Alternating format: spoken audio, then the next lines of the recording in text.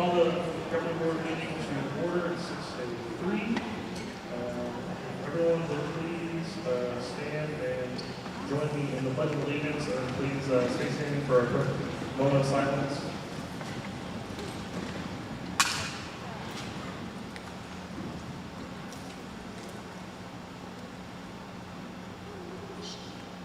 One brief moment for the flag.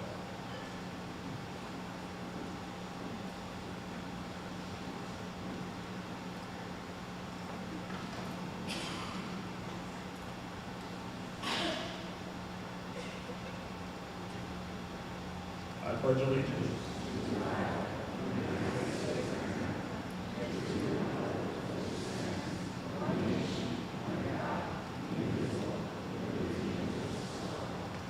Please join me in a moment of silence.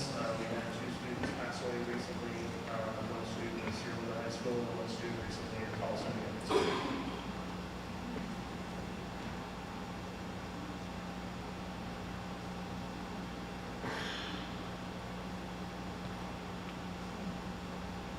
Thank you.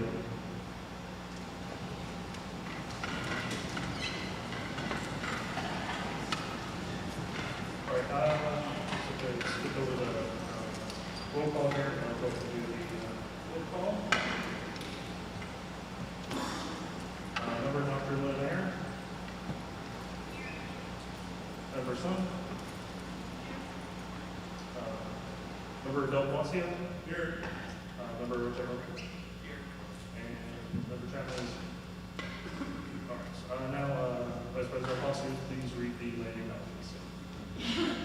Tolleson High School District serves 14,000 students with 15 indigenous communities represented throughout our 7 high schools. The Tolleson High School District Governing Board would like to acknowledge the traditional custodians of this land, the Akamil, Apam, Pima, and Eposh Maricopa peoples, and pay our respects to their elders past, present, and emerging. We recognize their enduring connection to this land, their rich culture and language, and the invaluable contributions they have made and continue to make in our community. As we gather today for Tolleson High School District Governing Board meeting, let us remember the significance of these lands, honor the legacy of the original stewards of this territory. Thank you, Vice President Blasio. And now we will go to the approval regular agenda. Do I have a motion to approve the regular agenda? Thank you. Motion by Member Sutton. Second by Member Blasio.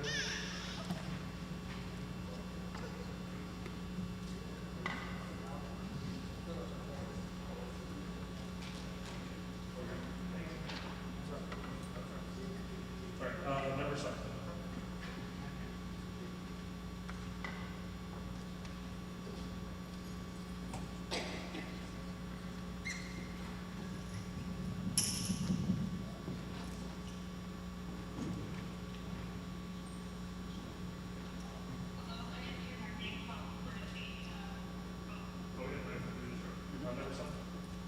We're voting on the motion for the regular agenda.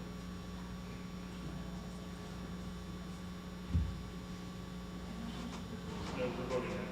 Yes. Member Del Blasio? Yes. Member Dr. Linaire? No. Member Romero? Yes. And I vote yes. Thank you. That motion carries. All right. Now we have a bunch of amazing celebrations. There's been a lot of great things going on in our district. The first thing we're going to start off with is our veterans recognition that we've been doing annually. If I can ask any of our veterans whether you RSVP'd or not, so please go line up on the stage right over there. We're going to call you up. We have a certificate on this end. I'm going to have the names read by Dr. Adam Schwartz here. If the board would please care to join me at the front, we can welcome our veteran staff. Good evening, President Chapman, Vice President Blasio, members of the board, Superintendent Calles, Ms. Goodman. Thank you for the honor of reading the names to recognize the veterans who have served our country. Jared Adamson, United States Army. Jesse Anzar, United States Marine Corps. Ricardo Avalos, United States Navy. Omi Bhatnagar, Royal Air Force. Jeremy Kayas, U.S. Army.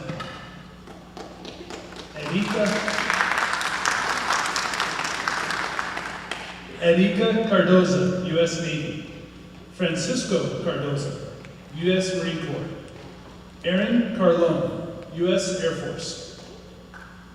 Antonio Carrion, United States Marine Corps. Osvaldo Cisneros, United States Army. Daryl Dabney, U.S. Army National Guard. Richard Davis, U.S. Army National Guard.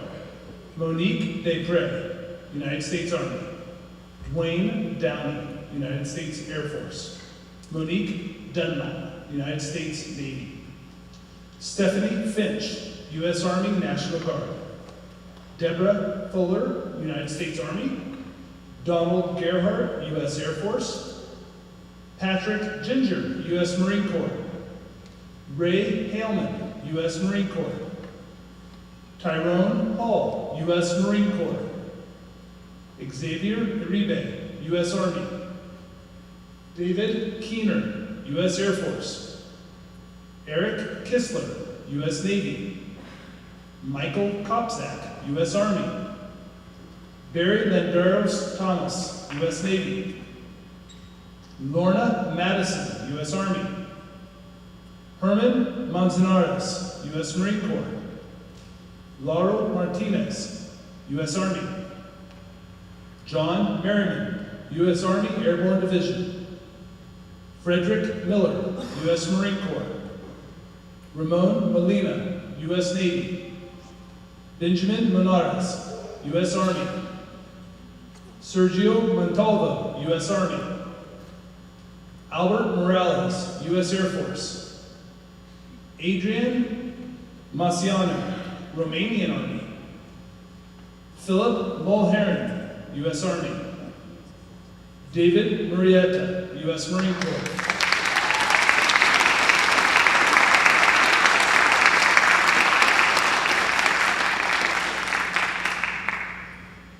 Michael Okinwa, U.S. Army. Bruce Olson, U.S. Air Force. Alexis Para, U.S. Army, Army National Guard. Chaz Payton, U.S. Air Force.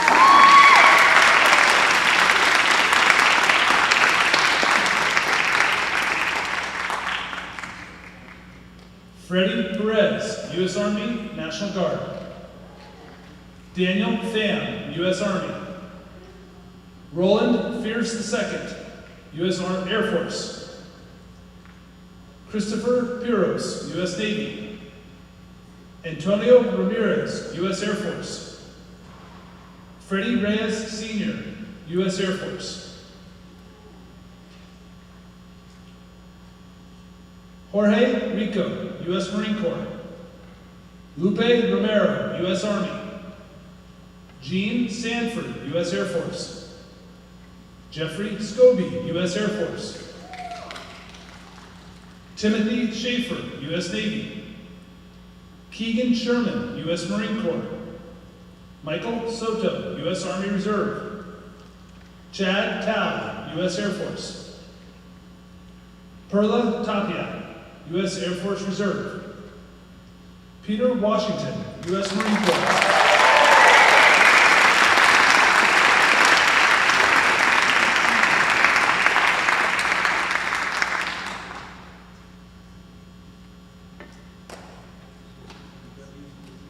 Joseph Williams, U.S. Air Force.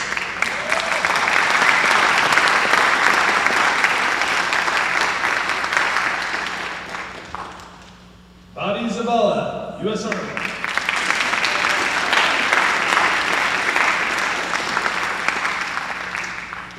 And Janelle Ziegler, U.S. Army.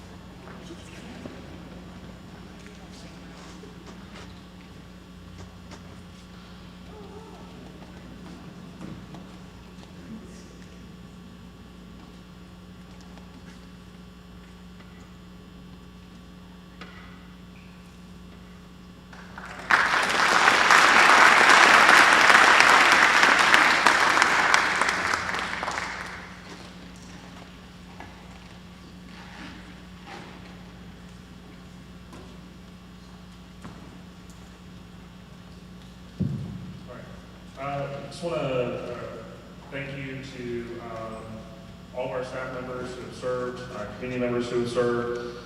We appreciate your service, not just to this country, but your continued service as you've chosen to serve students in our community as education leaders, educators, classroom support staff.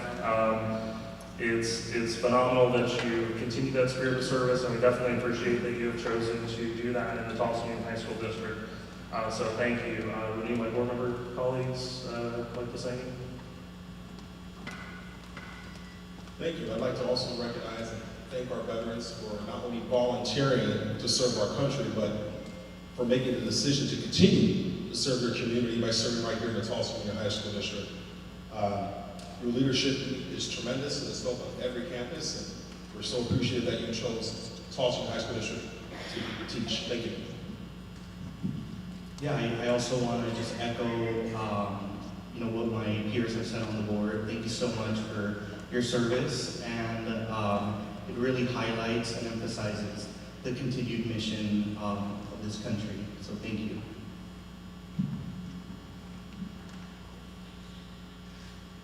I just want to personally, sorry about that, thank all of you guys for your unwavering commitment and dedication, most of all, your presence, what you exemplify, and to stay the course day in, day out. We so appreciate everything you have brought to the table, and just to echo what my fellow board members have stated, is that you chose here at Tolleson High School District, and I thank you for that. Dr. Linaire? Yes, thank you. I would like to just extend my gratitude to all of our veterans who have served. I also want to make a point to acknowledge their families for their sacrifice as well, because as we know, when our veterans serve this nation, their families also make a lot of sacrifices, and so I thank you for serving, and I also thank the families for their sacrifice. And thank you again, everybody. Again, we do have a number of amazing things to celebrate. At the end, we'll take a quick break, and our team's also got some nice goodies and stuff out there for us to enjoy during the break. So with that, we'll move on to our second celebration, our Unified Sports Division II champions from West Point High School.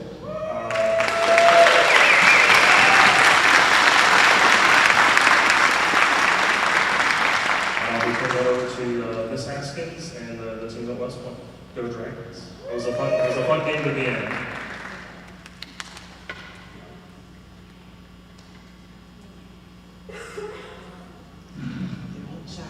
Good evening, President Chapman, Vice President Del Palacio, members of the governing board, Sir Caius Goodman, and all of our community and staff that are with us tonight.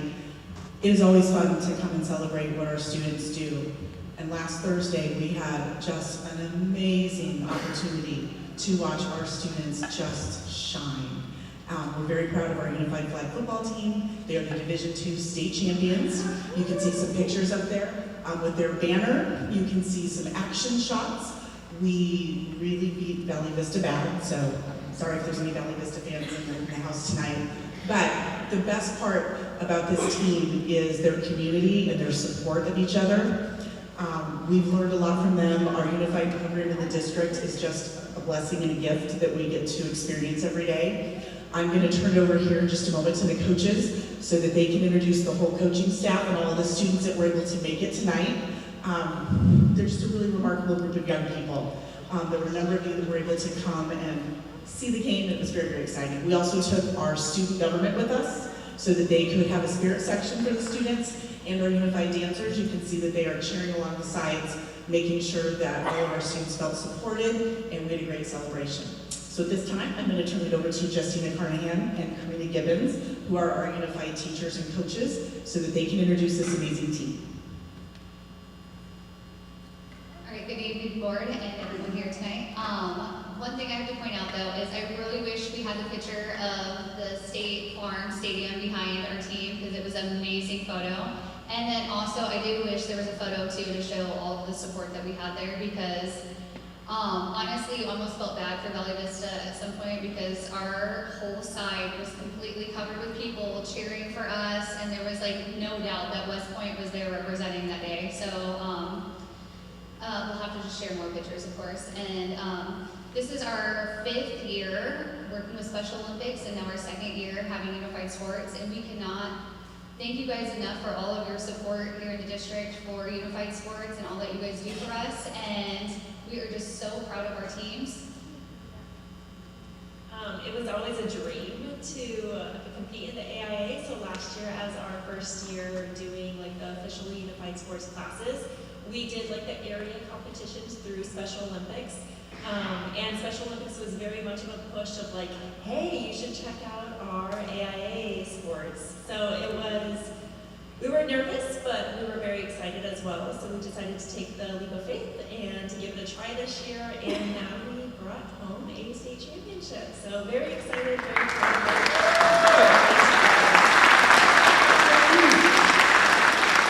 So we would like to have, so one of our coaches is not here today, that is Coach Foreman, but we do have Coach MJ here, Ms. Mahogany, if you want to come on up here. We also have a couple of our players that are part of our AIA team. So we have Miley, if Miley you can come on down, and we have Sharif, and we also have Malik, our quarterback.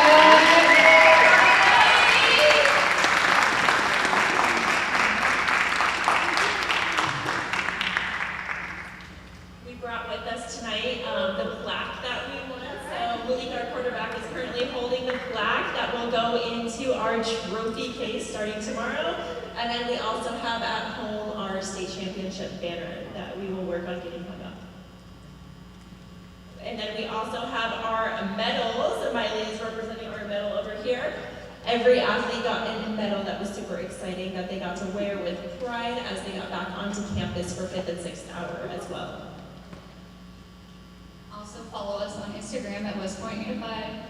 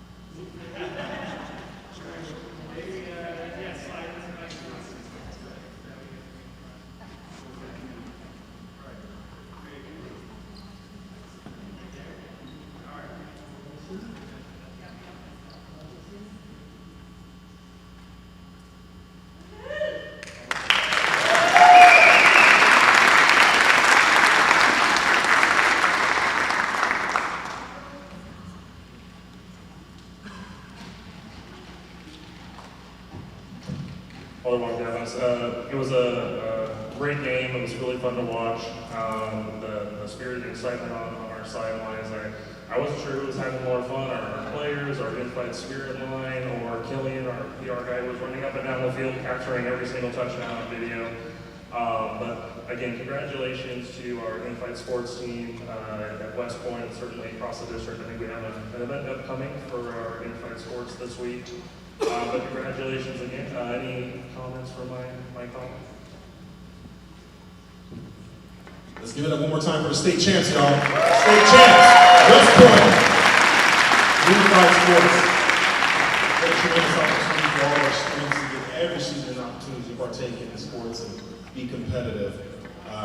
So again, big kudos to all the staff and coaches that invest time with our students and getting them prepped Very impressive. Looking forward to seeing that banner hanging up at West Point.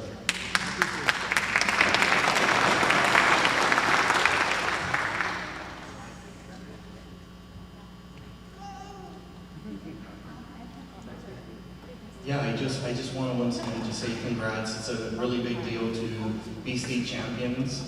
So go out, show support. Feel really proud of yourselves because it's once again a big deal. So congrats.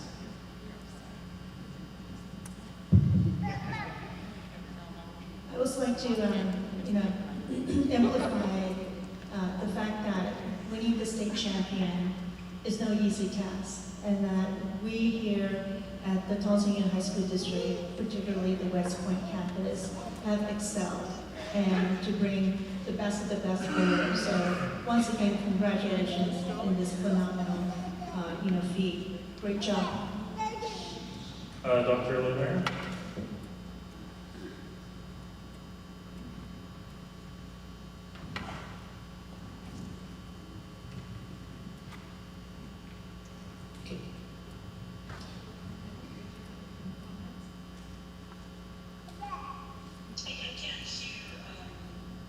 We're on the Unified Sports Division II champions at West Point. Because I can't hear the meeting. That's right. All right, congratulations again to our West Point High School Go Dragons. Now we'll start the beginning of our 3A letter grade schools. We're going to start with our newest addition to the A's, Dr. Sorensen at La Jolla. Please come up and celebrate your team and students at La Jolla.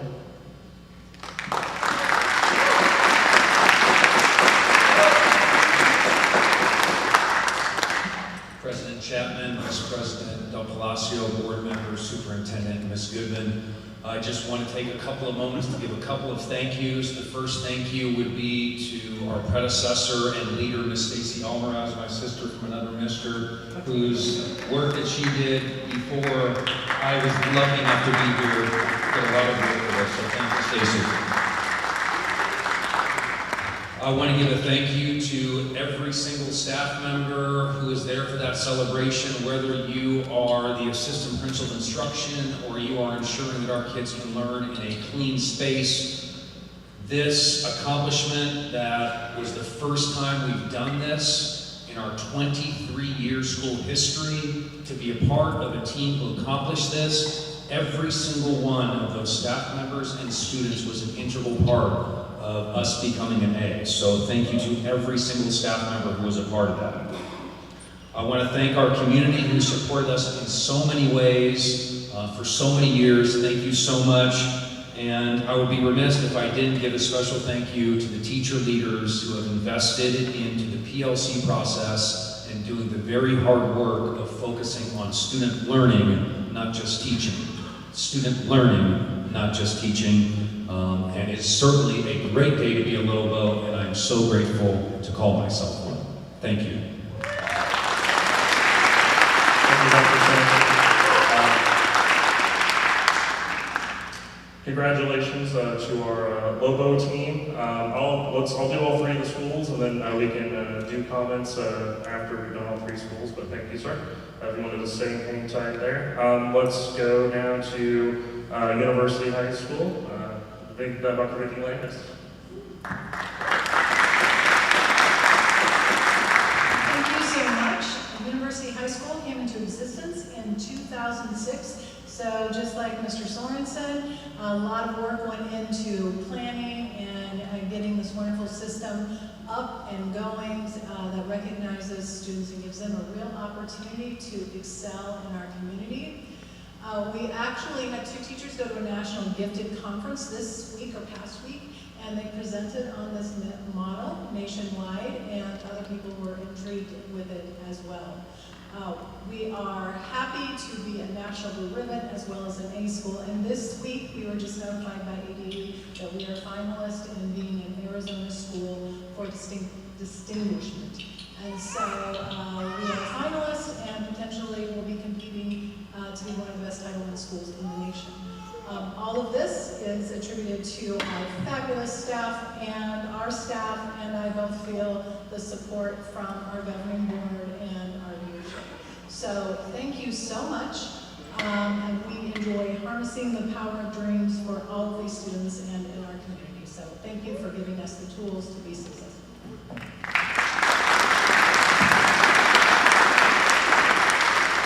Thank you. And now let's bring up Ms. Haskins, who is holding on to her second year as an A school at West Point High School.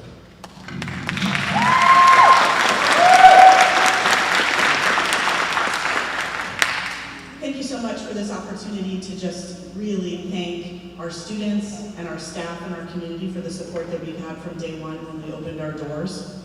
If any of you are familiar with the sport of competitive swimming, the 50-yard race is won before they come up for air. It all takes place under the water, and when they come up, they're in their place.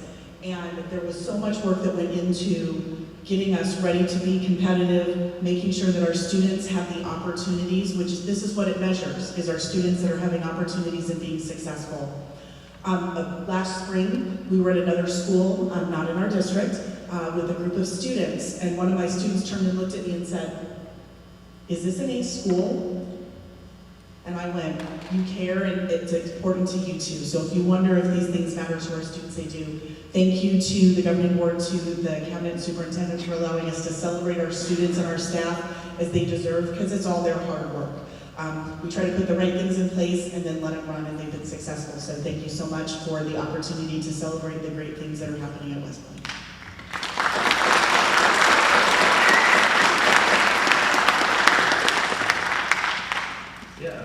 The three of you want to come, I'm sure Joseph wants to get a picture of the three of you anyway. But I just want to say congratulations to, come up and be celebrated, for sure. Well, you're all shy all of a sudden.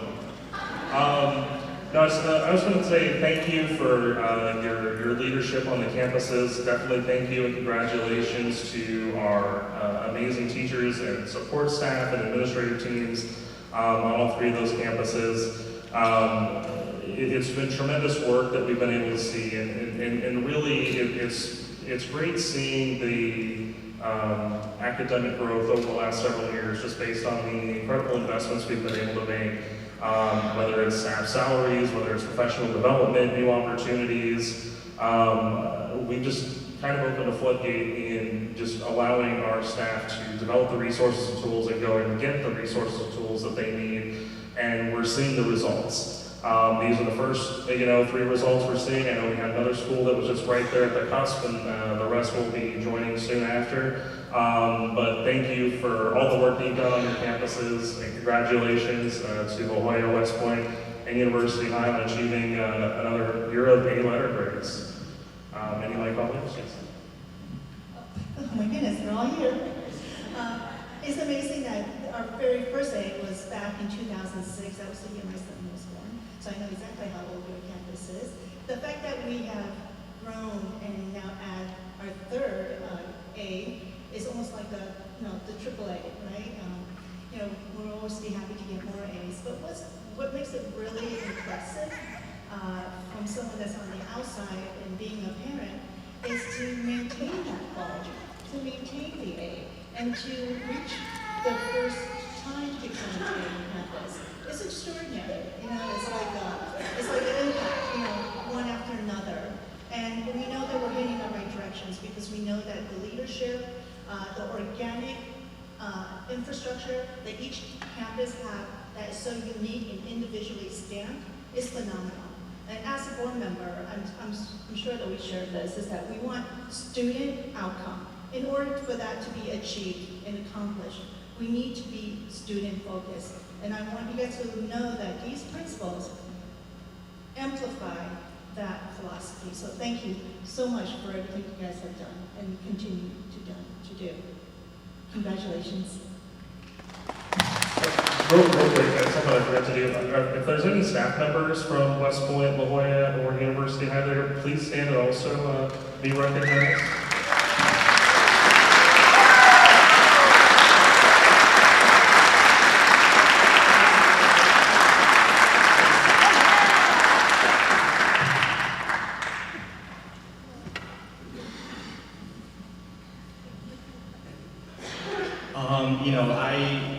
I first saw this, I was, just very, very happy. Obviously, as a former logo, it's a big deal. I remember to, kind of emphasize a little bit of what Ms. Haskins said. I remember when I was in high school, looking at these letter grades and wanting to be an A school because that's cool. Everyone wants to be an A school, but it didn't happen while I was there. But to see it happen now is just it makes me think of how much has changed positively. Obviously, still a long way to go, but it's just a very historic accomplishment for La Jolla.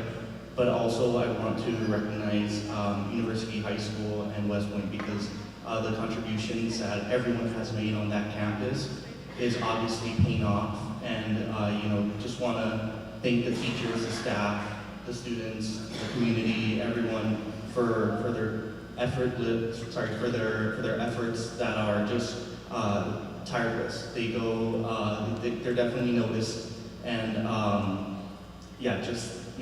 congrats, and let's keep going.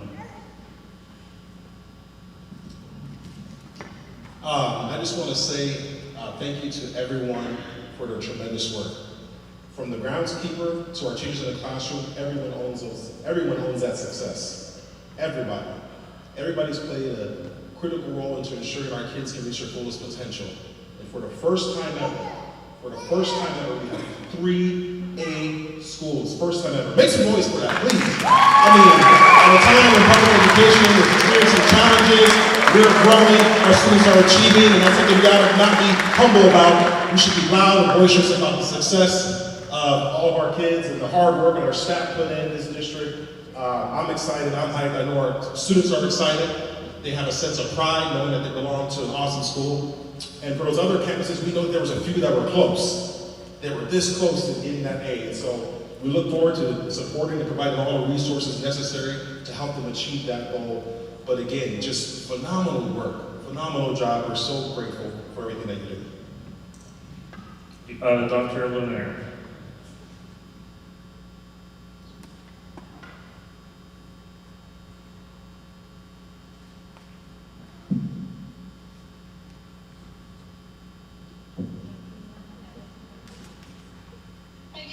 Congratulations to all of our schools with their letter grades.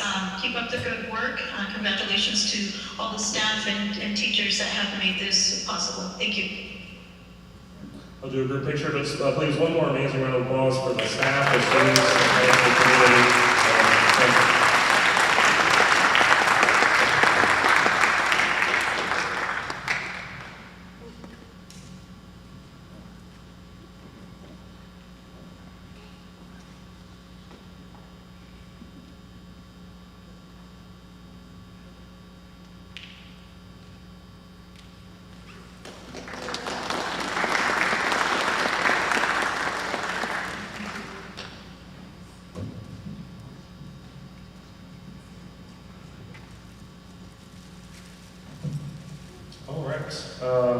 Celebrating another successful student program. I believe we're bringing West Point back here to talk about our school participatory budgeting initiative. Ms. Haskins.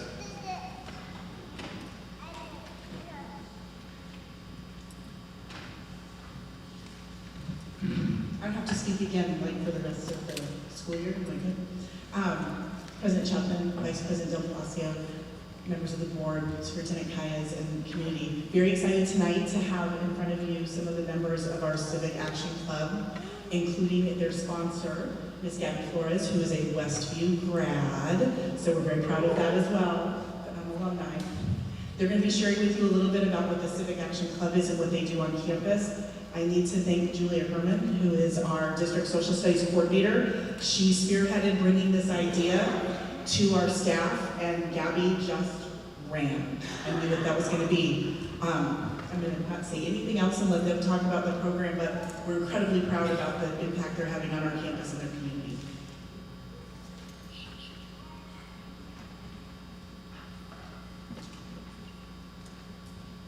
President Chapman, Vice President Del Palacio, Superintendent Kayas, members of the board. My name is Gabriella Flores-Rivera. I'm a government teacher at West Point High School. Last year, a group of 10 students and I started the Action Club in partnership with the Center for the Future of Arizona to help address the civic opportunity gap with students within the district. We did this by implementing school participatory budgeting. A few students from the club are here to share their experiences with you all. If there are any questions, I would be happy to answer them at the very end. Thank you.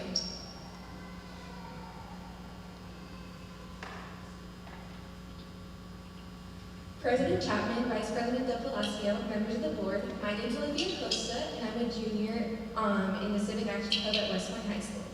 During my time in Civic Action Club, I've seen so much engagement from our student body with our activities. Seeing them do our school participatory budgeting election last year showed me how our club has been able to reach students.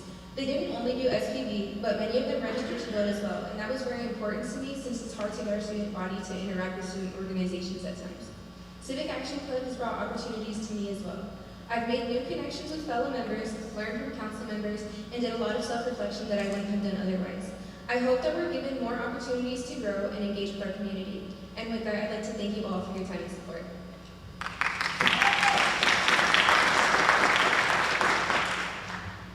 President Chapman, Vice President Del Palacio, members of the board. My name is Victor Besso, and I'm a junior at West Point High School in the Civic Action Club. The Civic Action Club has helped me in countless ways. It has helped me understand the way our community works and how great it is to say. It also helps me connect with young people like former senators and former mayors of the cities near us. With these connections, they have given me other opportunities to learn about how it's either never too early or never too late to engage in civics. Other opportunities this club brings me are ones like this where I stand in front of you and I ask to support programs like this in our schools district-wide. I wouldn't have gotten these opportunities anywhere else but the Civic Action Club and the Civic Foundation. Thank you so much for your time.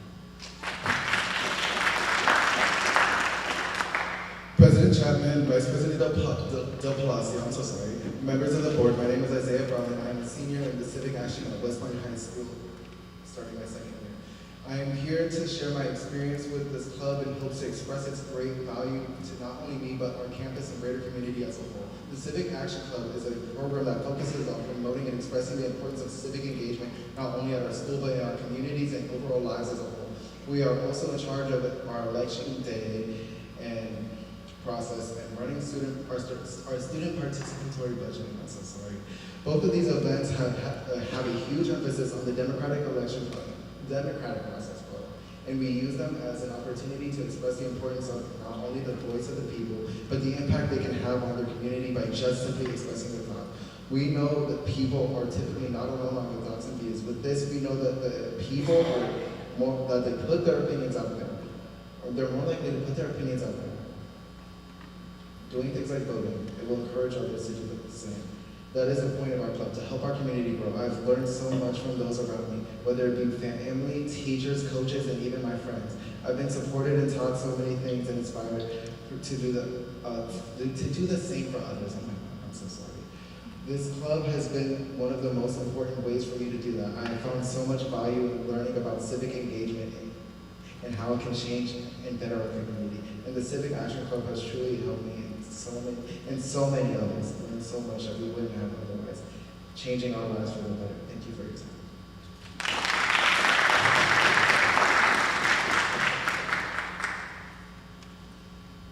So as you can tell, our students are very passionate about this. They want to come forward and just tell you how much this has changed them. So thank you very much for your time. If you have any questions, any of us would be happy to answer any of them. Thank you, Gabby, the whole team. I got to be on election day. It was really fun to kind of watch the kids coming in at the different class periods. It was I forget the name of the mascot for the reporter's office, but the reporter's office was out there talking to students, getting them registered to vote if they were eligible. Just a great event. Hopefully something that our other campuses start to pick up as well. I know there was a breakout session all day that went really well. So I don't have any questions, but a great job to the student team that ran this. I was also there on I think you guys are doing feedback sessions on the STEAM night with the dot chart. So it was really great and well done. Any questions or comments from our board? Thank you. First of all, I just want to say, wow, you guys are just amazing. I too was there. Witness, proof, evidence. I was there. And to watch you guys engage and participate and set up and just running the show was phenomenal, the production of it. I do have a question. Is this the first year that we are doing the SPV at West Point? So last year was the first year, they were on their second year, and we just had La Jolla join this year, so we're gonna start seeing some movement from La Jolla as well. So good things are happening and continuing, and definitely these testimonials of the students just really engage other teachers around the district to pick this up and provide these opportunities for our students. So now we have 2 campuses. Can we get a third? Going once, going twice? And from this year to, from last year to this year, what was the percentage difference? Was it an increase or decrease in voter registration? Jill, that's a great question. Unfortunately, those numbers have not been updated. I have been looking every single month and obviously leading up to here to see exactly where we are at. We know that we have increased our voter numbers, most definitely. After 25 years in education, it was absolutely incredible to watch some of our students register our other students to vote. Like, that was unbelievable, and I think it was 250 students that registered to vote on that day. So I don't know, I don't have the solid numbers, but I know that we increased those numbers. And just out of curiosity, with the SPV organization, with the Future of Arizona, is there any collaborations with any of the civics government classrooms in terms of discussion and participating once they've registered to vote? This is a trick question. The reason I'm asking is that, with the recent, election and previous elections and moving forward, I'm sure there will be more elections that the new registered voters will be participating. Are there ways for us to further incentivize in terms of coming up with any suggestions that you can bring to the table, getting more students to register? Because when I look at this percentage, I am a little bit concerned. This actually reflects in the real world of percentage of voting.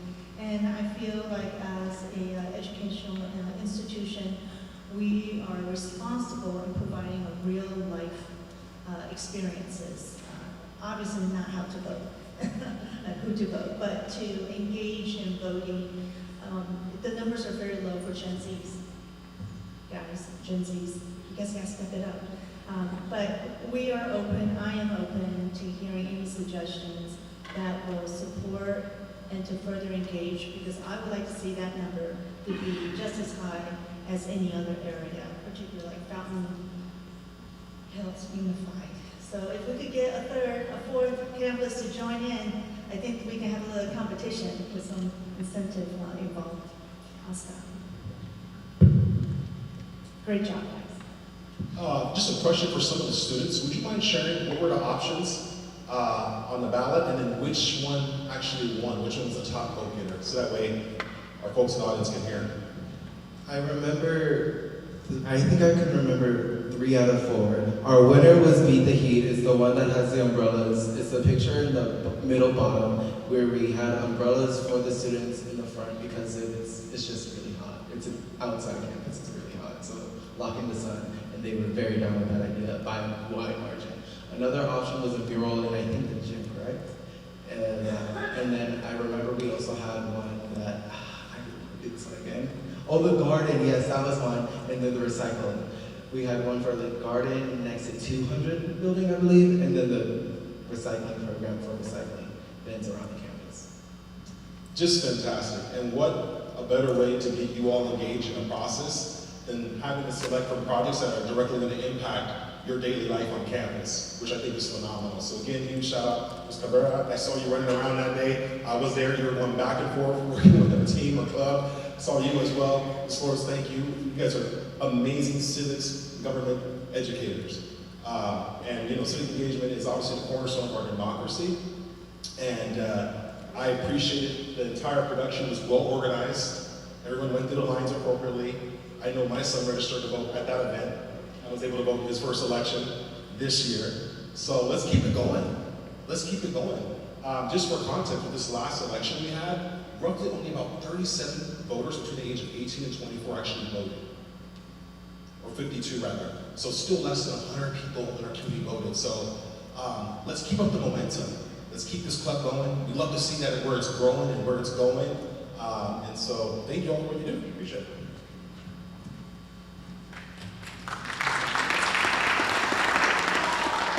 Yeah, I agree. I mean, you know, let's keep it going. Obviously, you know, civic responsibility, civic engagement is a key priority, not only, you know, with local elections, even high school elections, but, you know, they grow as you get older, you know, and there's just that emphasis to, you know, keep doing it, because sometimes I think that we take our vote for granted, and realize that some people don't have this opportunity. So keep doing what you're doing. I love the event, and, you know, I would like to see that again next year. Thank you.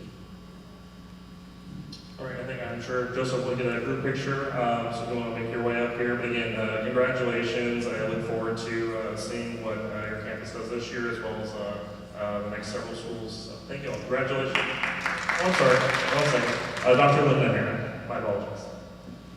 But you can make your way up.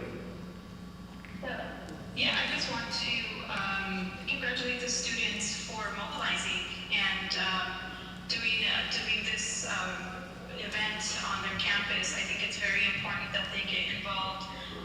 It is their civic duty, and I think it's important to learn the process. And so congratulations to our students for engaging in this. I would like to also offer a warm welcome to any of our students who are interested in coming down to the Capitol as my guest to tour the Capitol and to watch the proceedings live if that's something that you're interested in. Thank you.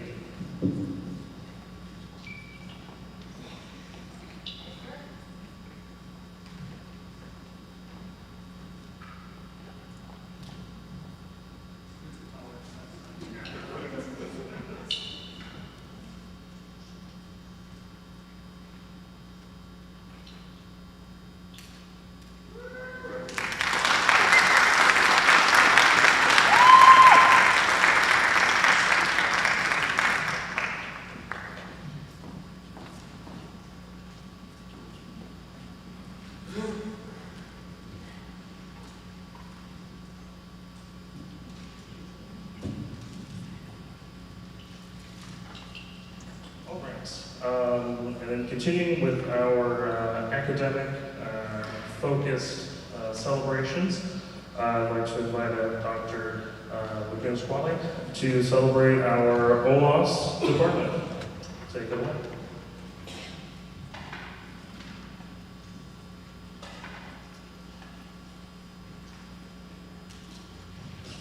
Good evening, President Chapman, Vice President De Palacio, board members, and Superintendent Gallegos. Tonight, the OLAS department has the honor in sharing the contributions towards advancing the district goals, enhancing student learning and achievement, supporting teacher development, and engaging our families and community. Earlier this school year, you heard from our OLAS coordinators and you shared about our curriculum. Tonight, you'll hear from our OLAS directors, highlighting and celebrating their division's accomplishments. You also have an acronym list that you can follow along during the presentation.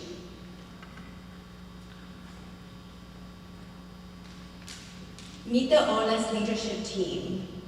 We have strong, dedicated leaders. We have Dr. Baez leading the Teaching and Learning Division. We have Mr. Moreno leading the Career and Technical Education Division, Mrs. Sorger leading the Exceptional Student Services Division, Ms. Boston leading the Multilingual and Multicultural Division, Ms. Madsen leading the Grants and Federal Programs, Ms. Davey leading the Educational Data and Innovation Division, as well as Assessment and Accountability.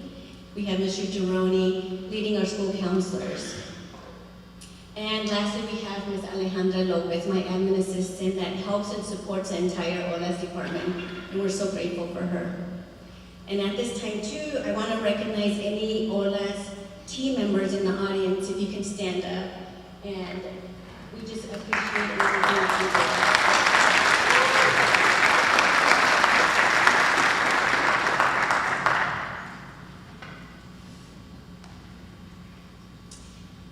So a couple years ago, we established our name, the Office of Learning and Academic Success, which is OLAS, which is more reflective of what we do.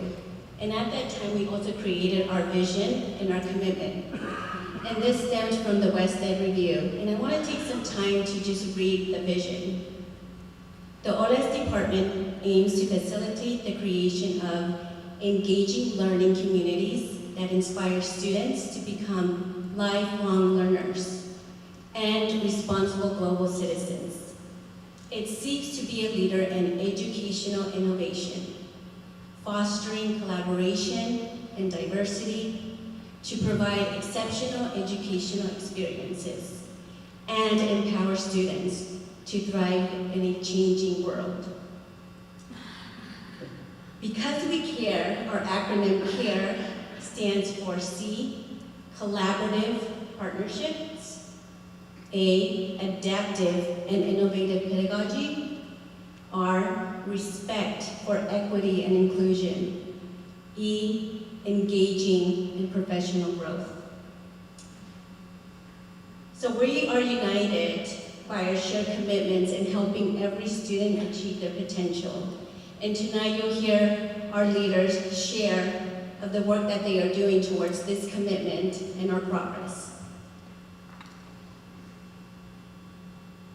And as we continue to do the work, we have 5 guiding principles.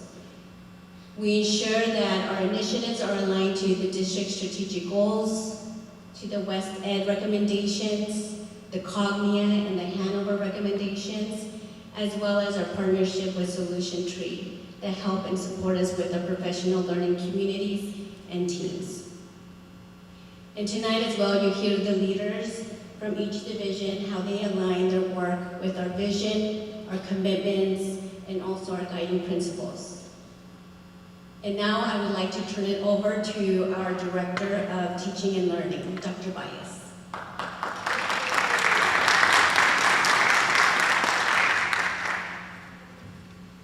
Thank you, Dr. Lagunas. Board President Chapman, members of the board, and Superintendent Gallegos. Thank you for this opportunity to highlight the Teaching and Learning Division.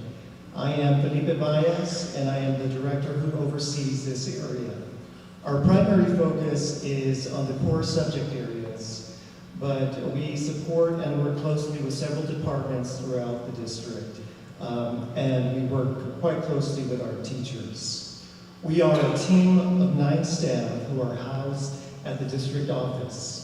Our staff include Leah Norris, our administrative assistant, as well as expert instructional leadership coordinators, who include Sam Olderback, math, Dr. Ben McClendon, English, Delcy Olds, science, Julia Herman, social studies, Teresa Houlihan, performing and visual arts, and our 2 math coaches, Sandra Wellwords and Michael Gregory, all pictured above.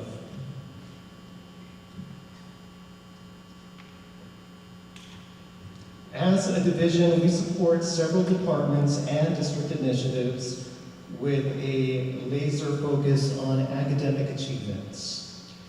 Here are 4 highlights we would like to share with you tonight. Our division supports with 2 of the Arizona Diploma Seals, the Seal of Arts Proficiency and the Seal of Civics Literacy. Last year, we had 50 students earn the Arts Seal. This was an increase of 21 students from the previous school year. We're very proud of that increase. For the Civic Seal, we had 129 students earn this seal, which was an increase of 123 students from the previous year. We are also proud to share that the Tolleson Union High School District students represented 22% of all Civic Seals that were earned statewide. We are excited. So we're very grateful to the work that Ms. Herman did, as well as our schools that were well represented statewide when it comes to the Civic Seal. And we're excited to continue to see increases in seals earned for both arts and civics. Our division also supports the arts. We know our students have artistic talents that deserve to be recognized and showcased. We do this at our annual Jury Visual Arts exhibition, which takes place in the spring. Last school year, we had our 15th annual exhibition where the Wolverine Knight Foundation awarded 31 monetary awards to students who were top finalists in various categories, which totaled $10,000. The Arts Committee and our students were grateful for the kind donation to support the arts and our students' talents. We look forward to our 16th annual exhibition this school year and hope to see you there. We also know how important it is for our students to be as prepared as possible for college. We are proud to share that 711 students earned college credit for math last school year through dual enrollment opportunities. Our math AP exam pass rate also increased by 33%. These are exciting numbers, and we look forward to students continuing to show an increase in achievement and confidence in math. Finally, we would like to highlight our continued efforts to maintain strong collaboration among our teachers and district instructional leaders. We know that this collaboration is beneficial for learning and teaching with its focus on academic achievement to meet the learning needs of our students who deserve the best learning environment possible. We continue to focus our work on professional learning, curriculum development, and the promotion of reading and literacy through committee work. We certainly plan to continue to sustain this work in the years to come. And finally, another key group within the Teaching and Learning Division is our dedicated group of teacher mentors. Our mentors include Tristan Hayes at Copper Canyon, Elizabeth Sigrillo at Sierra Linda, Sarah Daigle, Westview, Courtney Washington, who serves Tolleson High School, Lighthouse Academy, and the Continuing Education Academy, Paul McClendon, West Point, and Jennifer Lang-Reeve, La Jolla. Our mentors are central to maintaining our teacher retention rate since they support teachers in the New Teacher Academy through regular workshops and meetings. They also support all teachers as requested and support their school's leadership teams. On behalf of the teaching and learning team, we are thankful for your continued support. I will now turn this over to Mr. Jorge Moreno, Director of Career and Technical Education. Thank you.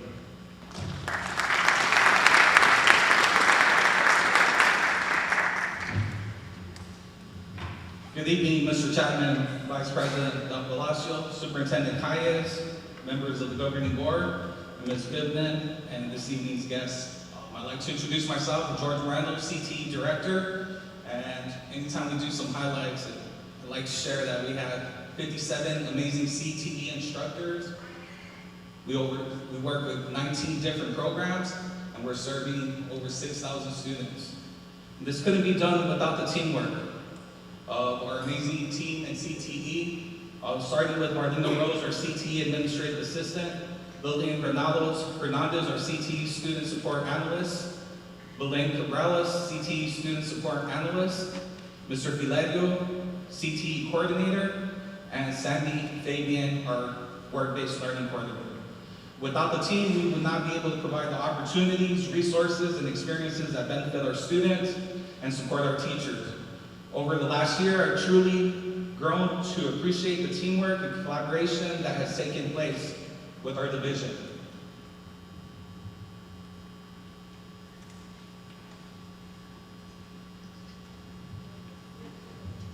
Thank you. All right, so I'd like to start off with our internships. We have a new approach this year. In the past, our teachers within our programs used to overlook the opportunities provided by making their own partnerships. We started identifying that this was a big project.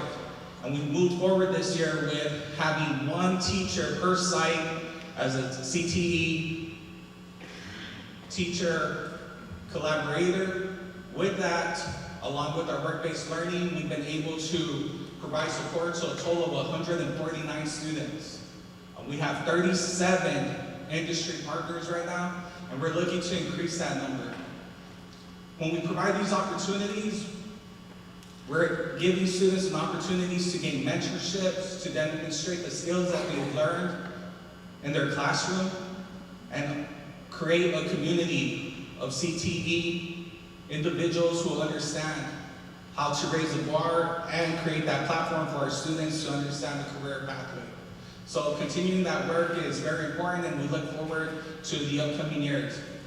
Industry certifications.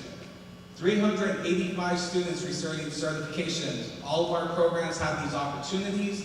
We ensure that these certifications are aligned with ADE, and we continue to make sure that our partners understand the validation that these certifications offer. Right here, we identified 12 different programs.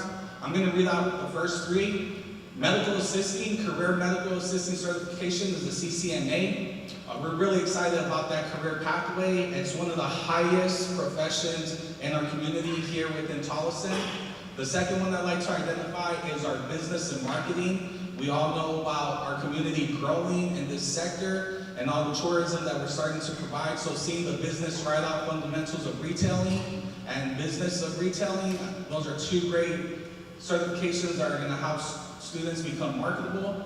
And our law and public safety, the security certification. This is a springboard for those students who want to be public servants.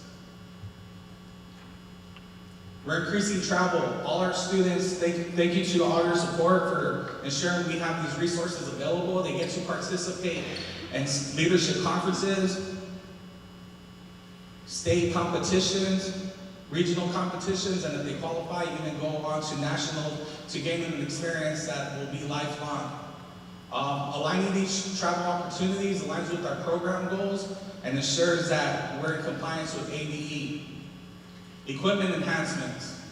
Our law and public safety just received new simulators. We're receiving them at all our sites that offer the program. This provides real-world scenarios and training on communication and how it takes place in this sector. Our medical and sports medicine is receiving a new anatomics table that provides a 3D cadaver. This cadaver allows students to see models, skeletal system, nervous system, muscular system, and even how the different organs operate. We're looking at all our programs, the 19 programs across the district, to provide flexible seating and an engaging environment for them to collaborate. 3 remodels that we're really proud of are our automotive shop remodel at Tolleson High School. We looked at all the different sectors and how to make this appealing to our students, provide safety, storage, and we're getting new lifts for that program. At Westview, our culinary lab, it went from having stove ranges to actually having commercial grade equipment. A true example of what CTE equipment should look like. Welding facilities, we're installing a new floor. We're providing shouting equipment to improve the safety in that program. I'd like to recognize some celebrations that we have. Mr. Sean Boundernout, he received the ACTE AZ Career Guidance Award. We have 10 new CTE teachers across the district that we're really proud to work with. We have a picture up there of our new culinary program or equipment at Westview. A partnership with the city of Avondale where we're working with our engineering, our welding program to create a monumental sign on the corner of 91st Avenue and Indian School Road. We have over 250 not state officers, but CTSO officers across the district partner up with WestMec and get officer training. And we continue to work with our ROTC who supports teamwork, communication, and leadership. At this time, I'd like to welcome Ms. Zorger, our Exceptional Student Service Director.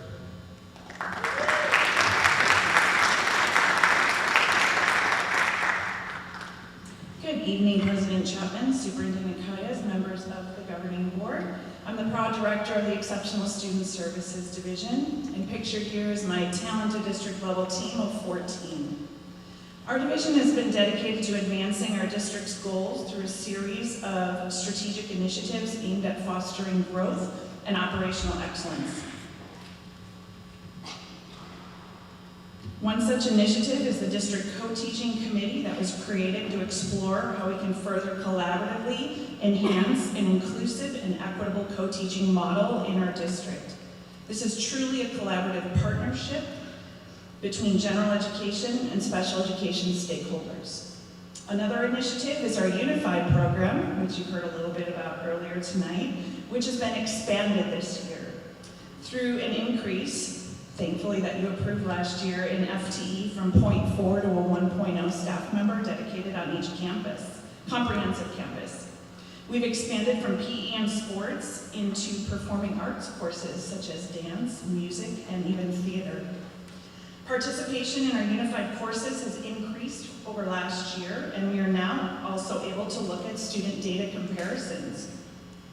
Students in our unified program courses have higher rates of A's, B's, and C's in all classes than students not in our unified program, and students with disabilities enrolled in the unified class have a higher passing rate in all classes than students with disabilities not enrolled in unified. So we graciously thank you for your support of this program. I also want to thank you for granting the addition of 2 new personnel for our district who have been instrumental already this school year in supporting our students, parents, staff, and district. Our student data analyst and Spirit program licensed social worker. We are providing individual services to students like we have never before, and we are enhancing our data collection tools across the district. We also look for ways to recoup funding back into our district. Our Medicaid manager works tirelessly with our staff to claim billable services, which has resulted in roughly $900,000 in reimbursements just in FY25 alone, an increase over every previous year since Ms. Weed has been in our district. And I've also taken advantage of ADE's high-cost claim reimbursement, which recovered an additional $54,000 for our district last year. But now to the really good stuff. We submit a great deal of data to ADE and are beholden to numerous compliance requirements for the state and federal government. And I'm proud to share that we just received our district's annual determination on our performance in the implementation of special education as meets requirements. We also just received our annual risk analysis report that reviews over 20 data points aligned to federal compliance and results indicators. And I've provided you with some key achievements on this slide, so please draw your attention to the numbers that are colored up here on the screen. Remember, in our district, when we say all means all, we truly mean all students, even students with disabilities. For our students with disabilities, we are exceeding the state's graduation rate target. We are well below the state's dropout rate target. We are aligned with the state's parent satisfaction target. We are exceeding the state's average response rate on the post-secondary outcomes survey. The gap in proficiency for students with disabilities compared to all students in reading and in math are both below the state targets. And there is no significant discrepancy in the rate of suspensions and expulsions for students with disabilities compared to students without disabilities, nor by race or ethnicity for students with disabilities. Last, on the screen, I provided you with our exit data for this past year. And there was one more piece of data that I couldn't quite fit on the slide, but I'd be remiss if I didn't share. All students take a state assessment in our district. While most 11th graders take the ACT, roughly 1% of our population takes the MSAA, the multi-state alternative assessment. 57% of our students with significant cognitive disabilities scored proficient or highly proficient on the assessment last spring.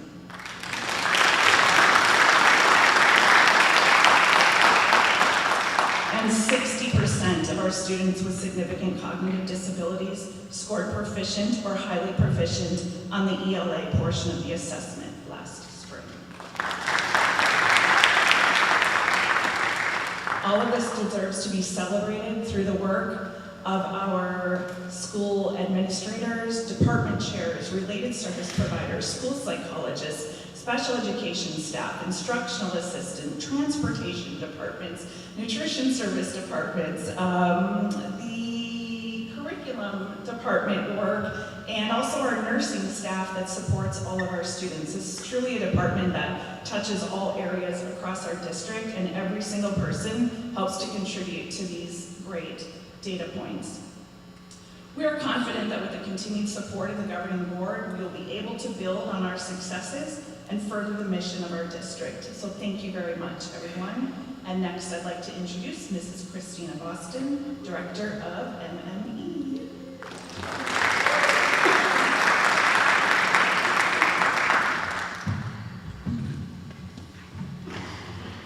Good evening, Board President Chapman, Superintendent Caius, governing board members.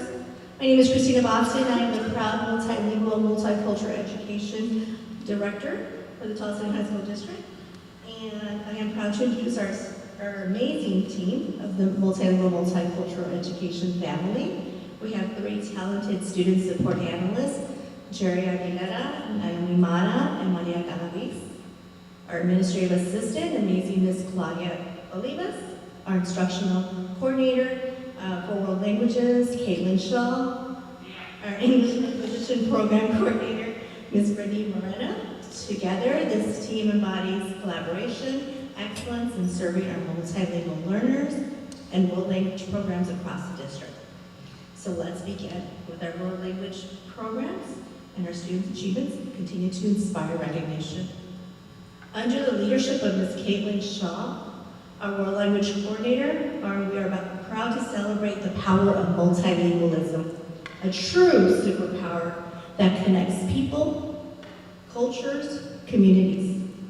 Across Arizona, 3,281 seals of biliteracy were awarded. The seal of biliteracy honors and recognizes proficiencies in both English and another language.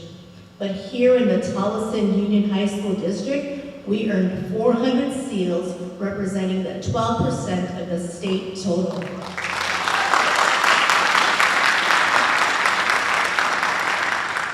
Beyond the numbers, our students are leading the way in language diversity. Tolleson Union High School District was the only district in the state to award seals in Dari, Haitian Creole, and Swahili. Languages that reflect the strength of our diversity in our community. These achievements highlight not just linguistic skills of our students, but they're also their perseverance, pride, and cultural heritage. The seal of biliteracy is more than an award. It represents a student's abilities to think critically, communicate effectively, and bridge culture skills that prepare them for college, careers, and in life in the interconnected world. As we look ahead, our goal is to increase equity and representation by adopting new language proficiency assessments. This work will ensure that more students, especially those whose languages are not yet represented, can earn recognition for their full range of talents and identities. Through this initiative, we continue to empower our students to see their multilingualism, not just as an academic achievement, but as a lifelong strength that amplifies their voices and builds understanding across communities, their superpower.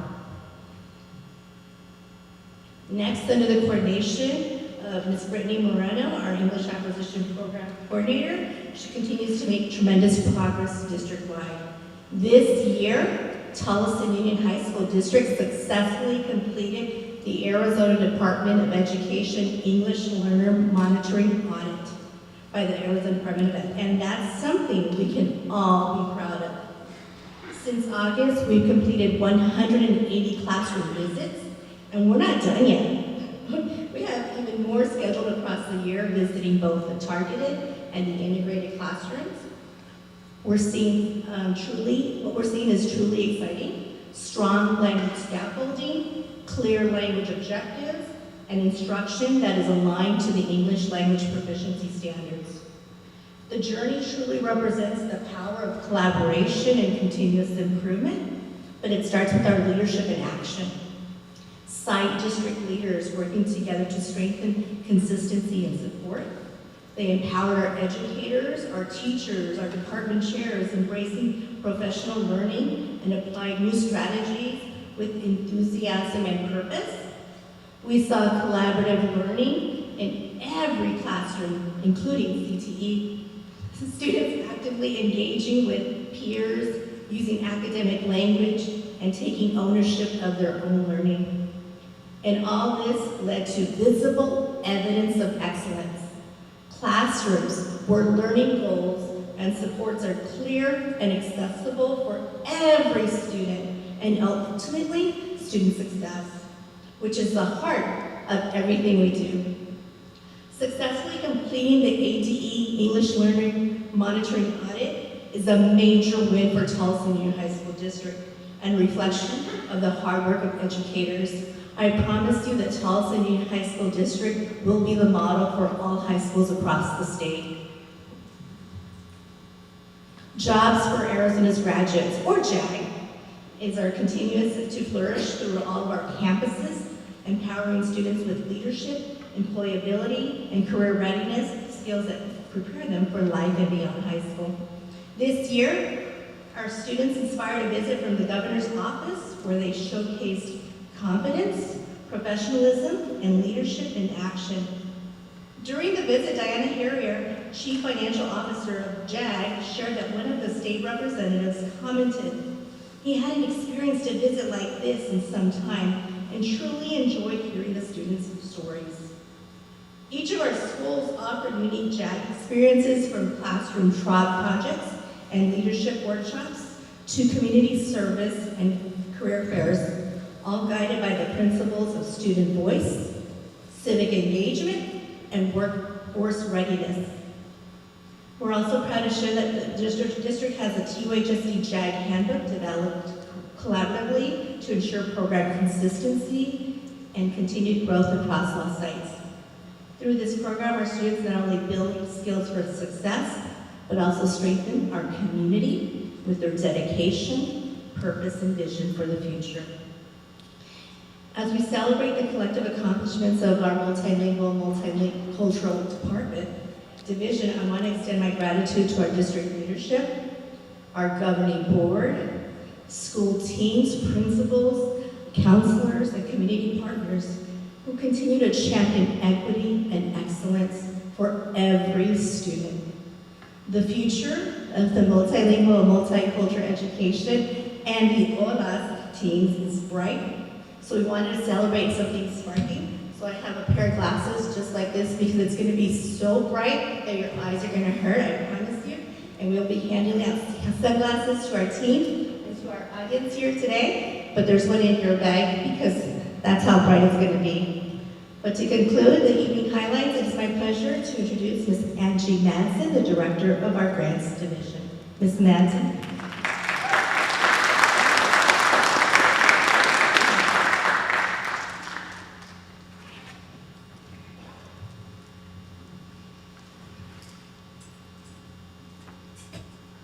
Good evening, President Chapman, members of the board, and Superintendent Calles. It is my honor to introduce the Grants and Federal Programs Division.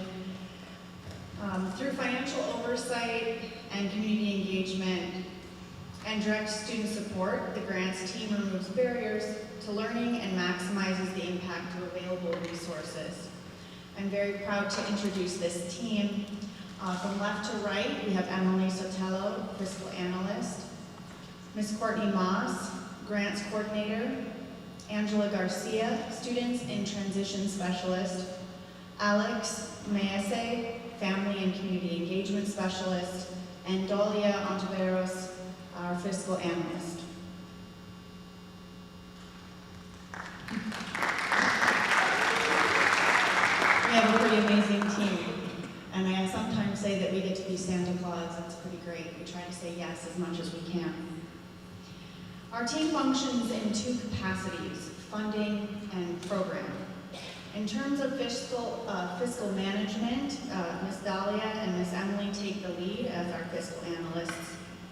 And the data here reflects last year's grant funding. But before I dive into that, I do want to give them a shout out that after completing our most recent fiscal audit, they had 0 findings for our entire district. Congratulations to them.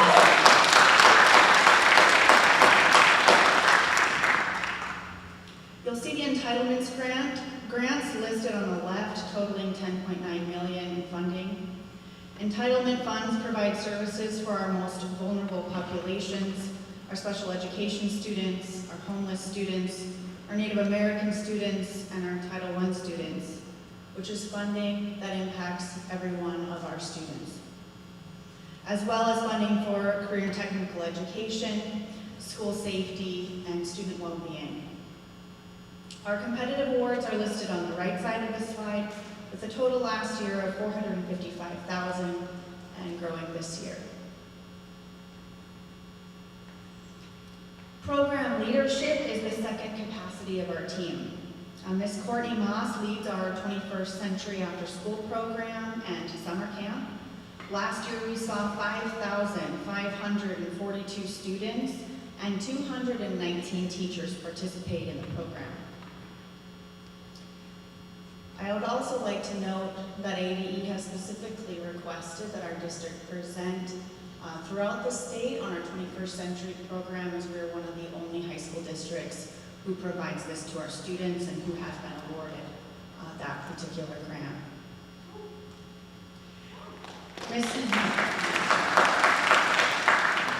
Ms. Alexandra Masse leads our family and community engagement initiatives.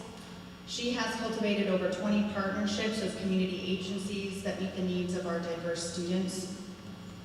Ms. Masse also leads our Native American education program, and under her diligence, we saw a 47% increase in program enrollment last year. In fact, we have a concurrent activity tonight, FAFSA and Fry Bread currently happening. Probably by now, I hope it's wrapped up. But it's a very successful program for our students, and delicious as well, I might say. Ms. Garcia ensures program support and compliance for our enrolled homeless students, which saw a 27% increase last year for a total of 318 students. Additionally, Ms. Garcia provides program leadership and compliance for our students in foster care. For further details, we do provide a QR code that will take you to our program impact documents, which we will compile every year. Of the programs that we manage, and we have had also 0 findings from ADE in the last year. All right, now on to current events. Some highlights from this year. Our 21st Century After School program has seen a 24% increase in participation and is currently providing over 100 different programs. Our Title I After School Tutoring program has seen 1,276 students already this year. In fact, that was just at the end of Q1, which we have surpassed, and has had 145 teachers participating. 2 of our family and community engagement initiatives this year have been our ASU eGrad, which was held on 4 campuses, participated, and we will have more next semester, and we currently have 136 graduates. Our Trunk or Treat Community Resource Fair was this October. We saw 20 community partners and 315 attendees. Our Students in Transition program continues to see increased numbers, despite decreased funding, I might say. We have had our federal government is putting some pressure on us, but we continue to serve our students. And we have the governing board and our community to thank for that. 268 homeless students this year, 72 foster care students, 29 refugee students, and 668 Native American education program students. I'd also like to give a shout out to Ms. Courtney Moss, our grants coordinator. So far this year, she has helped the district earn a $100,000 tutoring grant for CEA and Lighthouse students, $40,000 for defibrillators for all of our campuses. And she has supported $9,400 in direct to teacher grants. Currently, she has $8 million in pending competitive grant awards. Shout out to Ms. Moss.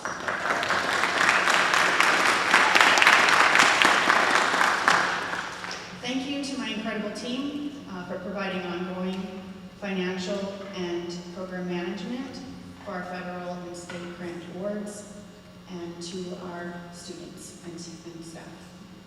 Oh, yes, and now I have the privilege of introducing Ms. Wendy Davey, Director of Education, Data, and Innovation.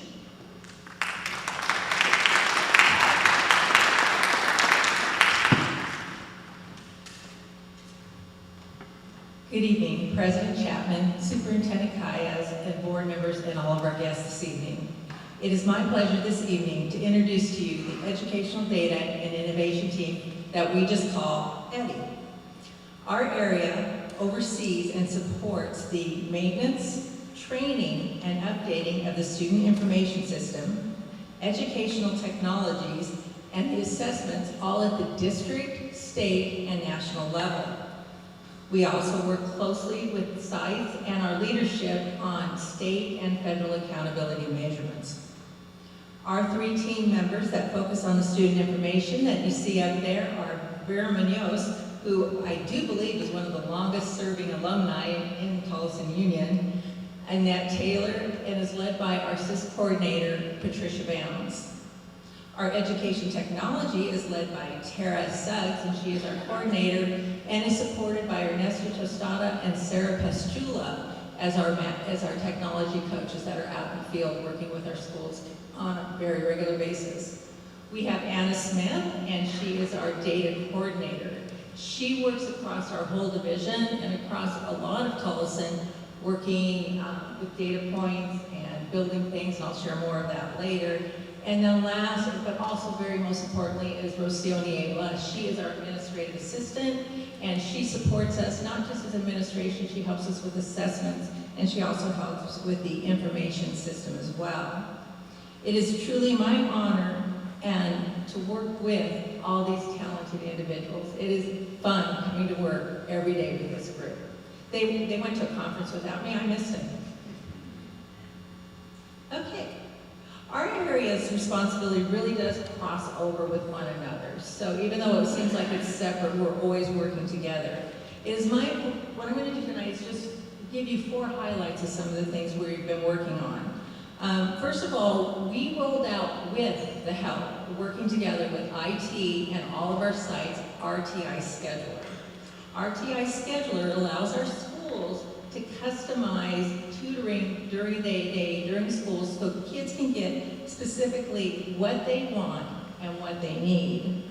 Then Ms. Suggs, our coordinator again, she led a multi-position group on artificial intelligence guidance. She created, the group, created professional development regarding artificial intelligence and the role it needs to play in our district. There was so much support. There was support for our community, our staff, our students, on how to integrate that into our curriculum and to use it effectively for our students. In addition, I would like to share that Anna Smith is working, again, with our IT department, with an outside source, with our own department and our leaders at the sites to develop interactive dashboards. This brings real-life data as soon as it changes to our site and our administrators so that they can make decisions. And last but not least, we did a rollout of the Wayground.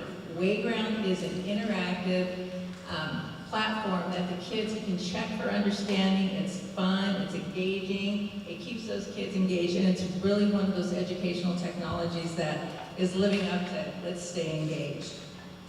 Although we work with many, many items, we appreciate sharing some of the highlights with you this evening. But at this time, because you'll have to be stuck with me again in just a short while, I'm going to go ahead and turn it over to Oscar Giroux.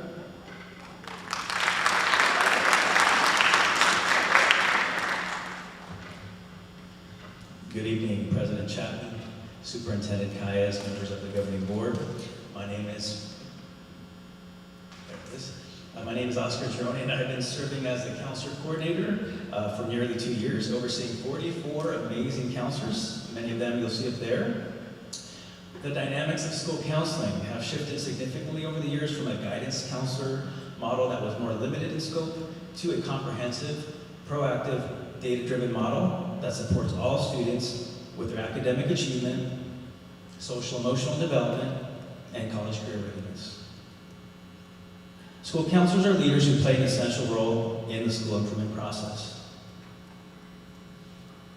Speaking of improvement, our counseling teams regularly engage in the professional learning teams to seek opportunities to support positive student outcomes. More than ever, our counselors are accessing data and using various metrics to drive conversations on student achievement. We also offer district-wide school counseling professional development opportunities that are relevant and centered on evidence-based best practices so our counselors can be equipped with the resources and tools they need to be efficient in their daily work. This year we incorporated a new comprehensive school counseling program planning template for all counseling teams to use as a repository for all their counseling program documents. This tool supports alignment, accountability, consistency, and organization across the district counseling teams. It is essentially a professional learning team guide that ultimately promotes continuous improvement. The counselors deliver a wide range of services to our students. They are instrumental in supporting campus-wide activities such as La Jolla's College and Career Week, Sierra Linda's Senior Days, that promote a college and career culture. They provide universal activities geared towards specific grade levels as well, such as hosting FAFSA and scholarship workshops for 12th grade students and parents. And when speaking of parent engagement opportunities, make sure to mark your calendars for Coffee Talk with the Westview counselors and Cafecito with the counselors here at Copper Canyon. Counselors also teach lessons and give presentations to all the grade levels to promote college and career readiness, success strategies, four-year planning, and much more. To help our students mentally time travel to future destination points, the counselors coordinate field trips to give our students necessary exposure to college and university campuses. Tolleson High School, for example, has coordinated 5 field trips to universities and have at least 4 more planned this school year. During the month of November, counselors also meet with every single 9th through 11th grade student to register them for next year's classes. These conversations are more than just about classes, though, as they drive individual student planning and goal setting. All of these activities and lessons are critical components in ensuring that every single student continues to develop their state-mandated education and career action plan. To supplement all those great universal supports, our counselors are spending more time on targeted interventions to guide students who need a little extra support. Now that all sites are utilizing Flex Period, counselors have begun to use this time to provide purposeful engagement. Examples include focused informational sessions for students in 9th and 10th grade, additional FAFSA support, using post-secondary intent data to inform action plans for each student, and next step application workshops. College and/or career readiness does not begin in 12th grade. It's a journey that starts as soon as freshman year, and hopefully earlier, and our counselors are persistent in providing a comprehensive experience to all our students, promoting early awareness of all programs and pathways that are available after they graduate. By the time they are seniors, Commitment Day serves as a launching point to ensure students are prepared for enrollment, enlistment, and employment opportunities. Our counselors take great pride in meeting students where they are and guiding them to a pathway that meets their unique needs. A pathway directly to the workforce for one student is just as meaningful as a pathway to a college or university for another student. Speaking of opportunities, the counselors are instrumental in encouraging students to maximize their potential, enrolling them in AP courses, dual enrollment courses, CTE courses, and many others. Dual enrollment in particular stands out as more students are earning college credit while they are enrolled in high school. A conversation with the counselor about the meaning of dual enrollment goes a very long way. The counselors also guide students through the enrollment steps. Our teams are setting new records each year with dual enrollment registrations. Ultimately, the counselors have a direct impact on the 20% CCRI formula that impacts our school letter grades. For students who are seeking post-secondary education opportunities through universities, community colleges, trade schools, and other programs, they will need to determine how to fund that education. That is where the free application for federal student aid, or FAFSA, comes in. And that is where the counselors come in. Completion of the FAFSA is one of the best predictors of whether a high school senior will go on to college. Seniors who complete the FAFSA are 84% more likely to immediately enroll in post-secondary education. Our district demonstrated exceptional progress in FAFSA completions for the class of 2025. Every high school in the district saw year-over-year growth, with several campuses making remarkable gains. As of June 30th, 2025, Arizona's statewide FAFSA completion rate reached the 40% benchmark. In comparison, Tolleson Union High Schools collectively exceeded this benchmark, reaching a district-wide average of 53.3%, demonstrating the district's deep commitment to ensuring that more students have access to financial aid and higher education.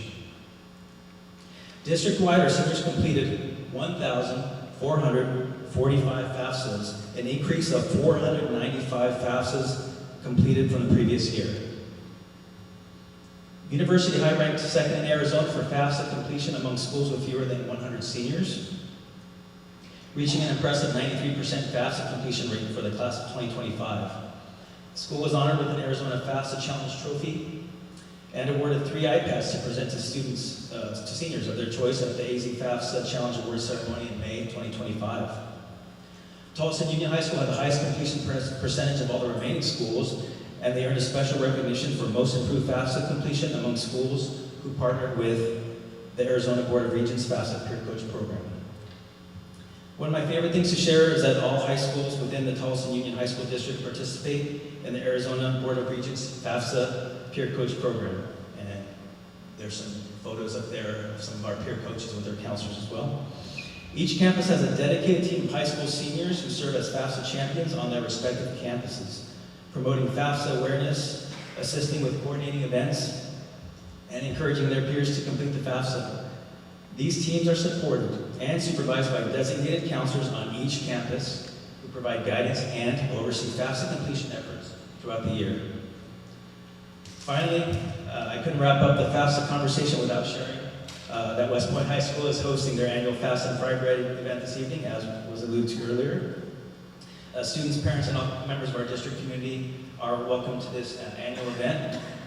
It's amazing, delicious fried bread. I actually stopped by on the way over here. It was amazing. Served up with a side of FAFSA support as well.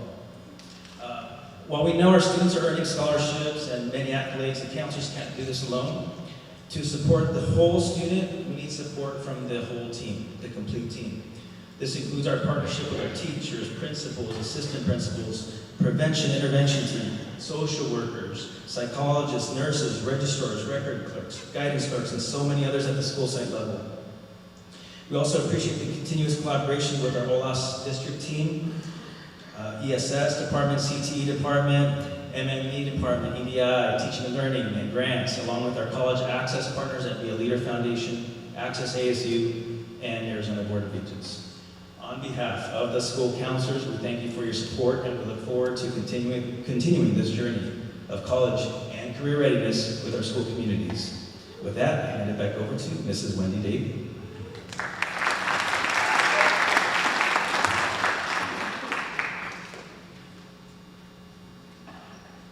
Thank you, Mr. Gironi. President Chapman, Superintendent Calles, board members, and guests, thank you again for letting me address you. I stood in front of you a couple months ago and said I'd be back with the finals of accountability, and here I am.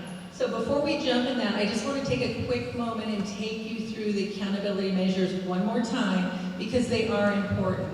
When you look at accountability, as I said last time, it is never just one item that decides who you are or what you do.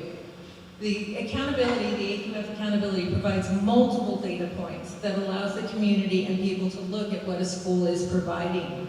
So what we're looking at here is you have 30% of the model that goes towards proficiency. That is the performance on the state assessment, the ACT.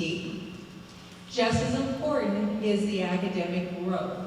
That will measure the 3 years of growth from 8th grade all the way to that 11th grade test. Our schools absolutely kill it every year. We are growing our students. The next area is our English language learners. It has both a growth component as well as a proficiency component. Again, we are making really good progress with our English learners. And as you have heard, we have languages from across the world. It is absolutely amazing what we have done with that. And of course, there's our graduation rates. Remember, our graduation rates are dependent upon the state requirements. We get our kids through those requirements by keeping them engaged. And last but not least, one of the best things accountability ever came up with was the College and Career Readiness Index. That is that index that measures what opportunities and things are you offering your kids. Advanced credit, FAFSA, CTE programs, TSAs. It's just everything that allows a kid to experiment, get college credit, and get ready for either college or career afterwards. This model is important because it balances achievement with growth, promotes equity, and empowers educators, families, and policymakers with actionable data to support student success. Today we celebrate an incredible achievement across Tolleson Union High School District.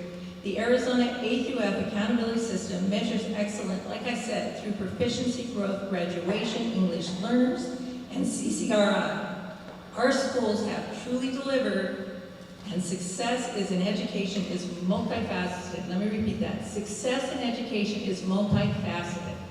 It is not just dependent on one score. That said, here we go. One big round of applause. I may have to get one later.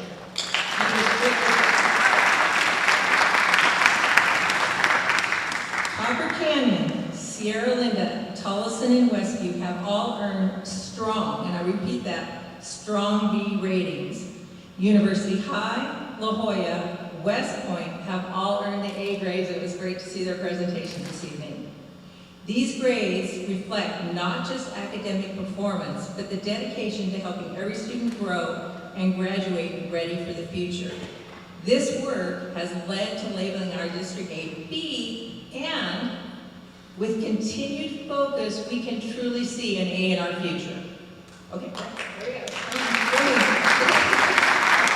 I'm excited about this. You guys know that. Okay. This success is a testament to the hard work of our students in Tolleson, the commitment of our teachers, and the support of our families and our communities. Together we are providing the excellent and not just a goal, it's not just a goal, it's our standard. Congratulations to everyone who made this possible. Thank you.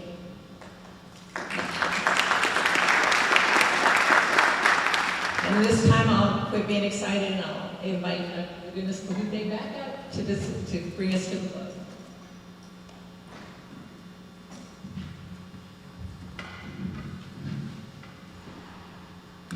Thank you, Ms. Davey. So we just heard from our OLAS leaders. Let's hear it for them one more time. Leading innovation and collaboration. You heard them talk about driving progress in teaching and learning, using data to make informed decisions, supporting our diverse student population, creating career pathways, and providing our students and teachers with opportunities through various grants and resources. Their strong, dedicated leadership is what makes this possible. They provide professional learning opportunities and resources to our teachers to help increase student success. And we know that we cannot do it alone. We need strong partnerships from our families and our community. We value and honor our stakeholders' input and feedback. And we know we are stronger together when community, family, and school are united. Working together, we were able to help and support our schools earn multiple A's and B's, making us a B district.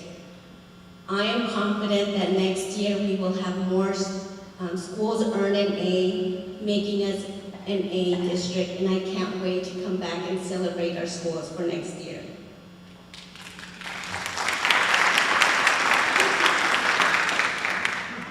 We love the work that we do. We love to serve. We love to see the success of our students and teachers. We believe in every learner, and we serve the whole child, celebrating their gifts, their talents, their culture, and their language. And I'd like to share this quote that sums up the work that we do. It also aligns with our district's mission and vision and our commitments. Education is for improving the lives of others and for leaving your community and world better than you found it. We are moving in the right directions. We're making waves, supporting the students and teachers, and striving for excellence in every endeavor. And I want to take this opportunity to thank the board for your continuous support. And with that, I'll open it up for any questions. Thank you.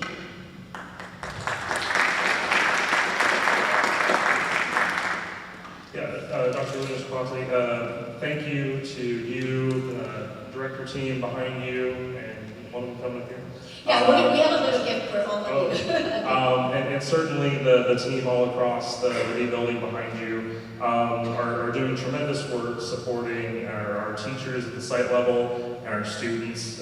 Today, is just a great portrait of the work that everyone's doing to collaborate to make sure that our students are succeeding, ready for the next grade, from freshman to senior, ready for graduation. Our staff are doing tremendous work on behalf of our students. I definitely want to thank you and your team for your support, your leadership to our sites and our students. Just a lot of great information to celebrate tonight. I'll open up to my colleagues if they have any questions or comments. First of all, Rosalba, thank you so much for this great presentation. I just want to echo the great job from the CTE working with the internship and the certification, the process, and the numbers of students that have participated and excelled. With the pending war under the grant of $8 million to come, you would think under the new administration we don't really need the grant anymore, but nevertheless it's becoming even more amplified with needs. This is what I always love to be the new board members, because I'm like, wow, that's amazing. This is so neat. This number is amazing. When you see 400 bilingual skills, and that encompasses 12% of the entire state, it's like, wow, it's like a world record. I mean, I don't know, but to me, being the outsider, being the new member, that's very impressive.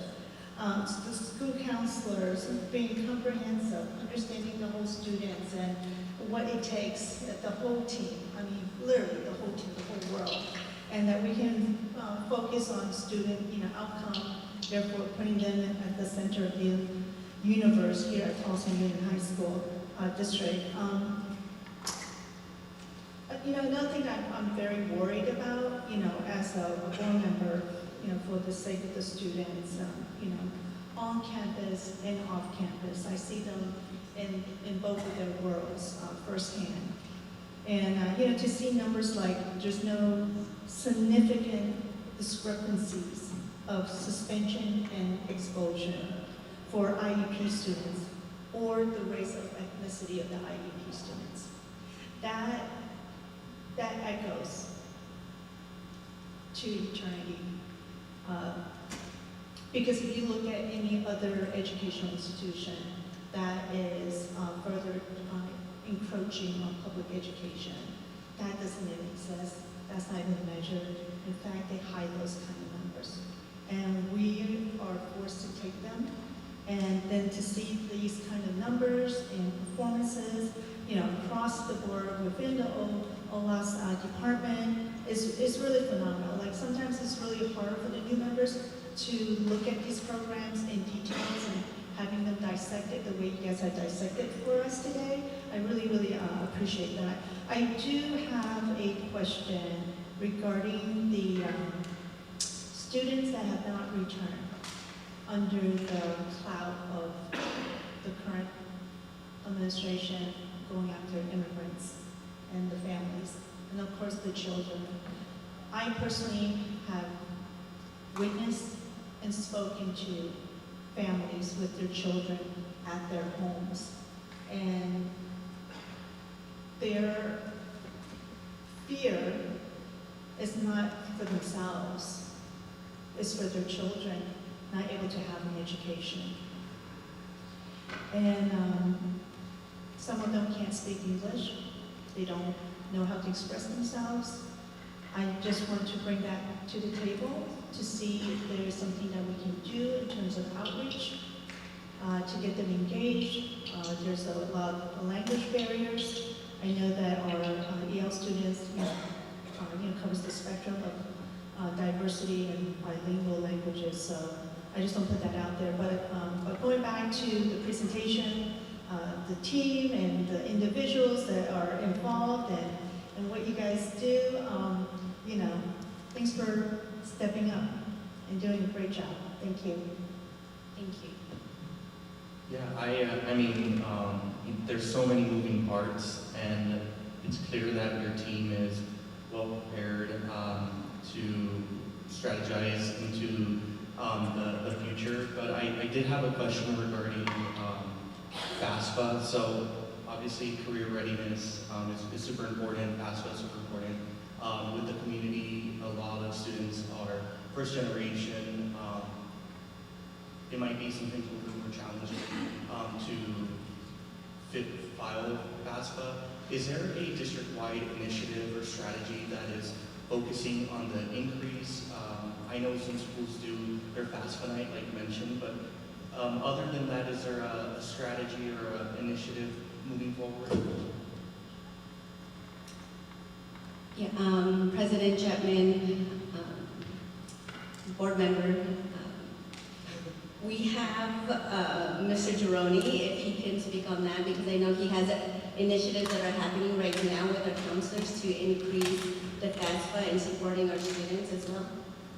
So I'll turn it over to him. So President Chapman, Superintendent Kayes, members of the board. Right now, currently, we like to get a little competitive, and there is an initiative, the 50% by the fall, so first 3 months of this FAFSA cycle. All of our schools signed up. There's some incentives tied to it as well, as presented by Board of Regents. But all the counseling teams are gearing up, and they're ahead of their pace from last year, currently speaking. And so they're relentless, and they're driving all that hard work and dedication. I think we're going to all probably hit 50% by the fall. And then record numbers, I think, are coming up for the district. We're doing great. But as far as overall support, though, from the district level, we have workshops that we could go digital route, virtual route, and more in person as well. So it's based on the needs of the sites and how we can best support the students and staff. And then just to confirm, counselors are available throughout the day to answer any questions regarding college university? Absolutely. Yes. Thank you. Dr. Lindemeyer?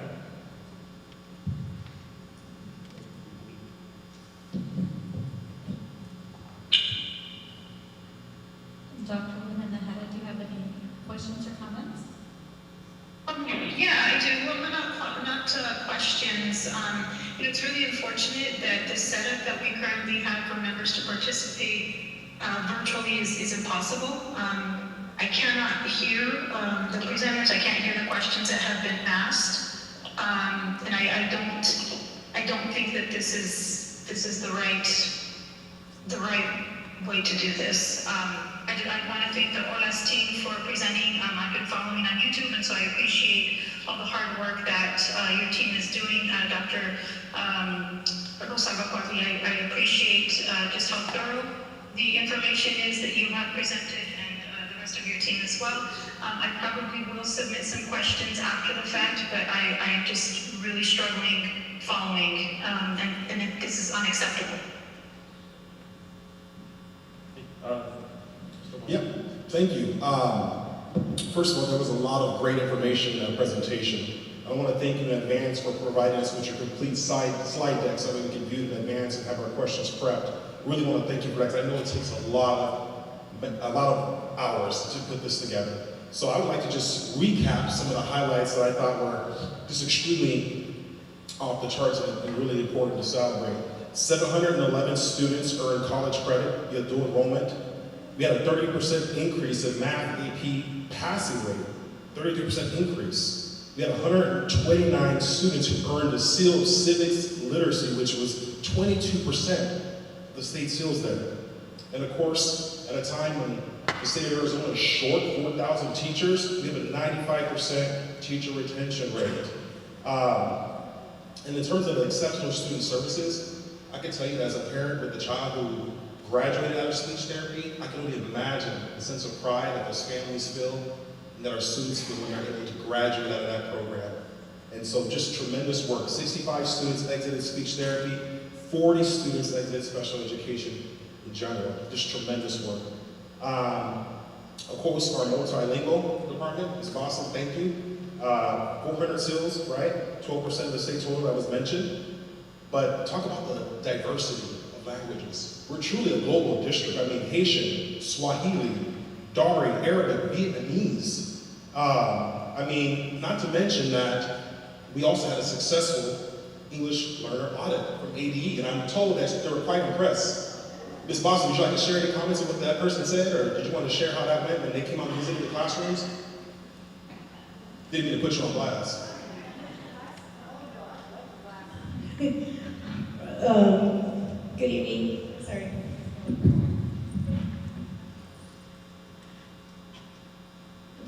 President Chapman, Superintendent Calles, Vice President Del Palacio, I am super excited with all the hard work, not only from our department chairs, our teachers in the classroom, instructional assistants, our students really showed the Arizona Department of Education, the Office of English Language Academic Acquisition Services, what Tolleson Union High School is doing now. Dr. Adela Santa Cruz, she's the Associate Superintendent for the Arizona Department of Education. She was in our school the entire day, which is unheard of, right? She said that our students were so well behaved, that our students were engaged, that our teachers were delivering instruction. I mean, she could not say nothing but great things of the work that's happening in your school district. You should be very proud. Our teachers, our assistant principals and instructions are really engaged in what's happening with the essential language acquisition, or the ELPs, the English Language Proficiency Standards, and that we're working towards the performance indicators. It says, you know who your students are. You know that basic student needs this kind of work, and it's really intentional.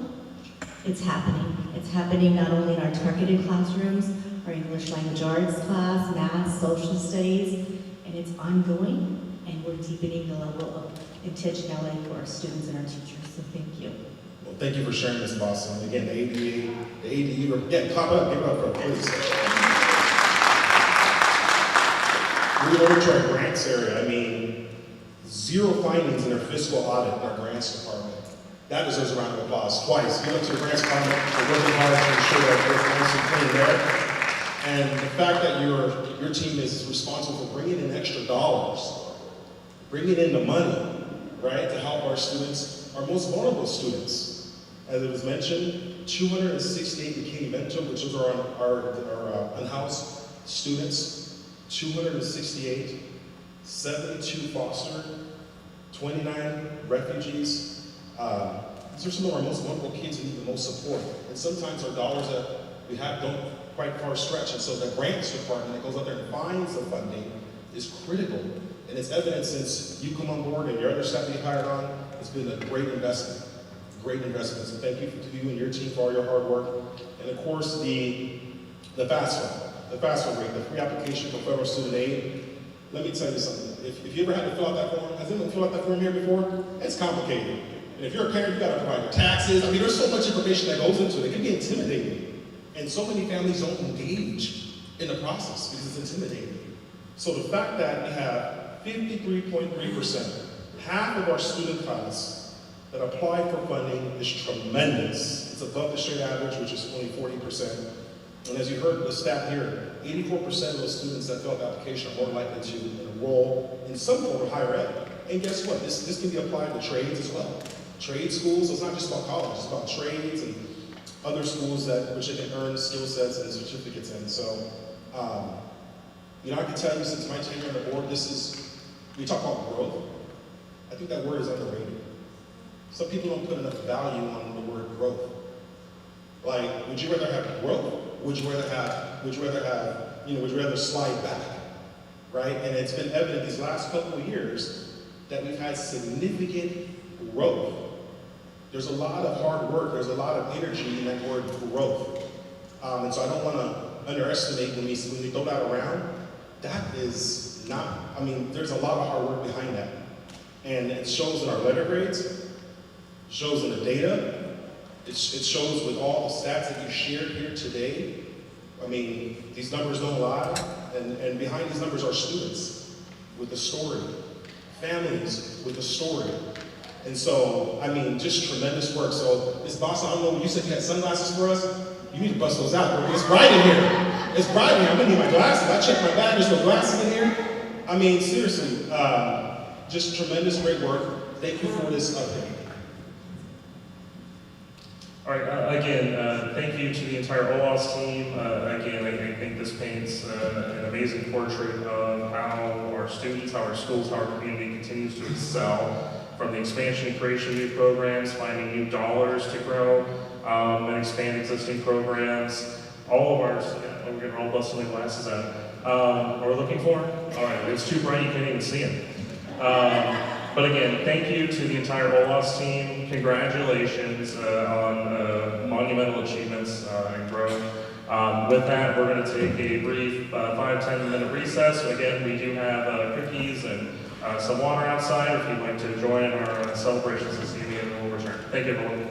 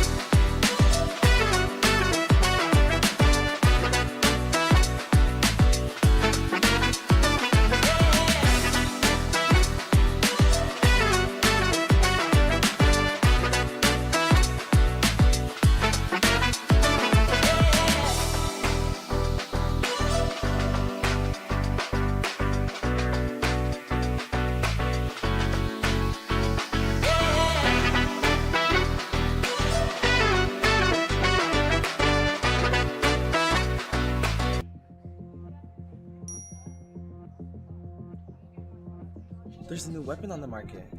Yeah, it's so powerful, it can take out more than one person at the same time, and you never have to reload. It can get past security. I heard it was so small that it can fit in your pocket.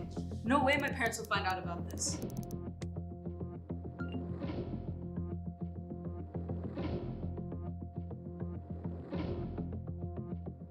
I heard it could strike at the touch of a button. Report, don't repost. Stop social media threats now. It's never a joke.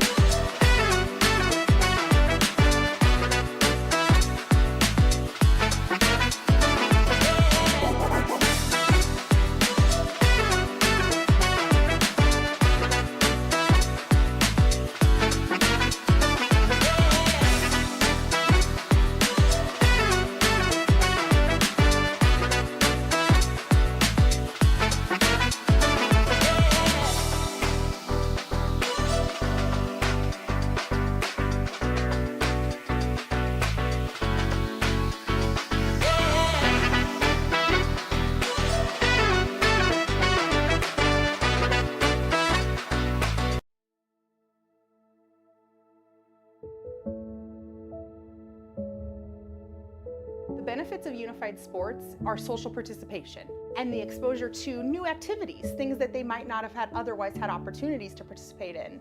When we build our equipment and our kids who can't typically participate are able to do something independently, the joy that they get from doing that activity for the first time is incredible. I didn't really like playing in front of people in the beginning because I thought I wasn't good at it. And then once I got used to playing in front of people, I got a little bit out of my shell. And now I'm comfortable playing with other people. I learned that I need to be confident. Oh, you want to be more confident? Yeah. You learn to be more confident? Special Olympics has had such an impact on the Arizona community as a whole because we are really focused on community for all. It doesn't matter what kind of situation you're in, what is your disability. We are really here for everybody, making life happen for everybody, making fun happen for everybody because sports are fun. We've been playing like different kind of sports like volleyball, and we played this one game. It's called that. We wear these like uniforms and stuff like that. Like we ever had the ball, you stop, and we throw it to our teammate. Now we just actually legit play badminton day. We stopped and been training super hard that day. Funnest, most happiest people I've ever seen in my life. It's just every day is just they have that positivity that can spread everywhere, like it's contagious. Unified sports benefits students with and without disabilities in just so many ways. You see them come into the class at the beginning of the year and they're very shy, not very aware of how to act or behave, and then you just see these relationships blossom and then grow, and they truly do become like a team, and they're super close, super tight, and our students really do show really great examples of this throughout competitions, is really supporting those that do have disabilities and just having those friendships and building that support and having that support for one another. I really enjoy dancing because I learned that when the first time I danced, I was shy, but then I realized that dancing can be not just about dancing, it can be about making memorable memories. During these past few months of the year when we started, I feel that the most memorable moment is when we all started playing, not knowing what we were doing, but we still figured it out in front of everyone. We love everything unified, bringing people together, athletes, partners, giving them that normal experience of a team.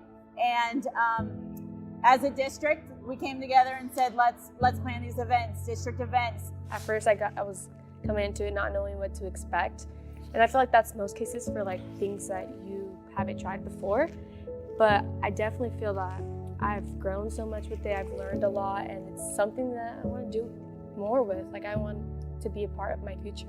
I think that you can look at the footage of students and see the smiles on their faces and know that what unified sports is offering those students in general is a great deal of independence, success, and joy. I think you can look at any single player and be like, this program is making a difference. I think the partners too, like for sure, they get really excited to learn about our switch stuff and all the equipment we use, and then encouraging their athlete to participate. So I think it's a growing and learning opportunity for them that they really enjoy. Join it because it's something where you're going to not only learn how to play a sport, but you're going to learn social skills with different people, knowing that when we go out into the real world, it's not just going to be us, it's going to be other people. And they're no different than us, but it's just showing that we're going to have that type of connection with special education than just gen ed kids. I don't know, I just think Unified is one of the greatest programs that high schools can offer, and I hope that we are able to have more and more unified classes that not just cater to unified sports, but then cater to all different opportunities and interests. So hopefully our program just continues to grow.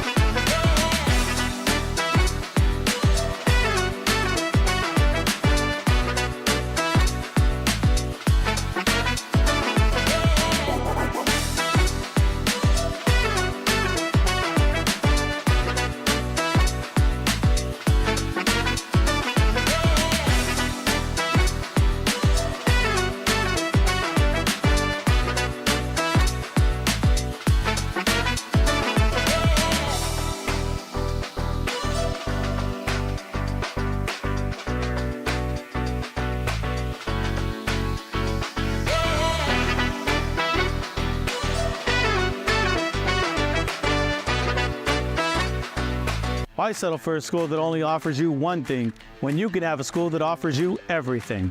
Does your school have a cafeteria like this? Or a performing arts center like this? Or a football field like this? Or an innovation center like this? Forward march. Or a path to the military like this? Or a career and technical education program like this? Or will their digital media program take you here? Or here?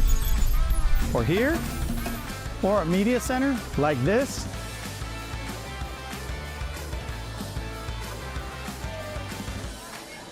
You can find all this and more at the Tolleson Union High School District. Enroll now.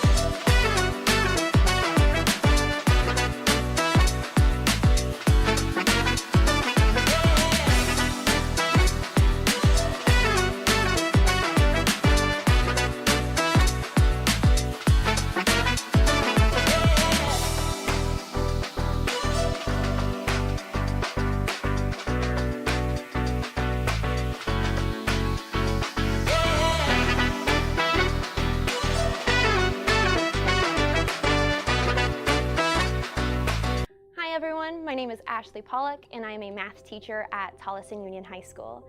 I'm here to talk about an important opportunity coming up, the ACT exam on October 22nd. The ACT is the key exam to determining how prepared you are for college, but also opens doors to scholarships and any other financial options. The ACT will also help you jumpstart any current plans you may have for the future, whether that's college, starting a career, or any other potential options. The ACT will also help you better prepare for your final attempt happening in March this year. But it's not just about you. Your performance also benefits our school and our entire district. When you perform well on the ACT, it shows how committed we are to academic excellence. It also leads to more opportunities and resources to all of us. So I encourage you to try your best, aim for proficiency, and show what you are capable of. Remember, if you are in need of any help, talk to a teacher or a counselor for tutoring or practice test opportunities. We all support you, and we want you to try your best on October 22nd.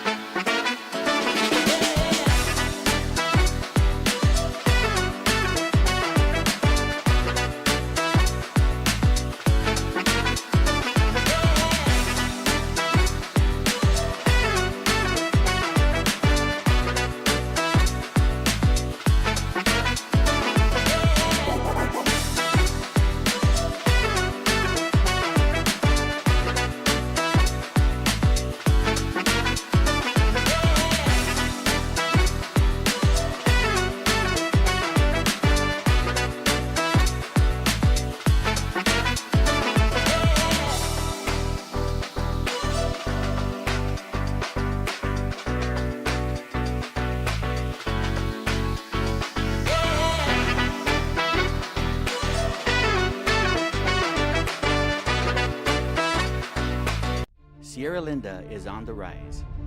Whether our students dream of going to college, joining the military, or finding the perfect career after graduation, we will be there every step of the way. We believe the high school experience should be filled with unforgettable moments. My plans for after graduation would have to be attending Morgan State University in Baltimore, Maryland, pursuing a bachelor's degree in psychology. My school is my community.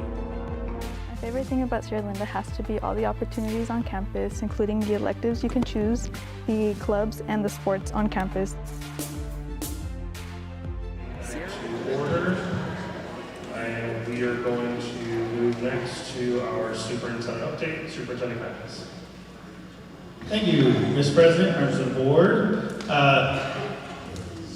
like we're going, there we go. So once again, we had the state championship and our Dragons in their first year with AIA Unified Flag Football took home the state championship. Very proud of them. Greg Toller came out there, Cardinals alumni. Greg Toller was out there signing autographs, taking pictures with everyone. The Cardinals had a couple of cheerleaders dancing with our unified cheer team, so it was a great event. I agree with the comment that I think Justina made earlier, is we should have posted you up some pictures that had the State Farm Stadium in the background, because that was a good look out there. And it was a nice day for flag football. 44-6 was the final score for our Dragons. A lot of pick sixes were involved in that game. It was a great game out there. Also, as we shared earlier, celebrating all of our A's. And so we had A celebrations at our schools. We still have U Highs coming up, but we're going around doing our A celebrations with our schools. Copper Canyon was less than 1 point away from getting their A. And once we get one more school to the A, the entire district flips into being an A district. So very excited about how close we're getting to that milestone. Looking forward to that coming through next year. We are also proud to share some incredible news about our Sierra Linda Marching Band. Recently, our students delivered their best performance of the year, earning an outstanding third place finish in an extremely competitive field. What makes this accomplishment even more special is that the band received its highest score in the General Effect Music caption, a recognition that means their music truly moved the judges and captivated the audience. The passion, emotion, and energy our students brought to the field connected with everyone watching, and the response from the crowd was electric. Some good pictures of them up there. Our West Point High School Leadership Academy students had an amazing time on Friday, November 7th, as they were immersed in the Honors College lifestyle at the University of Arizona on a trip to the main campus in Tucson. Our students were able to ask questions of the student panel. Students were also given the opportunity to tour the dorms and facilities of the Honors Village with the guidance of staff members. They were able to discuss with them all the layers of support they offer their students to ensure their academic and personal success. Most importantly, this field trip acted as a tangible experience for many of our students to see college and university as not just a dream, but a reality they can be a part of.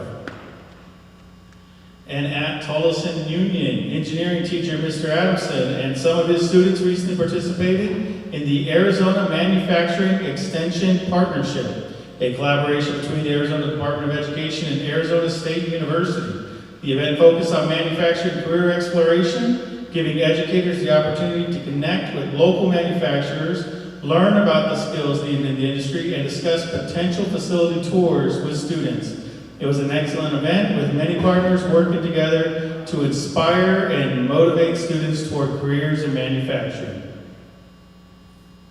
And we just recently, this last Saturday, partnered up with Team 24 Community, Walmart, City of Glendale, Frito-Lay, and Coca-Cola for our Stuff the Bus toy drive event. It was over at the Walmart, right down the street from here. So the one straight down between here and the 101. It got promoted a couple times on the news, so Channel 3 covered it, and Fox 10 covered it leading up to the event. Mac Wilson from the Cardinals came out when we're promoting with Channel 3, and he autographed the football, which we then raffled off to everybody who brought a toy out to put onto the bus, and then got to text out the winner at the end of the event to let them know they won that autographed football from Mac Wilson.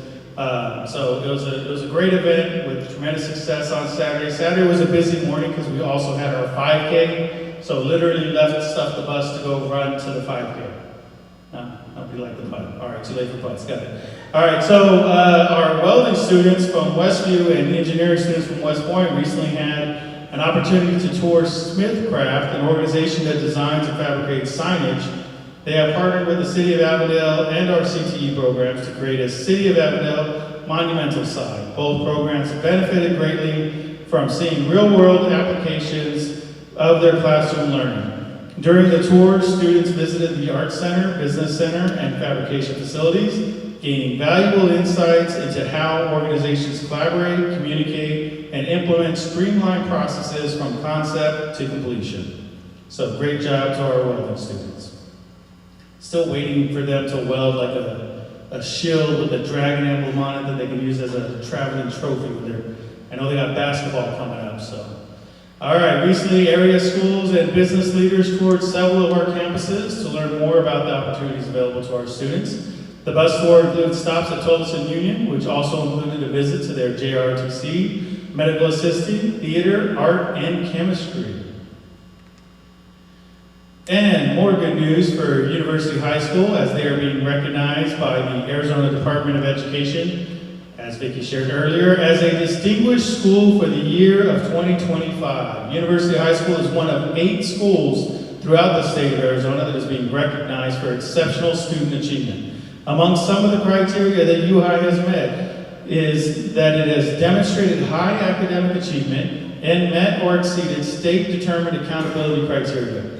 We are excited about University High School being recognized at the state level for their hard work and dedication to school improvement. University High School will be recognized on the Arizona Department of Education Distinguished Schools website as a state finalist. So congratulations to UHI for your latest accolade. University High, again, home to our Ambassador for Excellence, Tyler Bill, and always doing a great job out there. And that's just some of the good news since our last board meeting before Jen turns her hand towel into a blanket. All right, thank you, Superintendent Myers. Go to our governing board members.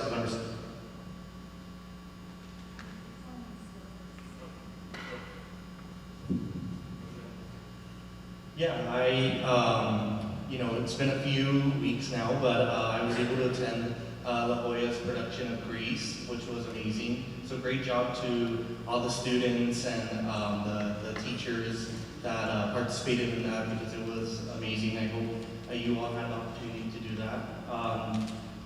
I recently saw a report about teachers resigning in the state. So I just want to take a moment to thank teachers, educators, staff that are still serving with us. Thank you so much for all that you do for our students. It is truly amazing to see what you continue to do for our community, our students, and our families. So thank you. And then, you know, this is a message to everybody. I hope that, you know, the end of the year is obviously coming. If you have not gotten your physical for the year, please do that. Your labs, super important, could you know, prevent something. So all preventative exams, please remember to do that. So thank you.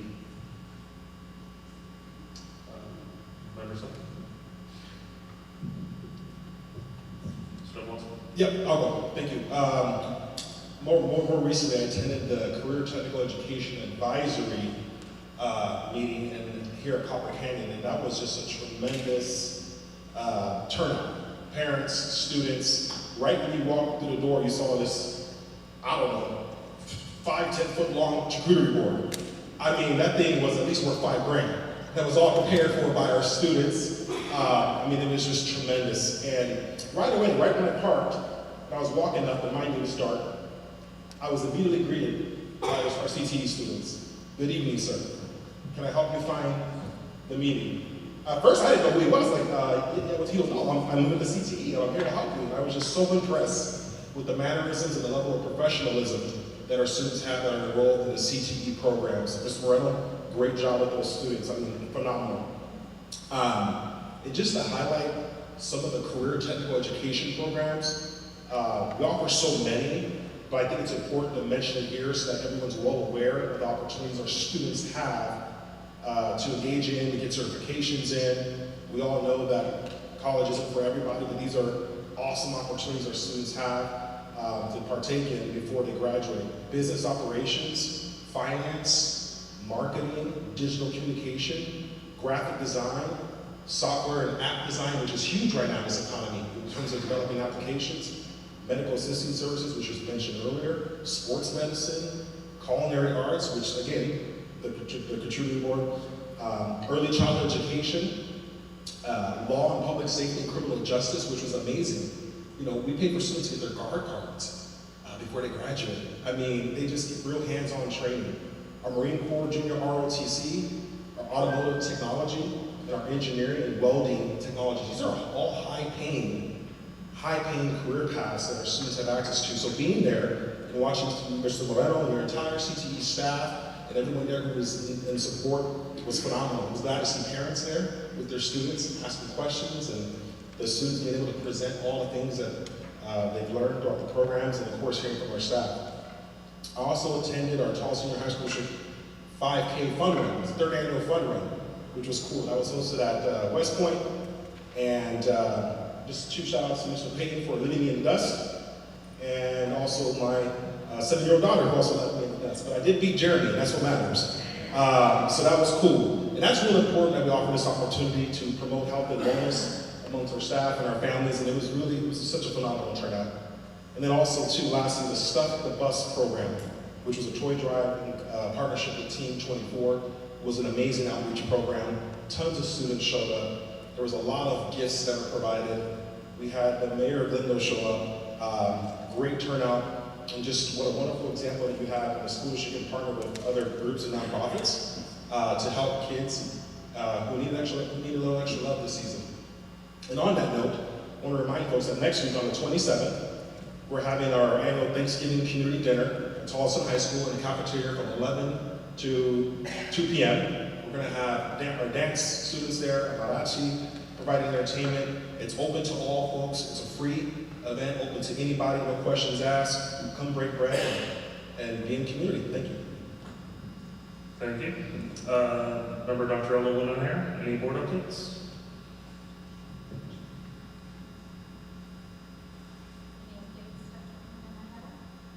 Yes, I just want to take a moment to wish everybody happy Thanksgiving, a safe week off of school next week.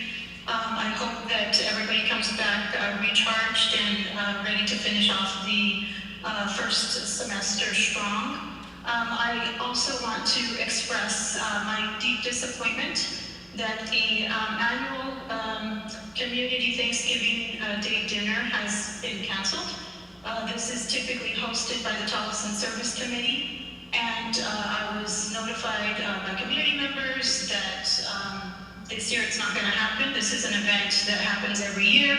It's been happening for decades. I have had the pleasure of volunteering alongside with students and teachers and staff, and I am just incredibly disappointed that it did not come to fruition. And I hope that we will continue to honor our traditions and get back to serving our community, especially those families who are homebound and do not have the ability to cook, and look forward to this social event and event that's very near and dear to our community. Thank you.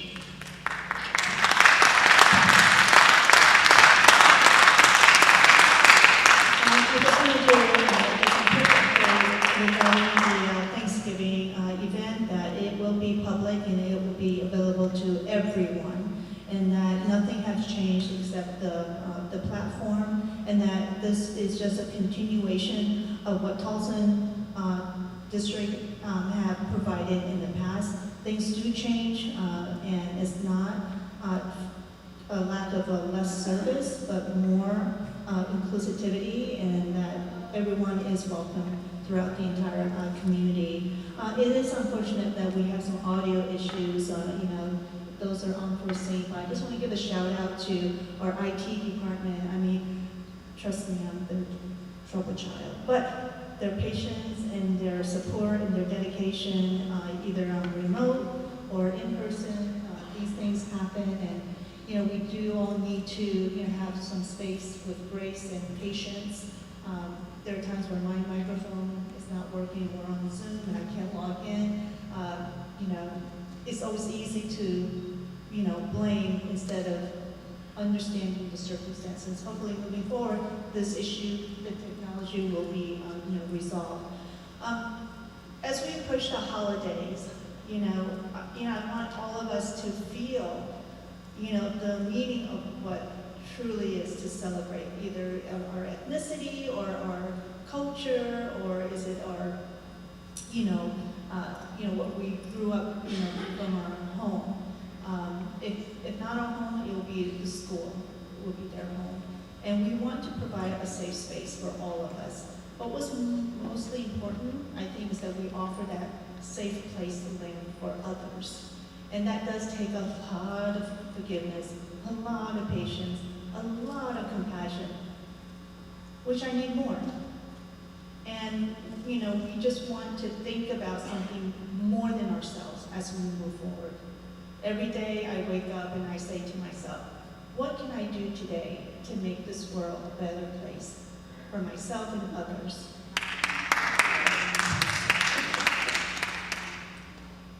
I don't know if I can comply, but I will be happy to help as much as I can with everyone. It's not going to be perfect, but happy holidays as we approach the holiday season. Thank you. Just a couple of notes from me. Also was able to attend the CT Advisory Committee. I just want to thank Mr. Moreno and his team, our CT teachers, for hosting our parents and our business community. Made it around to all of our content areas. A lot of great collaboration and feedback was going back and forth to make sure that the programs that we're providing on campus are relevant to industry standards today. So those partnerships are very important, so thank you and your team for facilitating those meetings. Did you put the sunglasses on myself?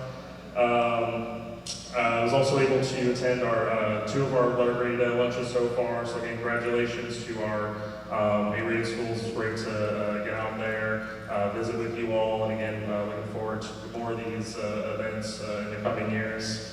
Was also able to attend our in-flight football game. Again, the energy was electrifying. The kids were having so much fun. Thank you to our ASS team for all the work you've done to continue to grow and expand our unified sports. I believe there's an event this Friday, district-wide event. I look forward to stopping by there and seeing the great work that's going on. And then also, again, was also able to, I stopped by the bus event. I believe before I left, I was a couple hours there. There was like 6 carts full of toys, games. There were some bicycles there. A lot of great things going on. So thank you to Team 24 at Walmart, the City of Glendale. I got to talk to Mayor Wares for a while. Just a great partnership collaboration for West Valley families. And thank you certainly to Bert, our transportation, hiding in the back there, for bringing out our bus, and our transportation team for helping to support that, so we can put all the toys and all the gifts on there. And with that, too, also next week we have our break, so I just want to wish everyone a happy Thanksgiving, a happy and safe break.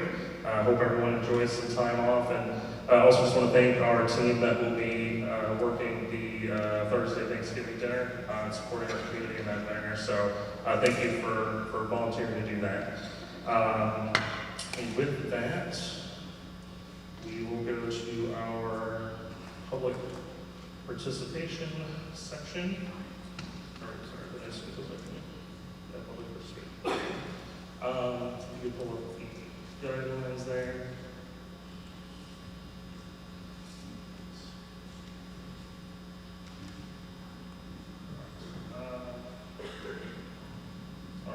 Just as a reminder, this is time for public to comment. Governing board members are not permitted to discuss or take legal action on matters raised during the open call of the public unless the matters are properly noticed for discussion and legal action.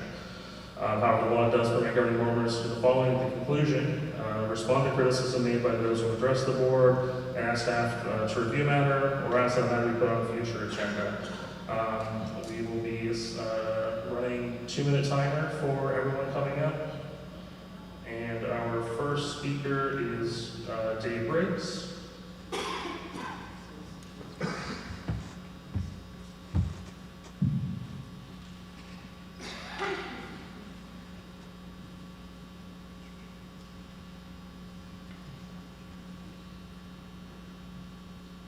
We have a timer ready. Okay. Is this on? Oh. Yep. We're going to start anyways. I guess it's on. Okay. You know what the meaning of the word charlatan is? The public has spoken. No more bonds, no override. Has a picture of a bleak future been painted for you? No raises. Bakaya's interview due to the failure of the override. And then a 1 to 2% raise in email to staff. Will any of the 49 million carried forward be used to increase achievement, raise salaries, or will be diverted for some whimsical process? No University High, no alternative sites, no gymnasiums for Westview or Tolleson, no ROT center renovation for Westview. All projects on hold. On the evening of November 17th, the board attended not show rendering of the proposed district office. However, during the day of November 18th, it magically appeared. 3 stories, 90,000 square feet. You will see later tonight a presentation which clearly shows enough bond money to accommodate this. Did you know that Mr. Kayas did not issue $125 million of $625 million authorized from 17 through 24, and spent only $336 million of the $500 million he issued? How many administrators and board members here tonight knew this was the case? He has known for some time he had enough money to build a $400 million high school and a $75 million district office. Could bond money have been used to build the alternative centers? DLA, ROTC, University High? At Tolleson, he chose not to. No buildings for students, but certainly edifices to himself. You will see a comparison of outdoor costs compared to indoor costs of turf maintenance. It may come as a surprise to some, but the district has artificial turf at all schools. That's not a good comparison. I'll give you an extra 5 seconds since the timer started earlier, if you want. Hey, thanks, I'll take it. Mr. Kaya doesn't care about the money. How much does it cost to maintain an enclosed stadium? Bullhead City pays more than $300,000 a year in electricity in a stadium that's 60% the size of the Purcell Stadium. Thank you, Mr. Bruce. Appreciate it. Okay. Do your job tonight, guys. Next, we have Don.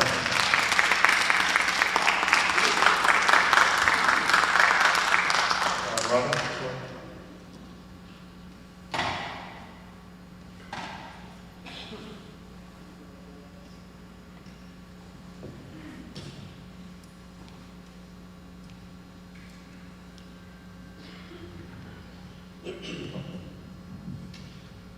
To all of our veterans, thank you for your service.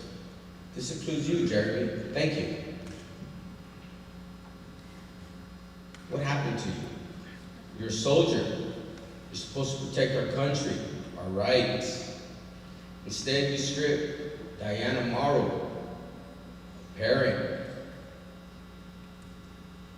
You strip her of her First Amendment. She's a parent, a constituent, a taxpayer, not to mention an activist. Members of the school board, why do you allow for this employee to boss you around? We voted for you to have these seats. Instead of standing up for us, you allow for traditions like our Charles A. Landis, Mickey Diaz Thanksgiving dinner to be canceled. You allow your subordinate to retaliate against the community. 40+ years of the community coming together to break bread. Shame on you. I guess we shouldn't be surprised, since you are also trying to move the school district 111 years of tradition into Glendale. Your constituents have ordered you to stop spending money. We voted. Stop building new projects. Maintain the schools that we have. Invest in the education of our students. Stop building. That's what your constituents want. You called us 30. Look at what we can do if we're only 30.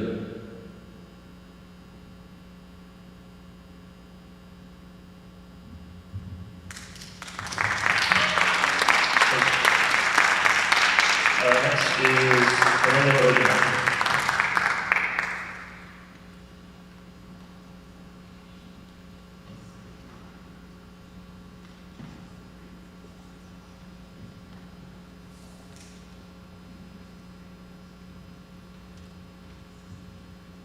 Good evening, members of the governing board, superintendent Clays, and community. My name is Fernando Mina, and as many of you already know, I am running for the governing board in 2026. And I share that openly because transparency matters, particularly for those in the crowd who may not know yet. But what I'm going to say comes from a sincere commitment for our district, not politics. And I want to be very upfront about that. Tonight, later in the meeting, the board intends to show a 7-minute clip from a podcast to try to convince the community that this proposed dome stadium or field house, depending on what you choose to call it, is a good idea. Let's be honest, the people in that video are extremely removed from our district. They don't know our students, they don't know our families, and they don't know our needs. They couldn't even pronounce the superintendent's name, calling him Jerry Calles instead of Jerry. And if the very people being used to justify this project don't even know his name, why should their opinion even matter?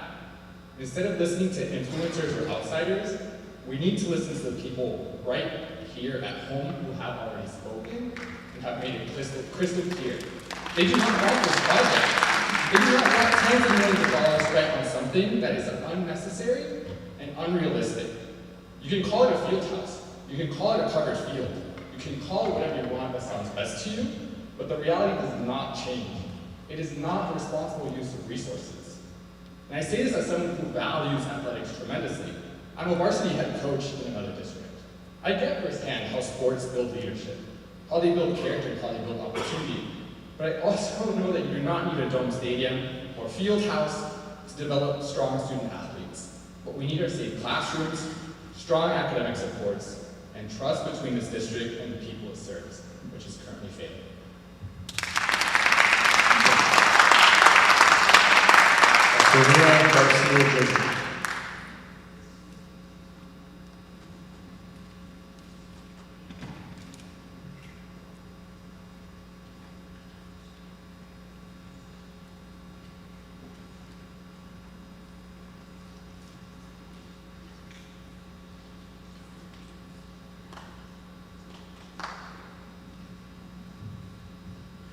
Buenas noches, presidente Chapman, miembros de la mesa directiva, los veteranos que todavía están aquí y el público.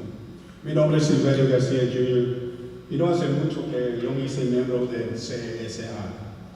Esta noche se parece que uno de los temas de hoy incluye la nueva oficina del distrito y otras cosas de mucho dinero. Se van a discutir y votar. Yo he estudiado sus fondos del distrito y sí sé que la Declaración General de Garantía, este distrito lo ha firmado con el ADE. ¿Y qué quiere decir eso? Pues eso dice que el título 6 del Acta de Derechos Civiles de 1964 aplica a este distrito.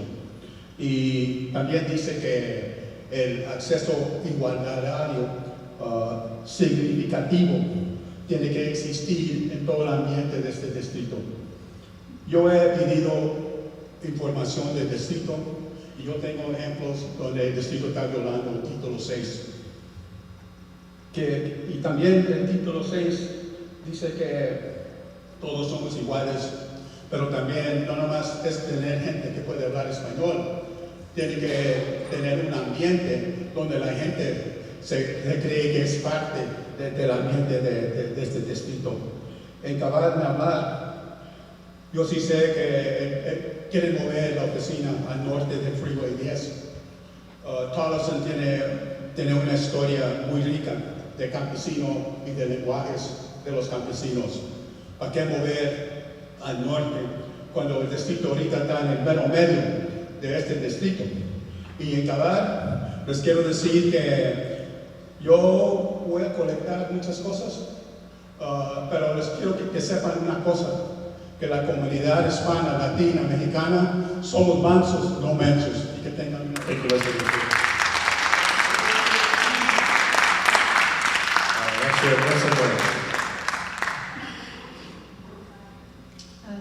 I have a statement here.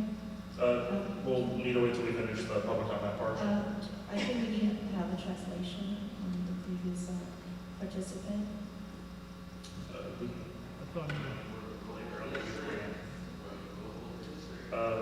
Vincent Ring, oh, yes.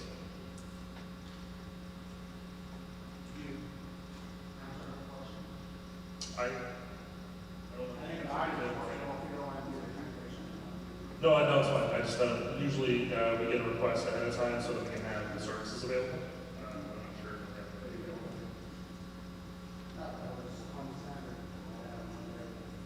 Anyway, Yes, go ahead. so I want to thank all the principals and all the teachers here. Great achievement on their test scores. Thank you. Just because we're against the bonds and the overrides does not mean we're against the staff here. You guys made that. You guys keep that here. What we voted for was enough. Look, you are part of the reason we voted no. People don't want you here no more. They don't. They don't have what to see. How many board members are half on the tree? Raise your hand. Hey, I don't have one kid coming here no more. Well, I'm still looking for our future.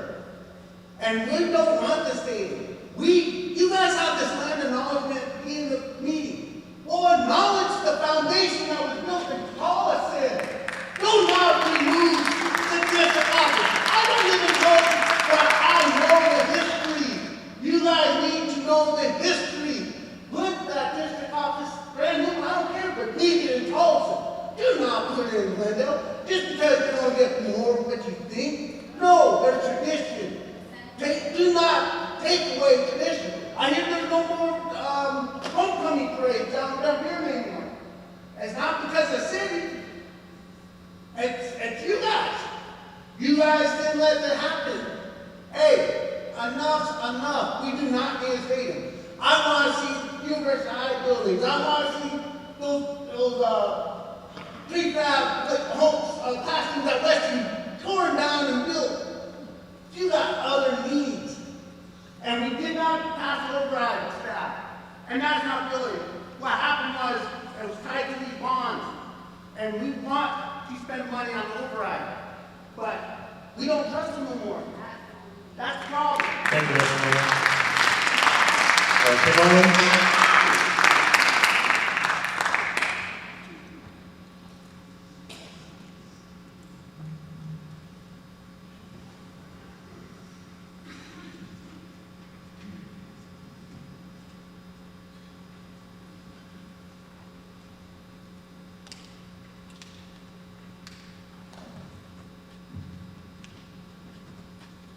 Governing Board members, Superintendent Cayas, following yesterday's posting of information on the discussion of school number 8, things just didn't sit right. The numbers didn't add up. So I received some important information from Mr. Tim Richard, the superintendent of Colorado River High School District.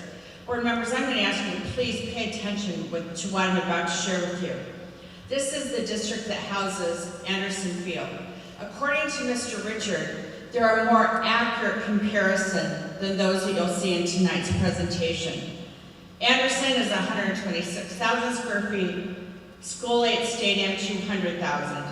That's a 59% increase. The electric costs at Anderson are $300,000 a year for a building that's smaller than you're planning to build in Tolleson. Mr. Kaya's slide is going to tell you it's $215,000 that he estimates. If you look at The location, the power rates, and the size, there is no way the power in that building is going to be less than $500,000 a year. I am a commissioner I have regulated power for the last 15 years. That rate is blatantly wrong. Maintenance and labor. Mr. Kaya says $33,000 a year. This is the number that caught my eye. It's going to be $400,000. In fact, Anderson had to cut it out of their budget because they couldn't afford it anymore, just like the Diamondbacks. I'm going to cut to the chase and tell you that in 3 items, operations, AC, and maintenance, it will be over $1 million a year to run that football stadium. 1 field on 1 campus, $1 million, while you have other schools that need buildings and repair. This is criminal. You're going to hear 2 voices. You heard one at the ballot box. You're going to hear another one tonight. The question is, who will you listen to? Thank you. Last speaker, also.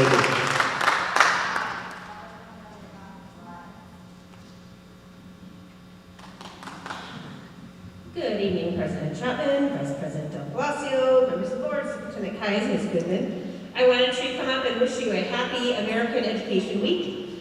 I wanted to give a little bit of history because this is not a week that most people know about. The National Education Association was one of the creators and original sponsors of American Education Week to stress that 25% of the country's World War I draftees were illiterate and 9% were physically unfit. Representatives of the NEA and the American Legion met in 1919 to seek ways to generate public support for education. This has been a really, really rough year for a lot of teachers. And I say year, I'm going to count it back towards January. Today, it was announced that Title I funding was possibly moving over to the Department of Labor, which any teacher who teaches students in a school that receives Title I funding has to take some pause with that. We're celebrating the 50th anniversary of the Individuals with Disabilities Education Act, and that particular law has also been batted around as something that could possibly go away. Not to mention that in just a few short weeks we'll be celebrating the beginning of another legislative session that is sure to be, once again, a beatdown of public education in Arizona. I am asking you, there's never been a better time to reach out to staff. Teachers and school staff are used to making tough decisions on the fly. You have some tough decisions in front of you. It would never be a better time to reach out to teachers, to school staff, who all have my phone number, and find some ways to be creative about what we have to do in order to make sure that budgets are balanced and our schools keep running. Thank you. Thanks, Rebecca. Concludes our public participation section. We'll now move Mr. Chapman, I have a question. We can take questions from the public. But I got here late and I wanted to speak, so are you going to allow me to do that? Yes, ma'am. I will. Thank Get you, a sir. McGregor form in up too.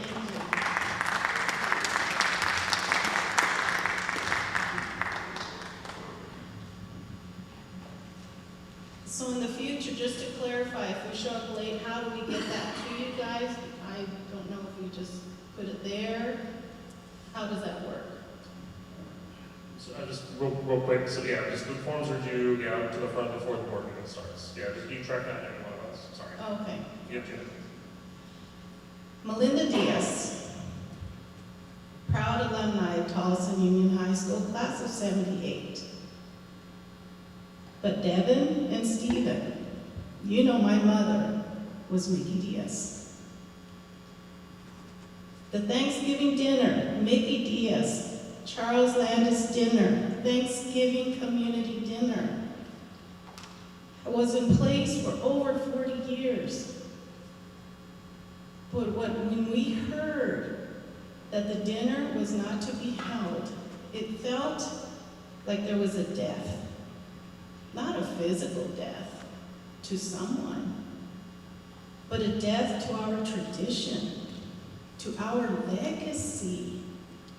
The people that I would work with in the afternoons to cut celery, sweet potatoes, everything. We were so excited that we were going to be working together to feed the people who needed it. It wasn't so much about the meal. It was the fact that we were coming together. Didn't matter what our politics were. It didn't matter where we lived, what school we attended. We were there for a purpose. And I was in a meeting over a month ago. And I walked out of that meeting when you told me, yes, the dinner will move forward. All the Tolleson Service Committee had to present was the insurance and some other stipulations. And they meant that. No, don't shake your head at me. I'm speaking. I'm just saying, I know the truth.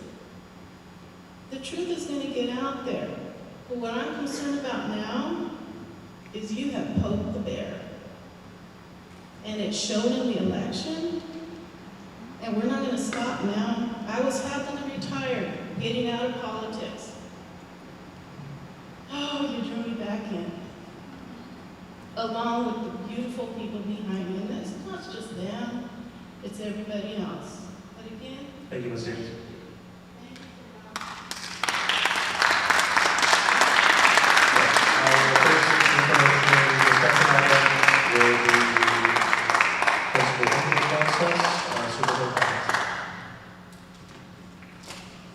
Yes, Superintendent Chapman. We have our Executive Director of Human Resources, Ms. Stacy Almaraz, here to present our principal hiring process.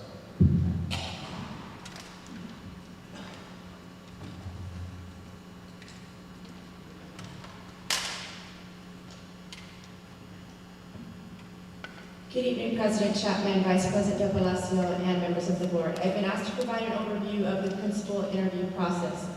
While there are no mandatory interview requirements, we do have some best practices that we follow to ensure a smooth and effective process. These best practices have been developed over time and are designed to help us identify the most suitable candidates for the position. They include structured interviews involving a panel of diverse interviewers and ensuring that we assess candidates not only based on the qualifications and experiences, but also on their alignment with our organization's value and culture. By adhering to these guidelines, we can ensure that we make well-informed decisions and select the best possible candidate for the role of the principal.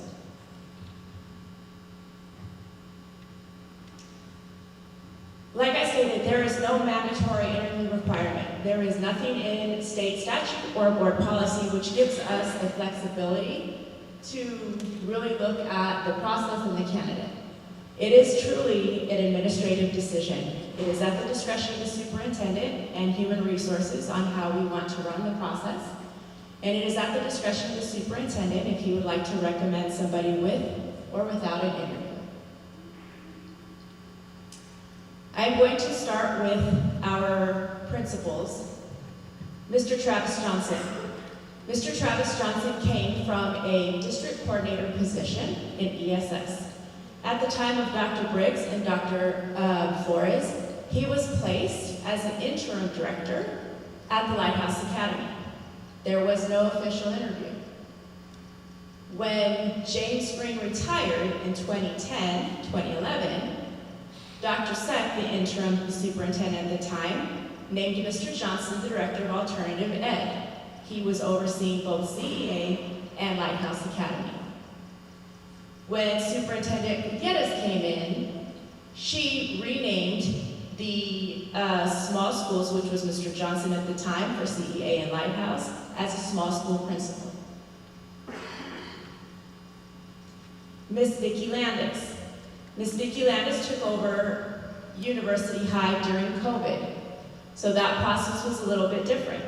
She had a discussion with Superintendent Gutierrez. It was a one-on-one discussion.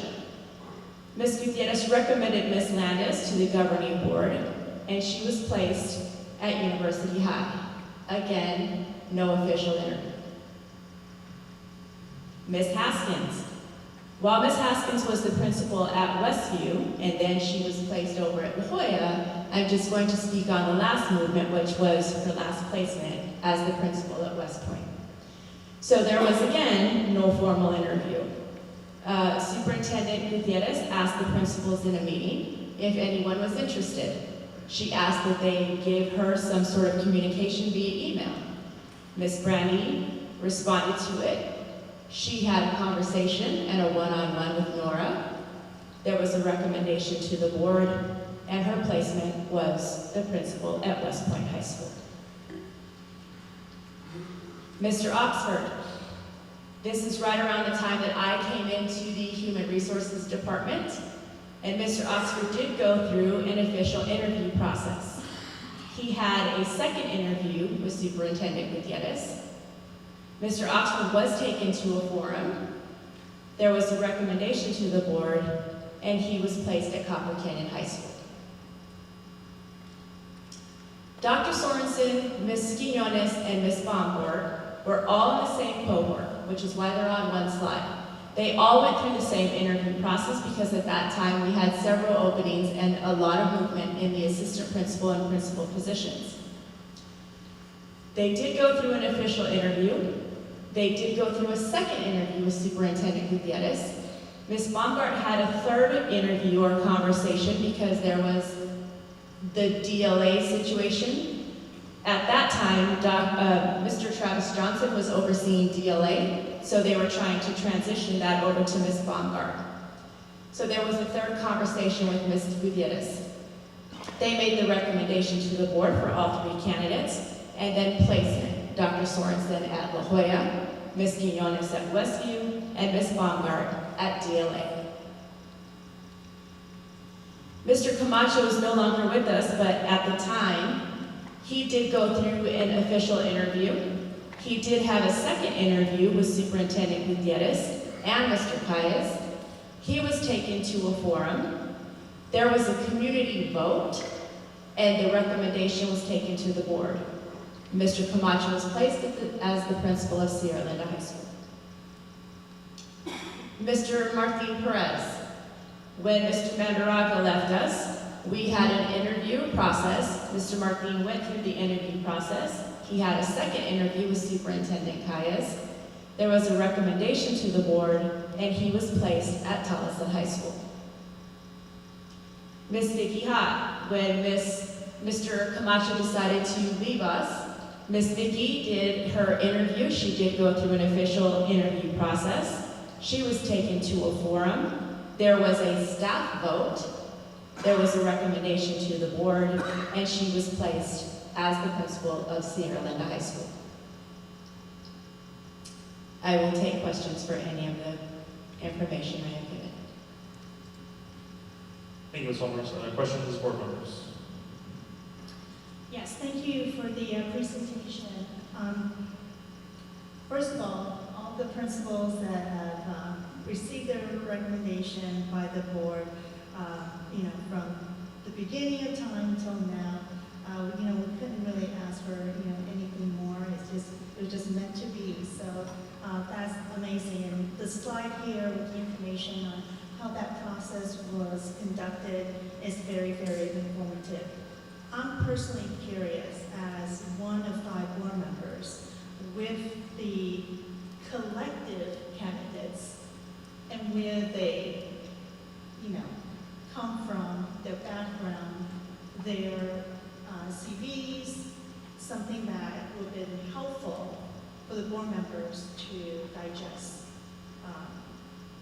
But I do understand that the discretion is before the board, and that we are allowed to accept the recommendation or not. But it's hard when you don't have enough information given on the candidates that went through the whole process. I would like to see, moving forward, with such an important position, that we will have access to their CVs and their recommendations or anything that comes with their file and move forward. I think that will make it easier for all board members as well as for the candidates, to get a fair shake once whoever, an individual, ultimately comes before the board. But thank you for the information, it's very thorough, but I'm looking for some little bit more behind the process up to this point. Definitely no question, no concern as far as the final steps of the interviewing process down to the individual, but from the start, how many candidates applied for the position? Who were they? What was their demographics? Is this information, I think, as a board that represents the public and the community, has the right to be, exposed to and have access to, to moving forward. Now, if there's an issue on that, I would like to know, that way, the expectation, will not be disappointed. It's just a fair transparency, communication, collaboration that allows the board members to do their due diligence moving forward. Because we don't want to end up rubber stamping anything, because that's not right. So we need the proper information when requested. It would be nice if we can receive them in a proper timeline so that once the recommendation is brought before the board, we can make a proper decision, not a rubber stamp. But thank you so much for the presentation. Mr. Vice President Boston. Not a question, but I just want to thank you for giving us a rundown of some of the most recent interview processes that we do. I think in general, it should be like a steady process in moving forward. Because I noticed there was a couple of inconsistencies, obviously with leadership change, common, but it would be nice to see something very consistent. Thank you. Member Dr. Lerner, any questions or comments?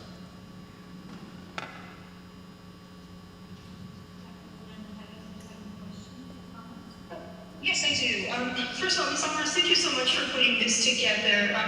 I have some serious concerns about the lack of a streamlined process. I think it's just a little too open for my liking. I don't think that it's fair if for some you're doing one thing, but for others you're doing another. I appreciate the history that we received on previous candidates and how they were appointed or chosen or selected as principals, but I would like to see a process that is a little bit more streamlined across the district. And I'm not sure if my understanding of a forum is the same as everybody else's understanding of a forum. I will say that a forum, in my opinion, an interview process is meant to allow community to participate, and that could be the school community or that could be the parents, to be able to see how the candidate interacts with the community, where we can submit questions. And my particular concern, and this has always been my suggestion, was that the board receive the resume of the candidates who were going to be presented to the board so that we as a board could make an informed decision. And at the end of the day, we're the ones that hold that authority to hire and fire. And so taking that away from us is not allowing us to do our job. The forum for Sierra Linda, and I have a lot of appreciation and respect for Ms. Hott, so this has nothing to do with the candidate, but the process. I want to be very clear about that. That is my children's school, and I absolutely think that she is the best candidate to lead the school at this time. My point was, parents were not invited to that forum, and I'm using the word forum in air quotes. Also, board members were given maybe a 24-hour notice to show up to the forum the next day.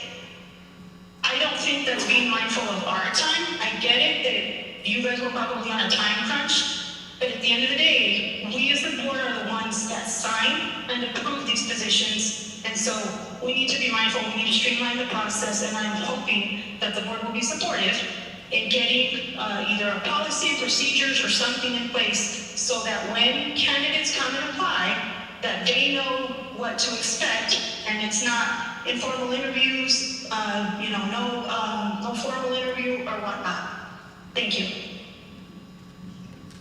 Excuse me, I do have a question. Sure. For the forum, she was defining what that means. Based on the slide, are the forum consistent with the exposure of the public, or was it one forum with the Sierra Linda was just internal with the staffs and the teachers, and then the other forum in the other slides was, what do we have it here? Was it exposed to the community? The reason I'm asking this question is that if we can be a little bit more, organized and a little bit with a consistency, I'm willing to draft up a policy to, further streamline this and work with the district office to make sure that it makes it easier. We don't want this to make it more complicated, but we don't want to have a free-for-all where we just end up, rubber stamping. I think that's my biggest concern personally. So going back to the forum, has that been consistent in terms of allowing the community versus the personnel only within that campus? So as I stated earlier, it is at the superintendent's discretion, but you guys keep saying there is no process. There absolutely is a process, and you are making it seem as HR is not doing a process. As I stated, when Mr. Oxford came in, that is right around the time that I came in, and so the process is that we open the position, and it stays open for 5 days or better. Once that position is open, we then choose the candidates. We take a look at all the candidates, we choose our panel. Typically it is an HR cabinet member, an HR personnel cabinet member, a teacher, a union rep, classified staff, and possibly other administrators.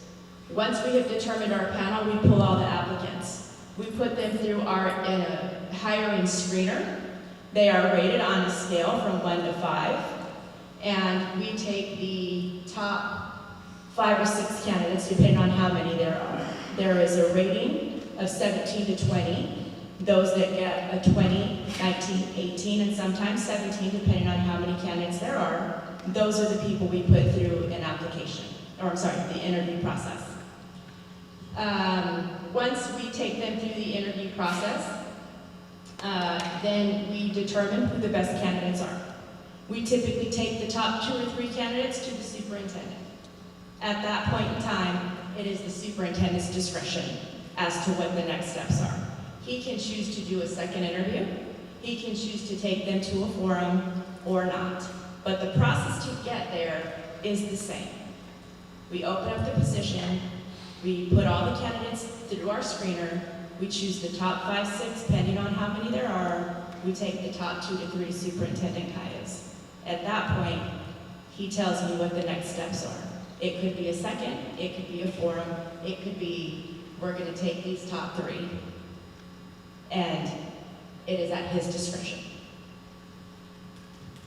We don't want to have any miscommunication regarding what is the process or what is not the process. The bottom line is that the board is not content with the current process, and that we are expressing to the district that we would like to have a change in terms of the process to be more organized so that we can receive the information in a proper timeline, in a proper format, and proper communication. And that there will be a policy that will be written and it will be voted on that will make it more feasible for your current process to be more aligned to what this board needs. So, as far as your discretion, for the time being, It's not HR discretion, it's superintendent discretion. the district, including the superintendent, the current process is not something I would like to continue with. But we will continue this, appreciate the content and the information, and to clarify what the current process has been, and the versatility of it, and where the discretion lies, and the authority of the process went and will go. But moving forward, we'll see what we can do to make it more feasible for the board on behalf of the community to have more input and more time for the process for us to receive. Because if we continue this process, what's going to happen for the board is that we're not going to make a wise decision. The ultimate decision comes before the board, not the discretion of somebody. The board. So that's what I would like to see to change. So we'll draft something. Hopefully it will be properly amended. We want the input. We want the collaboration. This is something that we want to make it better for all members, especially the board. Thank you, Ms. Alvarez, and certainly thank you to your team. The amount of hiring and Mr. Chapman, if I may. Go ahead. Yes, and I'm just clarifying for myself. I do have a delay on the audio. And Ms. Alvarez, I am just speaking for myself. I do understand that there is a process, and I'm not sure. I got a little bit of just heard you say something about that there is that maybe you're receiving information assuming that we're saying or I'm saying that there is no process, and that's not my intent. I think for me it's more of streamlining the process because I serve a dual role here in the role of a parent and also in the role of a board member, and I feel that this last process I didn't get enough notice or information or ability to participate in either of my roles. I have worked in public education. I have sat on hiring panels for principals, and so I'm aware of the process, and I understand that every district does it a little bit different. And so I don't want you to take away that I'm questioning the process. You laid it out here. It was very clear and concise, and I appreciate it. My whole point is just streamlining for consistency's sake and for our candidates when they apply, so that they know what steps are going to happen and what they're signing up for. Thank you. Thank you, Ms. Alvarez, your team. As I was saying, the amount of applications and personnel that you process on a daily, weekly, and annual basis is incredible. I think that the processes that I've seen over the years have been run really well, and that's including building job descriptions, posting them, getting the applications, doing background checks, contacting references, contacting former employers, the groundwork that goes into from a maintenance person to a principal to a director is a lot of work that you and your team do. So thank you to everyone at HR for the work that you do. I think in part the feedback I'm hearing and concur with is that part of the process has remained the same, and the other process has been dependent on who the superintendent or board is. And just in the last 4 or 5 superintendents, there's been numerous flavors on that process, including one superintendent who had 3 different variations of that process. And that's just been something that's just been the way it was. So my thought and ask would be that your team work with the superintendent on building out a more formal, what is that process? Whether it's a community forum, not a community forum, what takes place after we receive the applications, you vet them and find the people that should be doing the committee interviews, all the way to whether there's a form or not, or just a candidate recommended to the board. So that remains a more formal process. And I don't know if it would be possible to work in there too, because obviously this last one was kind of like a middle of the semester search process. I don't recall us having a situation where we've had to find somebody mid-year. I could be mistaken.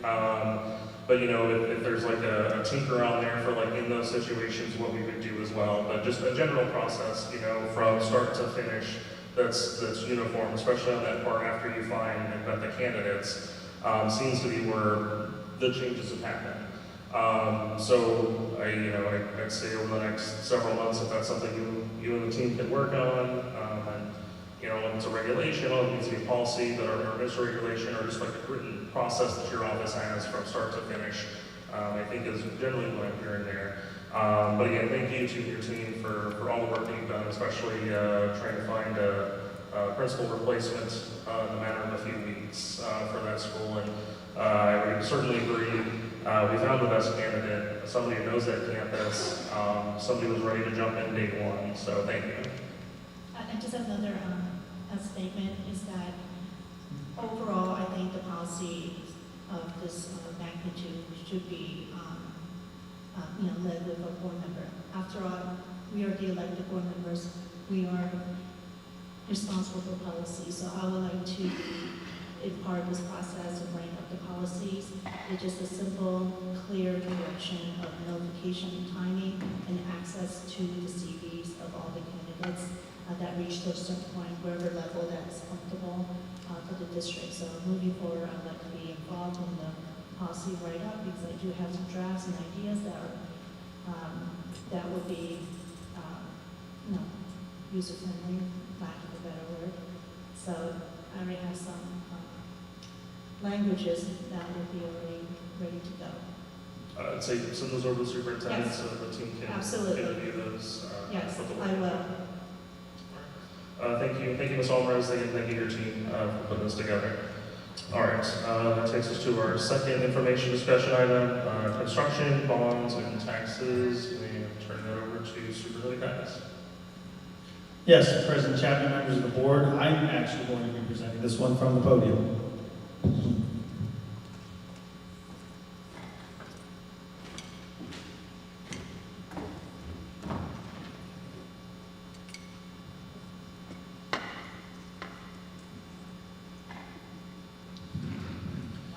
All right, let's talk about construction, bonds, and taxes.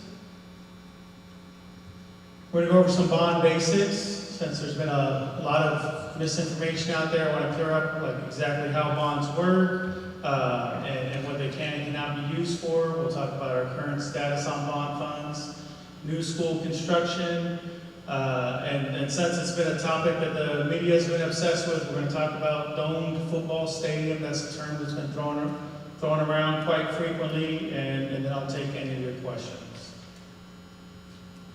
All right, so going into some bond basics. So with bonds, you have a bond capacity. That's your limit number. In the Constitution, those limits are at 15% and 30% of the full cash value of all properties that are within the district. It used to be that was also the same percentage split in statute.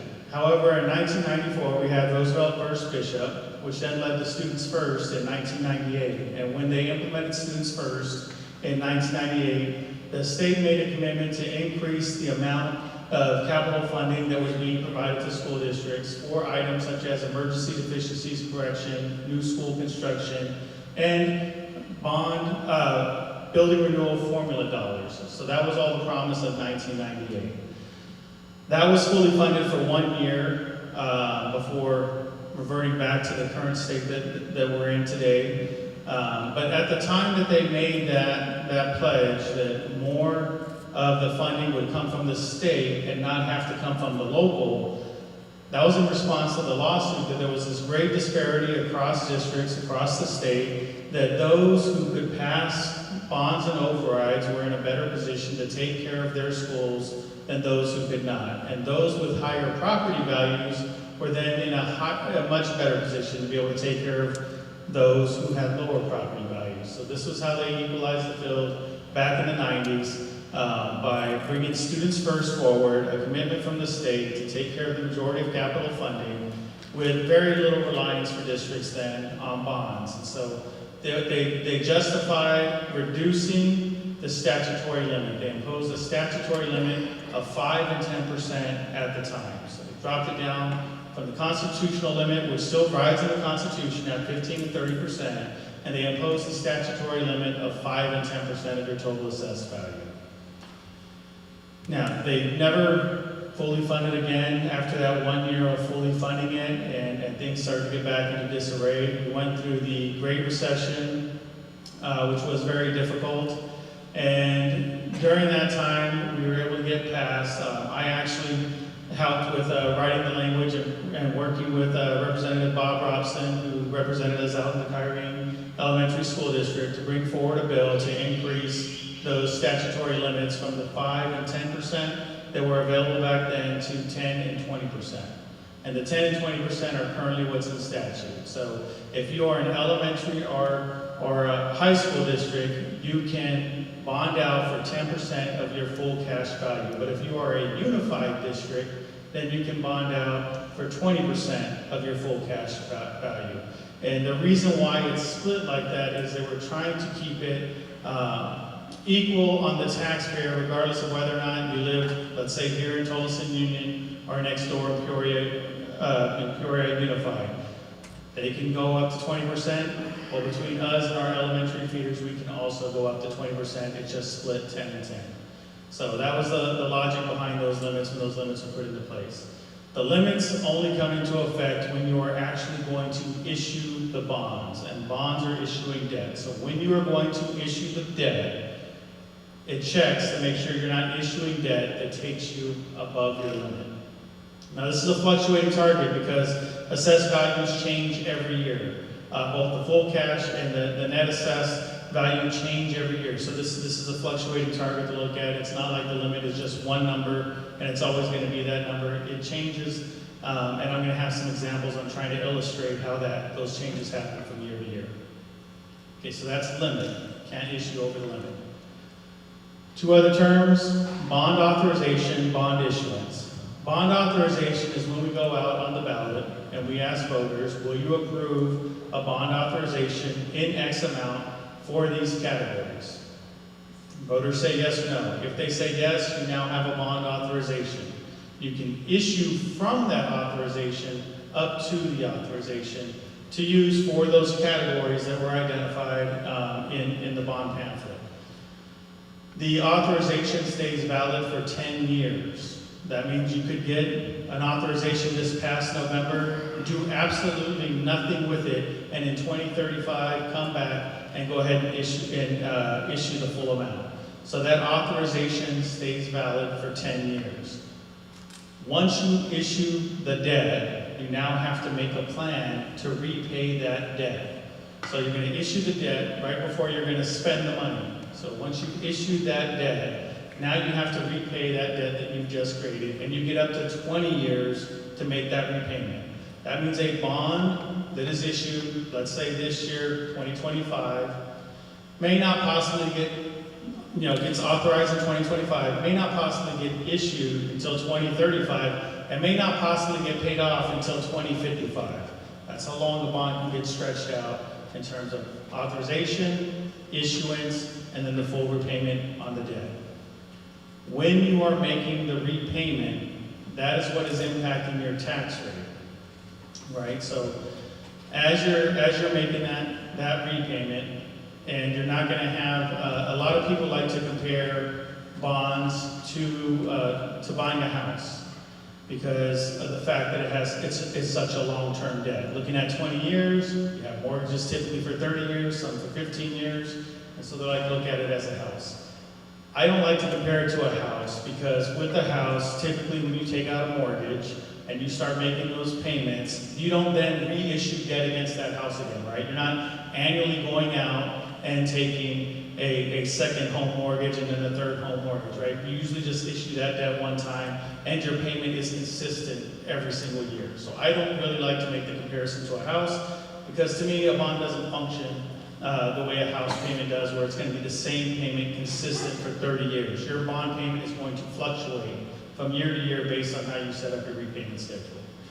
So when you think, and also every time you make a repayment, which I'm going to show on a chart right now, every time you make a repayment, it is then freeing up some of your capacity, right? The distance between what you currently owe in debt and what your limit is. It's freeing up capacity for you to then issue more debt. And the thing that functions like that, where if you make a payment, you now have more debt that you can issue. If you make a higher payment, you now have more debt that you can issue. The thing that functions like that is a credit card. A house doesn't function like that. So that analogy has been misportrayed many times, but that is the reason for it. It is because it is a fluctuating payment. It is not a consistent payment, and any payment that is made then frees up capacity, right? And the item that you can relate to that functions the same way is a credit card. Your credit card is given to you with a limit. If you have a $1,000 limit and you have $500 out in debt, you know you can only spend $500 more. But if you pay off that $500 that you have in debt, now you can spend $1,000, right? Bond functions that same type of way.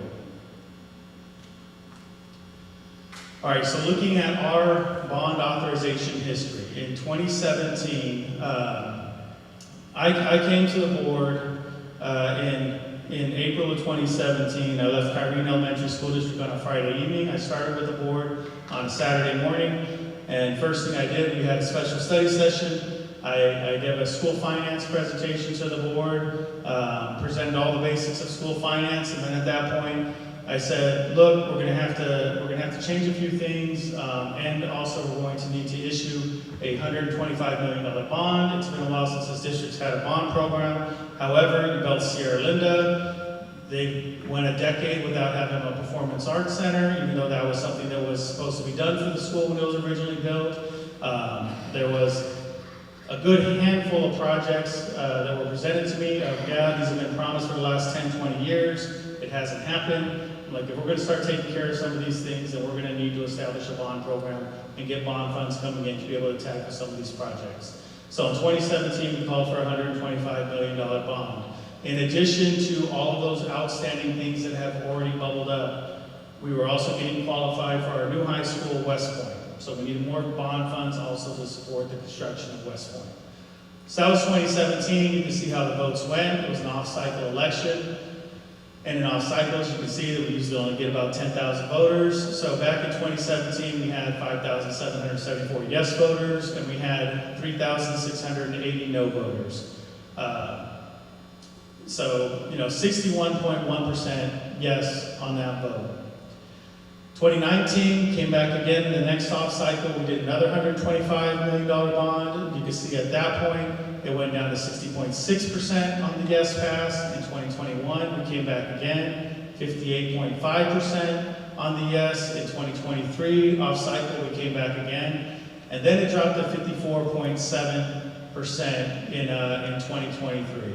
So in 2023, we did a deeper analysis on the precinct level data to understand what was happening out in the different precincts, and it was our newer communities that were coming online had less tendencies for voting yes.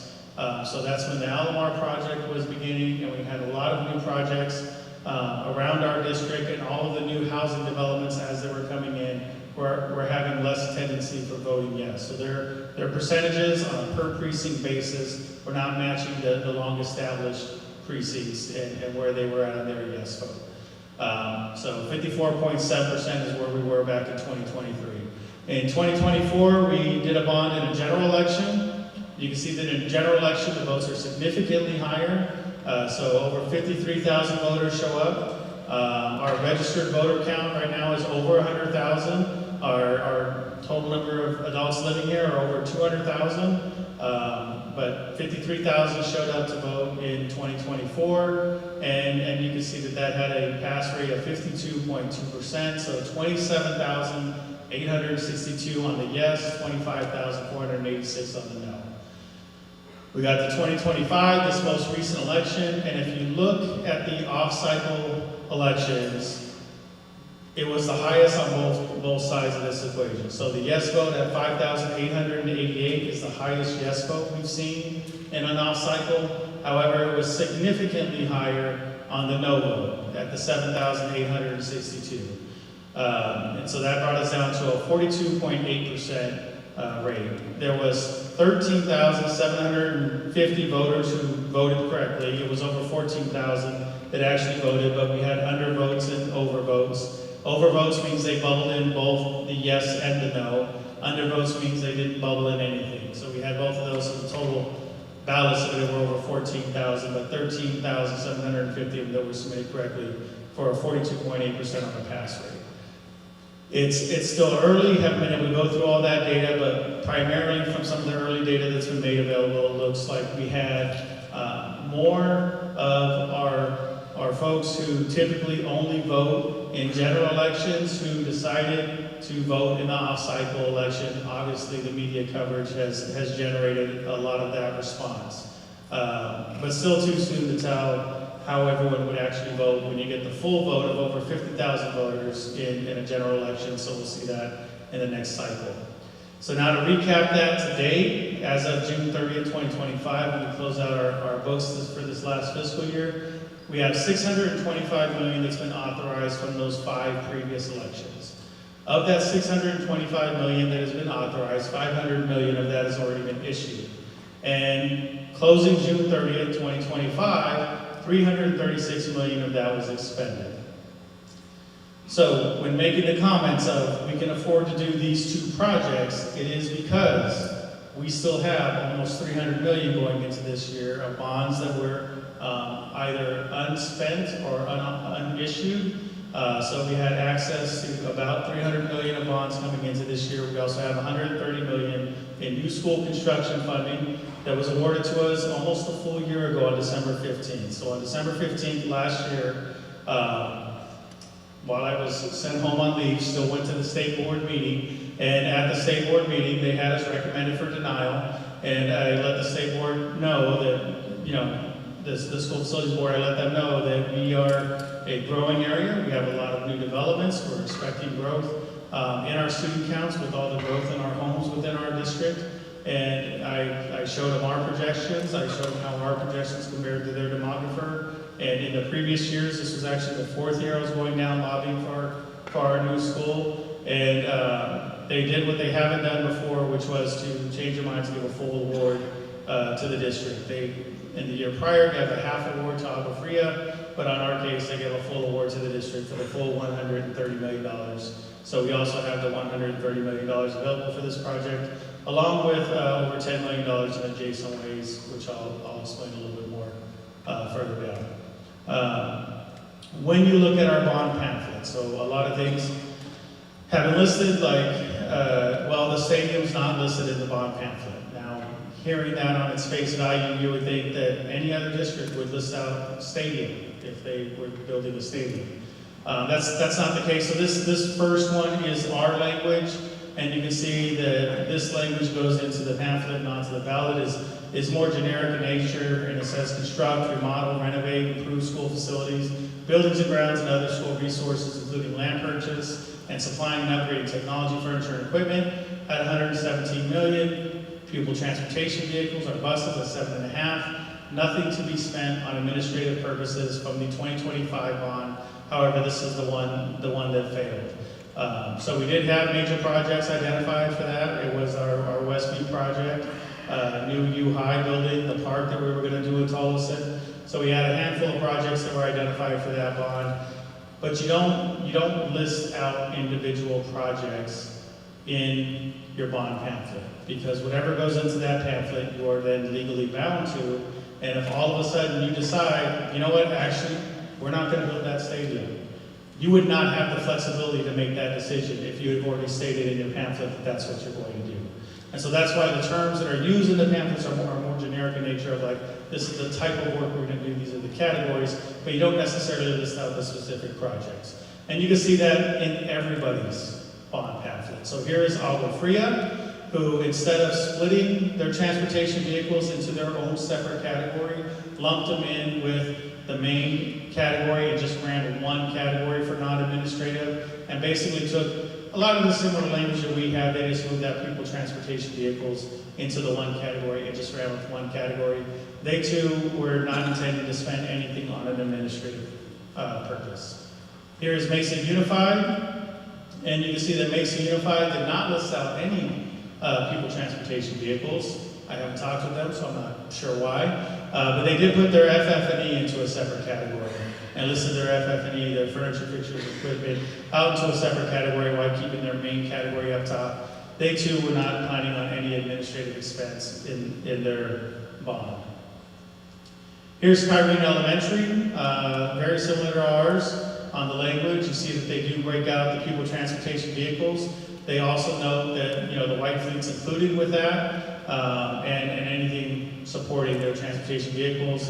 And then they have their administrative category at the bottom. So they are looking at $6 million to be used for an administrative expense. That would include the district office or anything else that we consider administrative, not actually at school site. Here is Creighton, and so you see Creighton actually made an extra category. They split out furniture, fixtures, and equipment and technology into a category, pupil transportation, and then they had their main category of the general category on top. And then even in their administrative, they broke out how much of their administrative is going to be into those different categories. How you break it up and what categories you put things into is important, because that's what controls how you can spend money from this bond.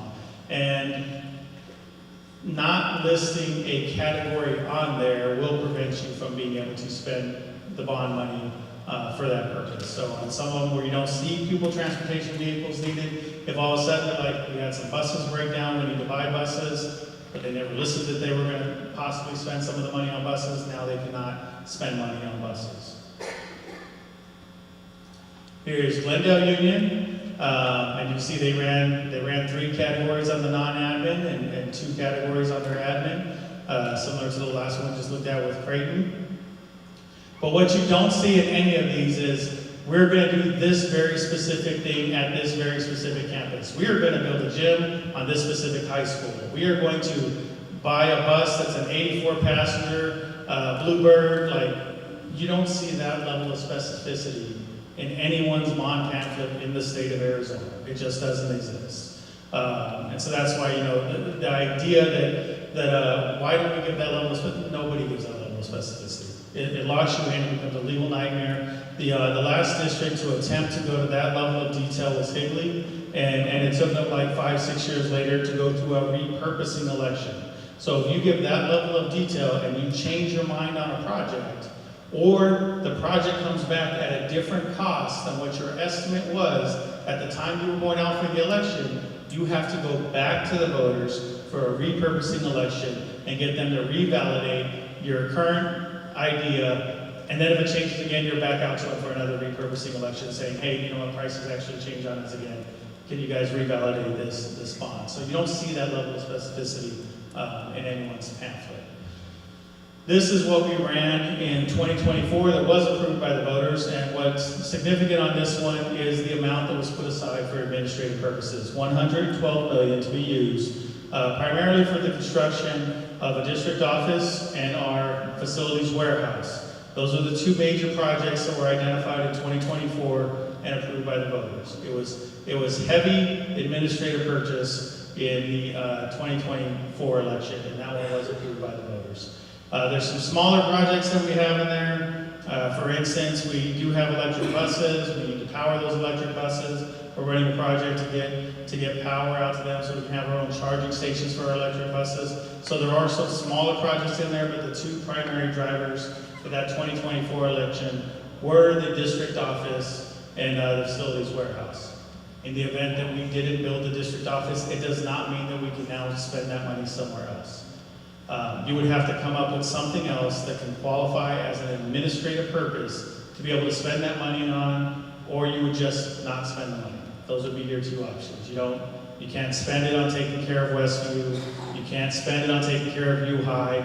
It has to remain an administrative purpose. So we are still going to have to spend up to the 112 on administrative purpose. You do get a 10% swing. So after issuance, 10% of what's been issuance can shift to another category. So in this case, there's a $125 million authorization. When the full $125 million has been authorized, we can swing $12.5 million from one category to another category. So you could possibly bring that down to 99.5 and swing the other 12.5 into school construction, but that is the extent that law would provide for changing the expenditures on that bond. So here's a bond example just to talk about how it works out. I use some nice round numbers. This is just an example. These are not our numbers. This is an example with some rounded numbers, so that way we just get the concept down of how the bond works. So let's say that based on statute, right, so looking at 10% of the full cash value that you had, $300 million was the most that you could be in debt. And you currently have $250 million of outstanding debt. That means you have the ability to issue $50 million in debt. Now, after you make your payment, so you're gonna make payments every year, we make payments twice a year on our bond, but let's say you make a payment of $50 million. Well, you make a payment of $50 million, that brings your debt down from 250 to 200 million. So now you have 100 million available to issue. You can issue 100 million because you just paid off 50 million of your outstanding debt. So now let's say you go to issue, and you issue 60 million of what you had available to issue. That brings your debt up to 260 million, and now you only have 40 million left that you can issue at a subsequent year. But now you go into the next year, your full cash value on your homes has risen, and now your statutory capacity rises with that. So kind of like when the credit card company just contacts you and says, hey, by the way, we just raised your limit. That's what happens when your full cash goes up. You have a new limit that you're working under, so let's say your statutory capacity is 310 million. You had 260 million of outstanding debt, now you can issue 50 million. You make another payment of 50 million, now your outstanding debt is 210 million. So you again have available to issue 100 million. Even though you are issuing 60, you're only paying 50, you have 100 million still available because of the fact that your assessed values have risen, increased your capacity, and given you more room to be able to issue debt. You make that $60 million issuance, that brings your outstanding debt to 270, and now you have 40 available to issue.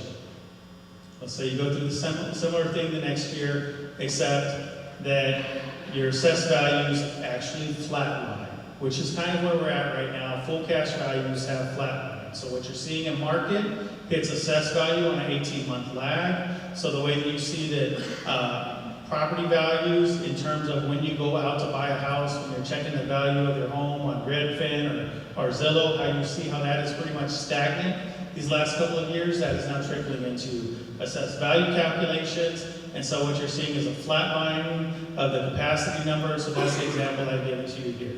It's a flatlining of your capacity. So let's say values just stay flat. New build's a little bit different than existing, but existing right now is pretty flat. So let's just give a flat example.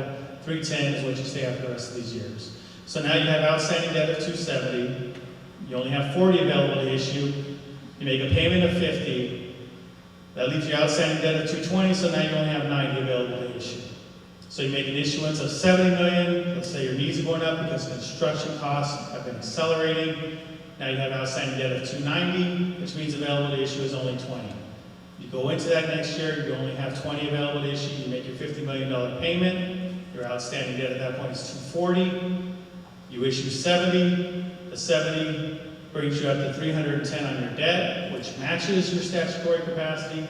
You now have nothing left available to issue. That is all you can do with your bond until either you make another payment or assessed values increasing your limit. So that's kind of how a bond functions. And because of it functioning that way, that's why I always say the functioning aspect of a bond is not like your mortgage, because you don't do this kind of math for your mortgage. Your mortgage is pretty constant. You locked it in once, you're going to stay with it for 30 years. If you're paying taxes at an escrow, maybe you get a little bit of an adjustment that you're told by the bank, like, hey, taxes have changed, we need to adjust your mortgage payment. But for the most part, your P&I is pretty much locked in on your mortgage once you set that.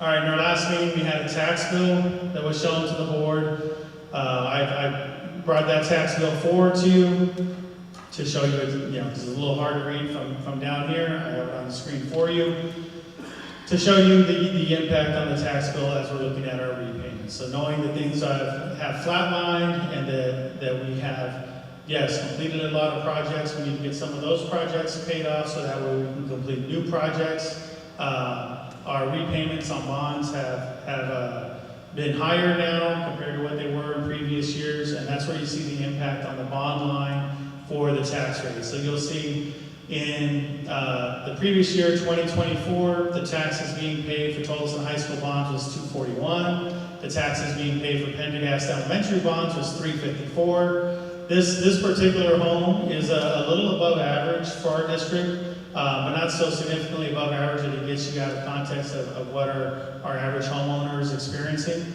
It's just slightly above average. So $354 on Pendergast Elementary bonds, $241 on Tolleson High School bonds. So in 2024, mostly on Pendergast Elementary bonds. Pendergast Elementary bonds went up to $372. Our bonds because we significantly increased the repayment, went up to $456. If you look at the one line item in isolation of everything else that is happening with the tax rate, yes, on the line item it is an 89% increase. If you look at just the taxes that are related to education, it goes from $1,540 to $1,775, and just doing rough math, that's closer to like a 15% increase on the overall taxes being paid for schools and education. When we break that impact down a little bit further, but first explain what happened. So in 2024-5, our bond levy was $29 million. In 25-26, the bond levy went up to $56.8 million. It's an increased levy of $27.3 million. So the tax rate for the homeowner on an annual basis, and that was this homeowner, which again is above average. Our average homeowner is a little bit below this, but the tax rate impact for the homeowner on this example was $214 on an annual. That means the monthly impact was $17.9. So $17.90 a month is how much more was being paid on taxes. What did we do with $17.90? Well, you're paying things off after you have already made the expense. So this particular increase is tied to the Tolleson PAC. We built that PAC for $25.8 million. So put that in context. For 1 year, paying $17.90 more a month has helped create the Tolleson Union PAC, Performing Arts Center.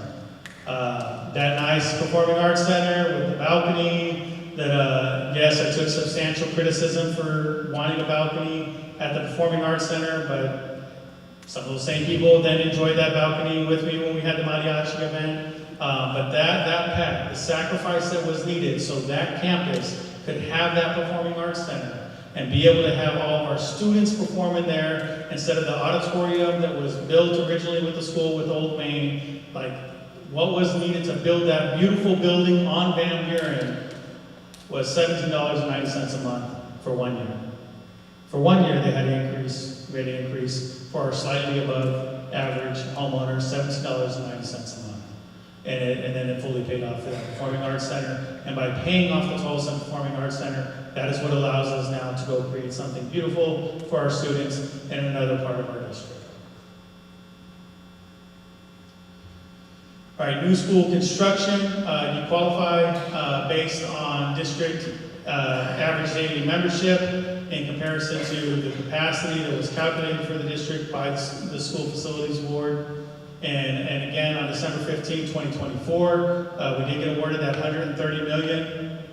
That $130 million cannot be used towards anything other than the new school, right? So again, this is $130 million. You can't say, well, why don't you go do this or go do that? But it can only be used for the new school. When we look at West Point, for West Point, we had $61 million that came from bond and adjacent ways. So that was our local support. And $48 million that came from the School Facilities Division.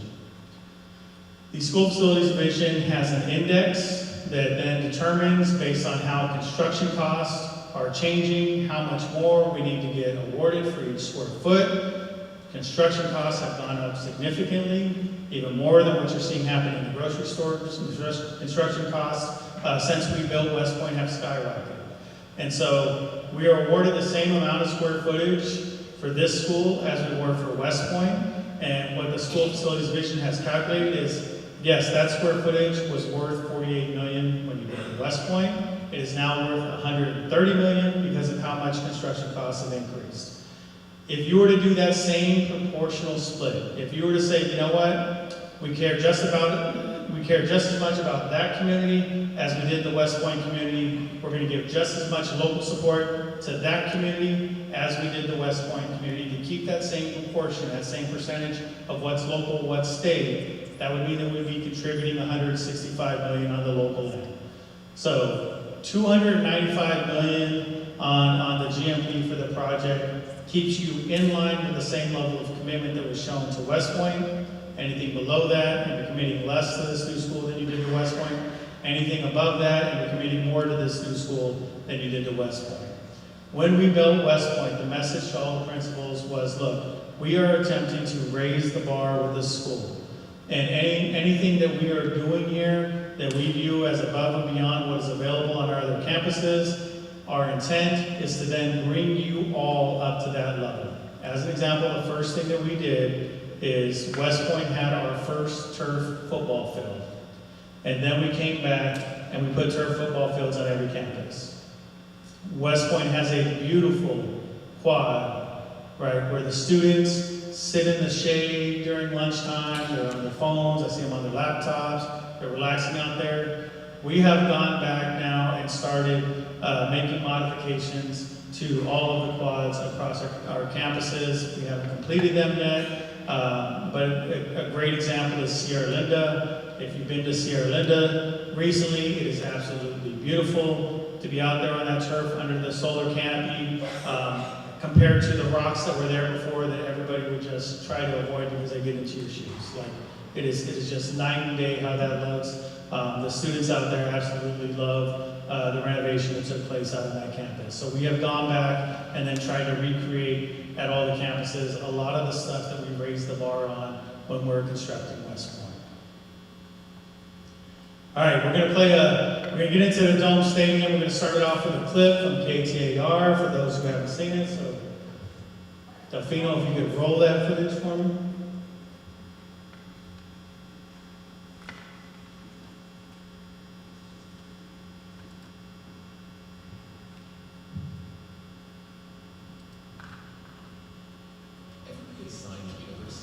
And of course, we'll get a commercial break. Oh, Delfino, we could have hung in for the 10 seconds instead of trying to sign up for UOP.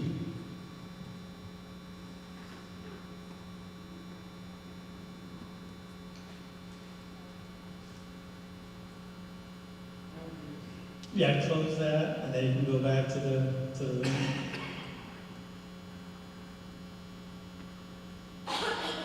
There you go, just go ahead and click on it.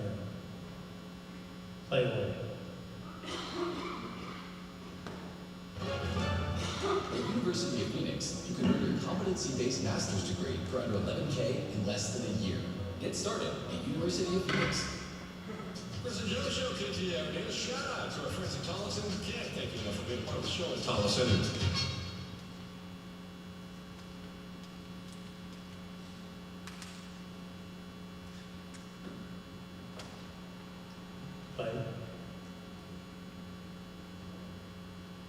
Marquee venue. The big one. What are you getting? Domed High School Football Stadium. Nice! Take that, Texas. Yeah. This isn't Denton. This isn't McCammon. This isn't Katy. This here's Arizona. Yeehaw! Take that, Odessa. Take that, Odessa. Permian who? What?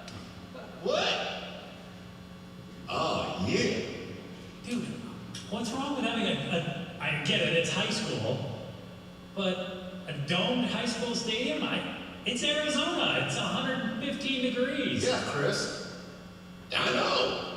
What? I think it's a great idea. Trying to keep up with the Texas. I think we should have way more than 0. Well, okay, well, I think you're going to be in luck. Really? Because Jeremy Kite, I would say Kite, am I saying it wrong? No, you got it. Okay. He wants to build this $80 million dome stadium. Now, the audit around Tolleson is about whether or not he was shuffling students to overcrowd certain schools so that he could make the case that they needed another high school. So we're going to build another high school. Okay. And he says we got to have a dome stadium. $80 million. Okay. It's a ridiculous amount of money to spend on a high school football stadium. It's a lot of money. Right. But I seriously don't think it's the worst idea. High school football is big business. Look, they've got, 7 high schools in that district, and they're going to be, I'm going to guess, sharing that stadium. At least I've seen this play out. I was doing some work on Texas radio before I started here, and they were arguing over, I think it was McAllen, maybe it was Denton, whatever it was. They had they already had a $50 million stadium, and then they wanted to build another $100 million stadium in order to rival what they had down by Houston, which was a $105 million stadium, right? Anyway, okay, there's too much money going into high school football. That's Texas. Tolleson isn't exactly known for having a rip-roaring football program, right? None of the West Valley really is outside of Liberty and Centennial. are some of the best teams out there, but a lot of the best football, high school-wise, in Arizona's Southeast Valley. Yeah, Chandler, right? Chandler, Hamilton, Basha, Perry, Arizona College Prep, Castile. Yeah, so you've got your Chandlers, your Gilberts, your Mesas, they're cranking out. I mean, that's the guys who are going D1, who are playing at, ASU, right. U of A. San Francisco 49ers, right? Brock Purdy. Yeah. Heard of him? Yeah. There's a number of other guys from Arizona who made the pros, yeah. This was predictable long ago, and that is that when you start doing, and I'm not saying this is necessarily bad, but it's predictable.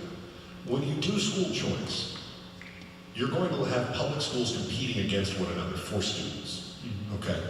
And so one of the places they can attract students is through athletics. Sure. So there is a race now with schools that see the writing on the wall, and that is that if we want to maintain our student body, because we've talked about a number of East Valley districts that are closing schools now because they're declining enrollment, either because of birth rates, people leaving the towns, or ESAs, declining enrollment. So you want to stay competitive, you have to have a reason for them to come to your school. Yeah. Tolleson says $80 million dome stadium. We're going to start stealing some high prospect kids from other schools, and they're going to have their friends or their fans follow along. Now that's the reality.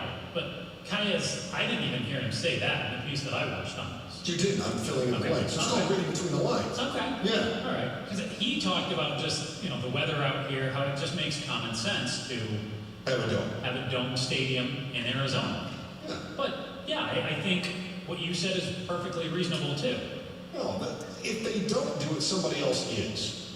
And if they do it, somebody else definitely is. But is it actually going to happen? Are they going? So they've got the How money. much is the pushback going to be from the public? That's a good question. When you've got, I saw students in Tolleson School District, 22% on math proficiency, 26% on English proficiency. Don't you think the public, especially in the Tolleson School District, is going to raise an uproar that you've got these kids that go to Tolleson schools that are not proficient, that are not keeping pace? We need to pour more money into the school, better teachers, get better buildings, as opposed to a domed football stadium for $80 million. Dome football stadium is a better building. New school is a better building. Paying the teachers is not something that the bonds cover. So if you want to raise... It's your mobile hotspot. I can handle a lot, but with all the live streaming at your karaoke party, it's a good thing Cox's on the internet. All right, definitely you can just go back to the slideshow. I think next time we should try downloading the video and then just loading it might work better. All right, click on back to the slideshow. We're good. All right, to summarize where they were going with it. Some points they made I can agree with in terms of attraction of students. Some of the points not so much. This concept that our students haven't earned it, right? So they mentioned that on a couple of bases. One is, yes, our district, it's been a while since Westview was a powerhouse in this state. Growing up here, being native to the West Valley, having plenty of cousins who played on those Westview teams. Westview used to be the powerhouse. It used to be Westview and Centennial, but those years, it's been a while since we had those years. But the idea that our students have to win a state championship before they're deserving of a nice facility, yeah, that's just not a concept I can buy into. To think that they need to somehow accomplish something that then justifies why we would provide a good space for them. Obviously, we did not tell our performing arts students at the Tolleson campus, you need to go win a state championship before we build you this performing arts center. No, we said this is something that you deserve. All the other campuses have a nicer performing arts center than the auditorium that you're performing in. And we recognize that for the vast majority of our students, this is not where they're going on to spend their career, right? They're not spending their life contributing to society, either whether it's football, right? We don't have a lot of people, we've had people go to the NFL, but we don't have a ton of people that are going to the NFL. We don't have a lot of people who are gonna, had Grammy artists before, but we're not getting a lot of those. But these spaces that we provide for our children, for the vast majority of them, it will be the nicest space they ever perform on. This pack right here, this stage you're on right now, for our Aztecs that are over here, for the vast majority of them who get up there and perform, you know, I think we got a performance coming up, it's either Thursday or Friday, we got performances coming up here. This particular stage, for the vast majority of them, will be the nicest stage that they ever perform on in their lives. It'll be the nicest stage that their parents can ever take pride in watching them perform on in their lives. So these facilities that we provide for our students, like these, they're more than brick and mortar. They're memories, right? There's something that they're taking with them. There's something that give them joy about coming to school. There's something that give them connection here at school. They do far more than just, you know, sit there as bricks and mortar. Like, no, there's more that goes into it than that. So, yes, when we're working towards these projects, I am always going to advocate for the best for our students and our staff, despite any criticisms I come under for doing so. So that's how I take my role, and that's what I continue to do. Dome Stadium, I don't know where the term started catching fire. You know, I had made references to wanting to do an indoor field for our students, and the original one that I compared to was the first one that I heard about. I'm like, who's first in Arizona? The first example that came to me was Round Valley. Well, you know, Round Valley's had one for over 40 years. Yes, Round Valley's is a dome. But that is not the design that we've ever been looking at. And when you hear the term dome, for a lot of us, Dome Stadium, you think it's State Farm, right? State Farm was built several years back for $455 million. Obviously, we're not building State Farm Stadium, but that's the first thing that comes to mind when you hear Dome Stadium. The other things you can think of more recently, Allegiant over in Vegas, right? That was built for $2 billion. We're not having the Raiders here. We're not building for $2 billion. If you want to go SoFi, which really looks slick, that's $5.5 billion. We're not dropping $5.5 billion. So there was never an intent to build something so large and significant. And to think like, well, did anyone ever think that 80 million was proper context? If you go way back to the Superdome, you know, like 40 years ago or so, like that was built way back when for 134 million, but 80 million on today's dollars is not getting you a dome. Our building looks, can be more properly compared to the Anderson Otter Group Fieldhouse over in Colorado River Union High School District. They built that a handful of years ago for $32.5 million. Ours is slightly larger, and it has bleachers on both sides. They only went with bleachers on one side. Here's a interior look on theirs. They have a lot of pictures up on theirs. We have pictures that the architect had prepared to show you tonight of what this design has been coming together to look like, so you'll be able to see that here on one of the later presentations. So the actual stadium, yes, it is a covered stadium, but it's a field house. And its closest comp is going to be Colorado River Union High School District, which is out in Bullhead City. Bullhead City runs about 2 degrees hotter than we do. So I think it's going to be a matter of time before you see more amenities like this in Maricopa County, just because it is getting so hot outside. When you look at doing a field house like this in comparison to doing our typical stadium with, you know, it's an outdoor stadium, you still do concessions, you still do visitor lockers, home lockers. You know, we don't really do ticket gates as much anymore, but all of that you would normally put into it, yeah, it's about a $60 million difference from what we were going to spend on an outdoor stadium compared to looking at the field house. When we break down, we're going to go over the benefits and then the expenses on the field house. On the benefits side, yes, I said from the beginning, student safety. It's hot, and it's even hotter on turf. So keeping our students in an air-conditioned environment, yes, to me is much safer for them than having them play outside. That being said, yes, I know that one of the recent criticisms is like, well, they still have to climatize outside. Yes, they do. They do have to climatize. That's 14 days preseason. You climatize because they're not going to play all their games at home. They are going to play their games on the road as well, and those are going to be outdoor stadiums, and they need to be climatized for that.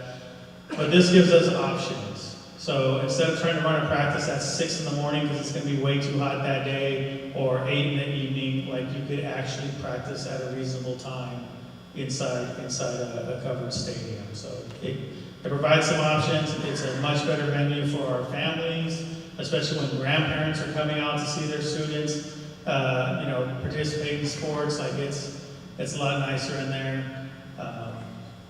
For the district, it provides us a venue that we can go to that is not State Farm Stadium. So don't get me wrong, I love being out there at State Farm Stadium and carrying on that tradition that we've been doing for many years now. But right now, for graduation and commitment day, this past year we spent $272,000 renting out State Farm Stadium. They just informed me that they're no longer going to do the parking for free, so either we have to absorb that cost, which will then increase our cost, or they're like, or you have the option of charging parents to park. We're not going to charge parents to park if we're at State Farm Stadium. So our costs for State Farm Stadium are going to end up going up next year. The school does sit close to State Route 30, which will be done shortly after the school is completed. So this school, which has many beautiful amenities, and again, I don't know why everybody gravitated to, this is the only thing we want to talk about. There are many beautiful things going into this campus, which are going to be shared with you later. Plenty of things that people are going to love about this campus, but it will be situated next to State Route 30. So yes, it is an open enrollment draw for people who are trying to make their way downtown and using State Route 30 to do so, that they have an easy drop off for their students. Having a covered field also extends the life of your turf, because then it's not getting beaten down by the sun, so there is a value to that. And Anderson Auto Group, of course, is the one who paid for the naming rights over there at Colorado River. They're paying about $60,000 a year right now for those naming rights.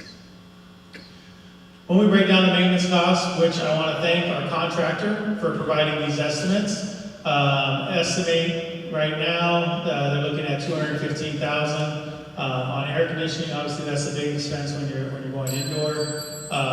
Water irrigation, they're estimating a savings on that one, because since it would be indoor, you won't have to water the turf as much. Yes, it is turf, still needs water, especially before you play, to cool it down. There's the maintenance labor, the maintenance equipment. They have those cost differentials in there. The turf replacement, because you're extending the life of the turf under the indoor. We have the estimated annual value to that extension on the life. Lighting will be comparable in both cases. And then you have the additional expense of the HVAC equipment if you're indoor. And so when you break it down on all costs, we're looking at $150,000 on operating cost difference. But again, we spent $272,000 on graduation and commitment day. Once we open up this new school, we will not be able to have convocation on any of our campuses. We squeeze into the gym now to fit everybody. Once we hire all the staff for the new school, we will be looking for another venue for where we can conduct convocation, because it's just not going to work out. So if the school was that venue, then that also gives you that option of not having to worry about where would we hold a convocation. There was a request that came in for dome stadium accounting. There is no separate dome stadium accounting. We actually spent the vast majority of our time, as it's going to be shared later, on the classroom spaces and a lot of the other spaces. Like, that's where we had our focus groups. We did not run a dome stadium focus group. It wasn't even planned for phase 1, so it was not something that was heavily invested into until, again, it ran with the media like wildfire, and then it was like, well, we better have something on paper to talk about on this stadium. So just some closing remarks. The whole idea for bringing this forward, again, was because this could be a great venue for our students, our families, our staff. It could increase student safety. Overall, when you take everything into account, it would be an investment of capital that could possibly save operating dollars, which is something that we're always looking to do, because we like to compensate well for our staff so we can get the best staff in for our students. It's a multi-use field house, so we're looking at, band also uses the turf. You have our flag football, our unified flag football, who likes to go out and win state championships, right? We have others who also use the turf. Soccer would be out there. You have others who are out there on the turf. So whatever it is that we build, we're going to have other groups that use it, just as we have other groups that use all of our facilities at each of the campuses. It would be the first Maricopa, not in Arizona. And then this last point really is the This next one really is the one that I really wanted to drive home. We have worked hard these last few years to foster an environment, create a culture for success. And we're seeing the benefits of that. We're seeing our letter grades go up.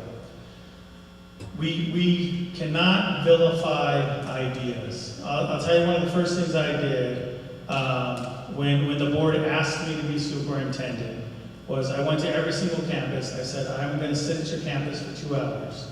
If you want to speak to me for the entirety of the 2 hours, come on over. This is where I'm going to be at. If you want to talk to me for 5 minutes, if you just want to shake my hand and introduce yourself, now that I'm moving from the CFO role to the superintendent role, then feel free to do that. Feel free to come over and stay for as long as you like so we can talk. And when we talk, I want to hear your ideas. I want to hear your ideas on what our district can be doing better.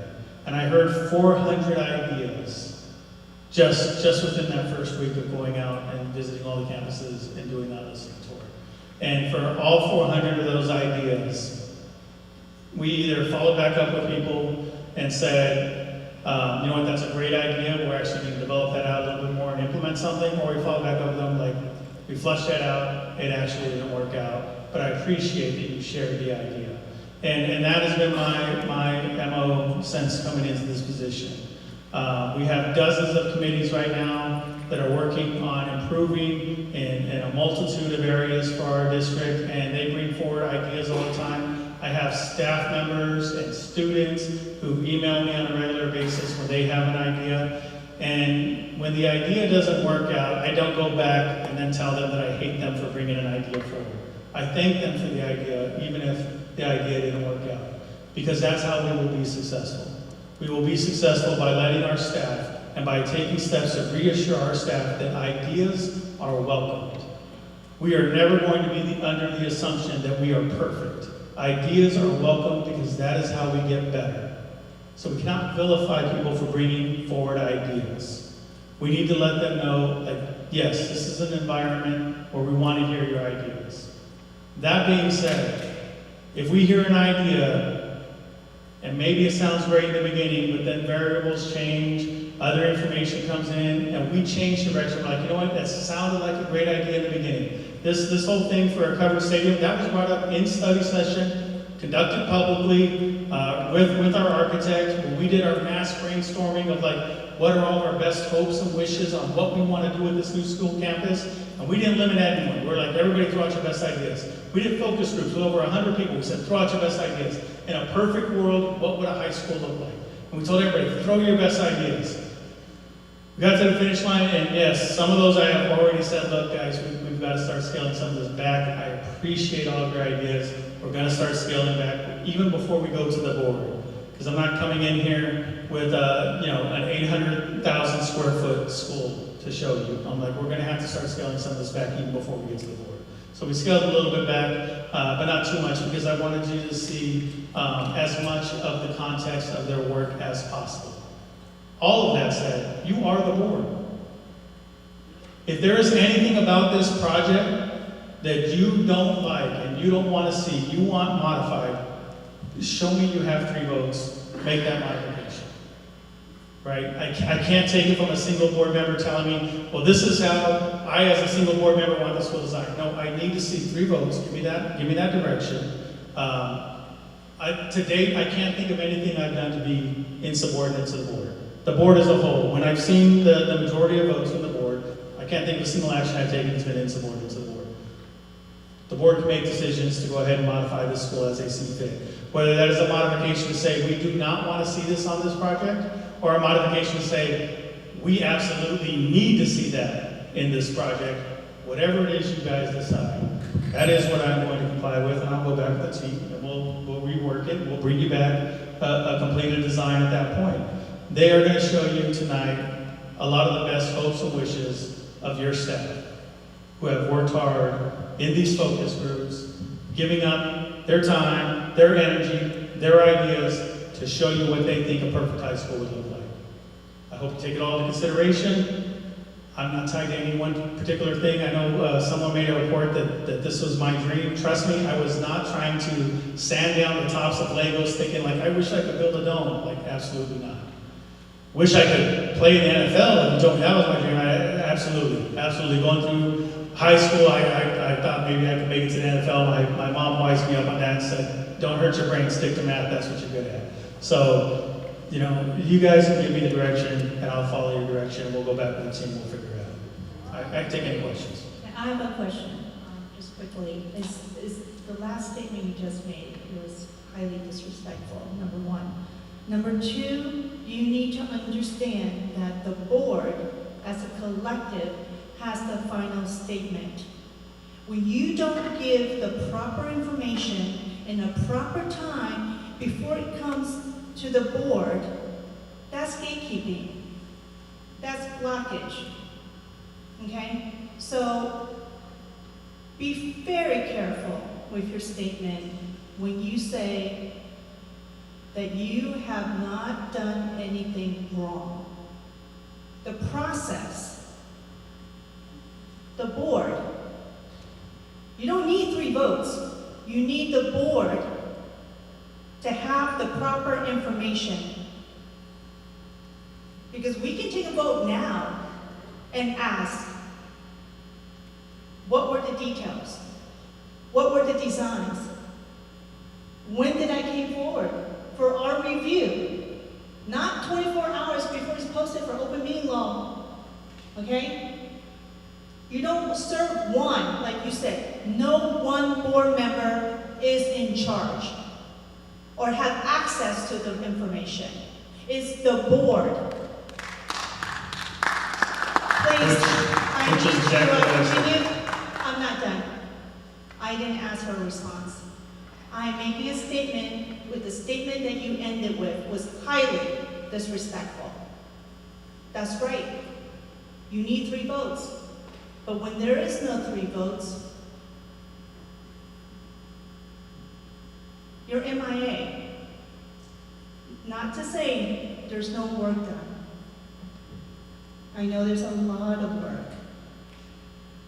But what's important is that you guys have 5 elected officials under Arizona statute to receive proper information before it comes to a vote in adequate time. The amount of information that comes to us, even on a regular board meeting, especially with new board members, versus the veteran ones. The uptake is drastic. But yet, we're all struggling and trying to stay afloat. Your last statement was highly disrespectful. When you don't have 3 majority vote, you're not in charge. You're the top employee. I like to have silence. I am speaking. Please respect the process. As you guys came before a public statement, we gave you our silence and our undivided attention. So please reciprocate. This meeting has gone too long because we skipped the meeting. Because we didn't have 3 votes? Because we weren't told. How are we going to vote if we don't know what's going on?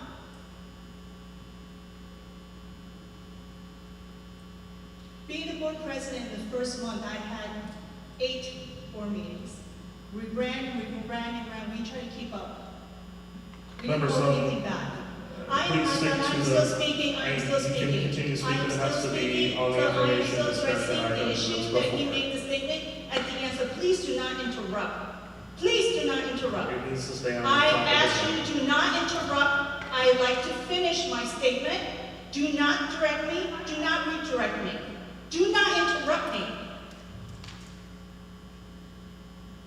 If you want to make any kind of accusations against this board, I suggest you to be a little bit more professional moving forward.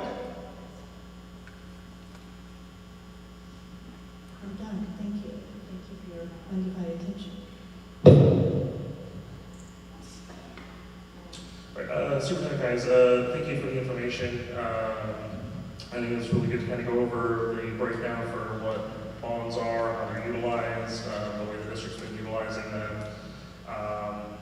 And I think, you know, what I took from the closing was the idea piece, because I think, yes, we've definitely seen a lot of great ideas from our staff members, our meeting for committee, folks from all across the district the last several years. I think has created a more positive environment for people to feel comfortable coming to us. I know we've even had presentations from teachers about ideas they've had for their campus and other campuses.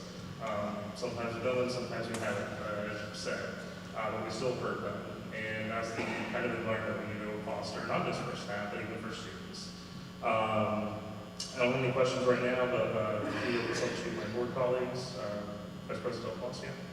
Thank you. Mr. Geis, thank you for taking us to this presentation from the history of bonds and what it all means, breaking down the tax bill. I think it's very helpful, not just for us, but also for the public, on the nuance that's involved with the various mechanisms that go into bonds and overrides. And the truth of it is, I really wish we didn't have to go to our community for bonds and overrides. I truly wish folks in the legislature, majority party with Republicans and some Democrats, would actually fully fund education. We rank 51st in overall funding and in per student funding overall in Arizona. We're already starting at a disadvantage. And with the looming voucher issue, that's only making inequities worse, school choice. But I'm glad here in our district we do have growth. I'm glad here that over 50% of our average student variances come from other districts. People are choosing to send their kids here. That's a good thing. We have growth in Westville, that's a good thing. Other districts are closing campuses. We saw the news on Phoenix Union having to potentially do rifts, etc. It's really bad out there. But we're blessed to not be in that financial position. We have the resources to give our students and staff, I think, world-class amenities and facilities that inspires learning, that makes kids want to show up to school, right? But the schools I went to looked like prisons, you know, and that's what I felt like, you know, eating my dry peanut butter sandwich, and anyway. But again, I appreciate you going through all this information. $300 million in unspent bond. Currently, we were allotted $130 million in new school funding. That's only for the new school. Only for the new school. And then also I'd like to thank you for breaking down the Tolleson PAC investment, which equated to about $17.90 a month for that new PAC, which has been celebrated and widely used by a lot of folks in the community, not even just in Tolleson, but everybody gravitating toward that center. So, in terms of the dome, it's really a shame that that sucked all the oxygen out of this new school. There's so many great things about this new school. We've had several work study sessions where we went over designs, and there was members of the public that also attended as well. They had a 3D model we were able to touch, feel, reconfigure, share our ideas, nothing concrete. But I don't remember us saying, oh, we want a dome, or discuss a dome stadium. So I'm really just disappointed that that sucked up all the oxygen out of the real classrooms that we're going to be able to have, the maker spaces, the CTE rooms, the learning labs, I mean, the science. This is going to be a phenomenal campus, and I think that should be the bigger story than the dome, you know? And so, again, I admire your advocacy for always wanting the best for our kids. You should have no shame in wanting to have the best for our kids. But I do want to make it clear that the board never voted for any, sort of dome or anything. These were all just conversations when we talked about a covered field. And again, it's a shame that that sucked up the oxygen. And so looking forward to the other presentations tonight to get more information. To my understanding, we're not voting on the new school GMP tonight. These are just designs. We're going to go over, get an update on what they currently look like. We'll be able to share ideas and give feedback so everybody can bring it back. So I know that's happening. And so, other than that, that's it for my comments. Thank you. Can I add some trivia facts to your statement? What kind of trivia? Because I don't usually play trivia. No, I'm just saying, if you look at the noise making the statements about this is the taxpayers' money, but we don't see the uproar and the upset and the anger towards the actual stadium of the Departmental, the State Farm. As you guys know, it was built under a $455 million, which today's inflation goes up to $775 million, and that's for athletes, star athletes. Why is it that our students can't deserve something nice? And that when they built that stadium, they asked and used and took taxpayers' money, $9.5 million. No one complained. And it wasn't for the students, it wasn't for our community, it was for corporate. We need to now look at something that is deserving for our students. We need to have nice things for our community that stays in our community and to have pride in.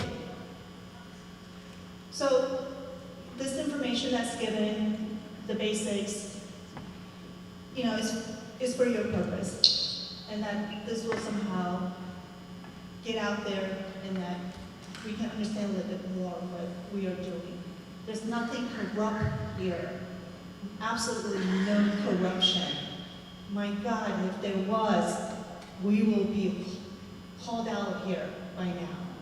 This is a dissent from the community. Respect it. We respect that. Our community doesn't want it. This was approved. It was passed based on the information. And what has been, so just basically, what we're doing here is that this is from the previous bond that was passed, and that we will move forward with the allocated approved bonds and overrides that was passed from the previous year to build what we're building before us today. Member Chairman.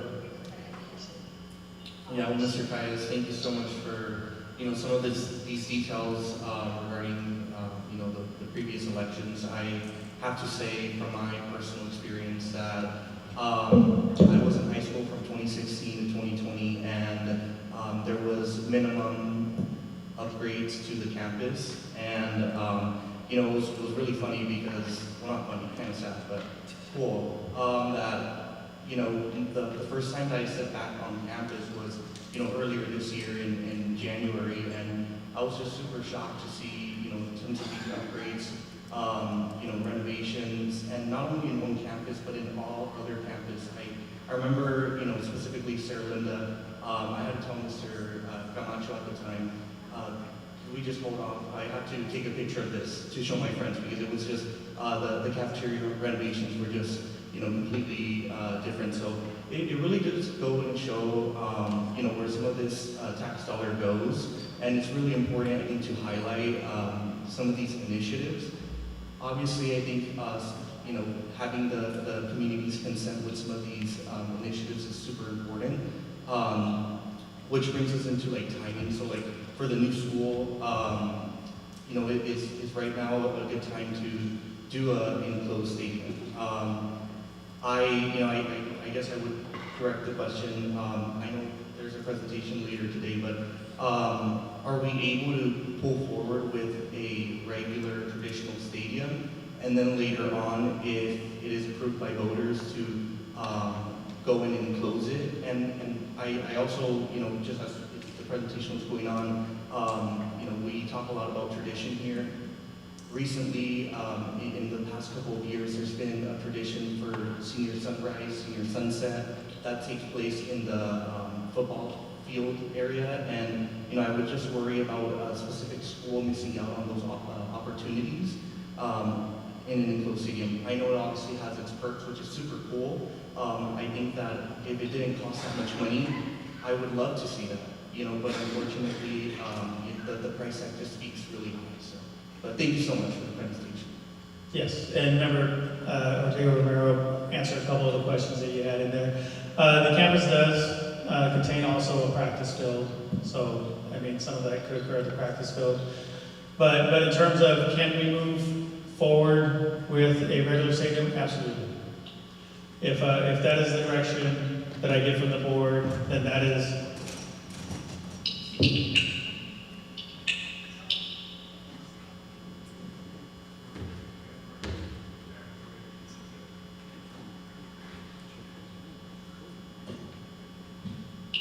Mr. Chapman, this is Dr. Luna Nakata.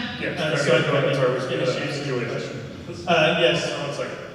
Member Ortega Romero, we could absolutely move forward with an outdoor stadium. You're going to see a design tonight Again, it is a design based on working with all of our staff and coming forward with their best ideas. If there are things that the board sees in the design that the board does not want to move forward with, you can absolutely give me that direction. Some of the stuff that was put into the design has come directly from the board members during our sessions when we've conducted study sessions, and board members have weighed in going into this project what they wanted to see into the project. And some of it has come from working directly with our staff. So if there's elements, aspects of the project that you do not want to see us move forward with, elements, aspects of the project that you absolutely are like, don't touch that, like keep that, we love that. You can give that direction right now. We are not coming to you today for the guaranteed maximum price, which is essentially when we're asking you to finalize a project. We are coming to you with a design based on all the current thinking, and yes, I absolutely agree. I would have loved to have been able to give you more time to sit on it. It was requested that it be present at this meeting, and I had to rush our architect and GC to hurry up and get us something to be able to show you. We spent a lot of time in programming so we could be more collaborative, get more feedback. We even had students that were looking at pictures of possibilities and clicking which ones they like. It's been a very collaborative format, but collaboration takes time. So I know the design phase has been long, especially with all the intense scrutiny that it makes it feel even longer. But it was necessary for the proper collaboration to get the ideas out of everyone and get everybody's viewpoints before you guys. But I will take any direction that you guys are providing in. How you'd like us to go back, modify the design before we do come before you with the GMP. Member Linda here.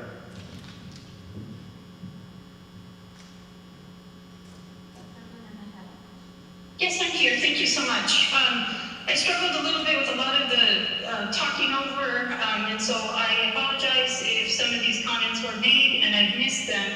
I want to give a comment first on the presentation, and I do not want a response because it is my right to share how I feel. And I don't think that a response is necessary.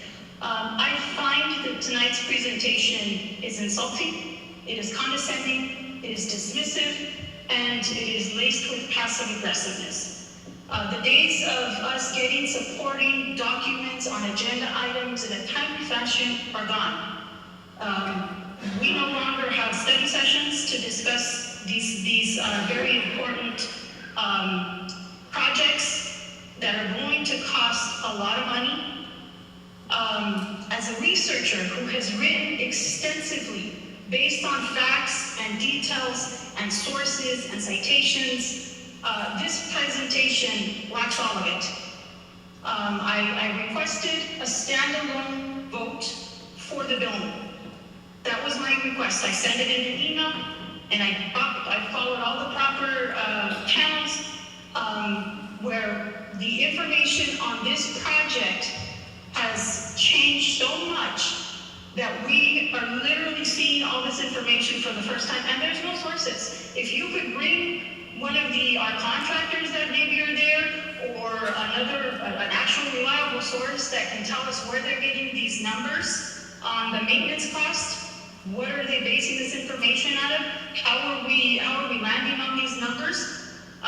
That can all be done through a study session. And at this point, I do feel that because this project has changed so much, we are no longer working with the information that we were working with when we initially were on board, or at least for my part. I do feel, and I stand by my request, that this board deserves the opportunity to vote on a standalone dome so that we can give this administration direction if we still approve of this project. Yeah, so the reason that, or the way the agenda item is set up is for H2 is to be able to provide direction on several aspects of the project, including a field house or no field house. So that's why it's set up the way it is. So there would be, potential action on field house or no field house. with that, for the sake of time moving on, I have no further questions. Thank you, Mr. Caius, for that presentation. Let's move on to the consent agenda. Do I have a motion to approve the consent agenda? I would like to hold number, let's see, get right now somewhere. I'd like to pull number 5 for a discussion and possible action, and number 6 and number 7 as discussion information. And then we can pull that aside and then move forward to motion the consent agenda item. So 5, 6, and 7? Correct. Okay. So all motion to approve the consent agenda with the exception of items 5, 6, and 7. Second, Mr. Tolleson.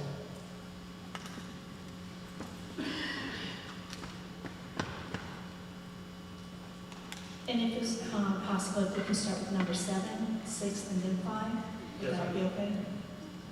Are you ready? That's good. All right. So just now voting on the consent agenda minus 5, 6, and 7. Number 7. You're voting to accept the agenda without those items right now. Okay.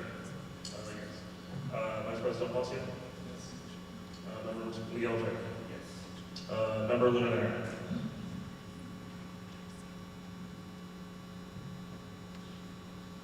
Can you please repeat the motion on the table? I can't hear people.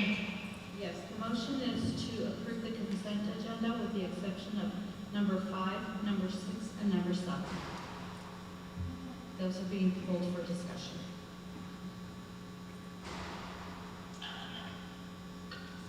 And I vote yes.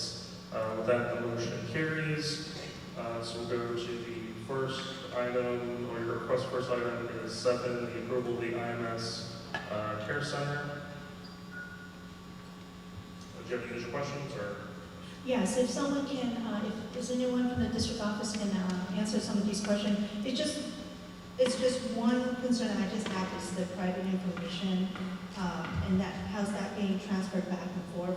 The contract stipulates that there are 2 entities and they're being passed, but the PHI, is encrypted or protected to the federal standards. What part do we play in preserving the private, information under HIPAA? Superintendent, do we have somebody available to? Number 7, the IMS Care Center LLC Business Associated Agreement. I believe I see Dr. Laguna Squadley coming up to explain that.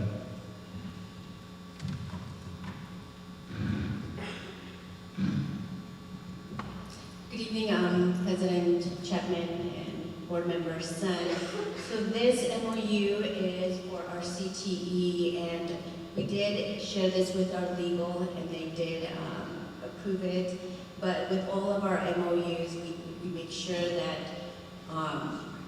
everything is confidential and that we do not share data unless we have an MOU, and they also, the other party is sure that they are also keeping it confidential.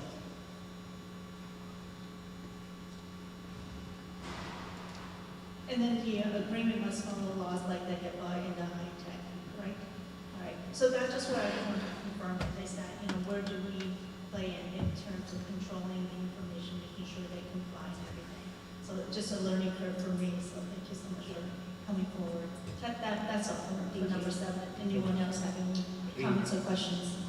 Any questions from the members on the approval of the IMS Care Center agreement? Member Lunanar?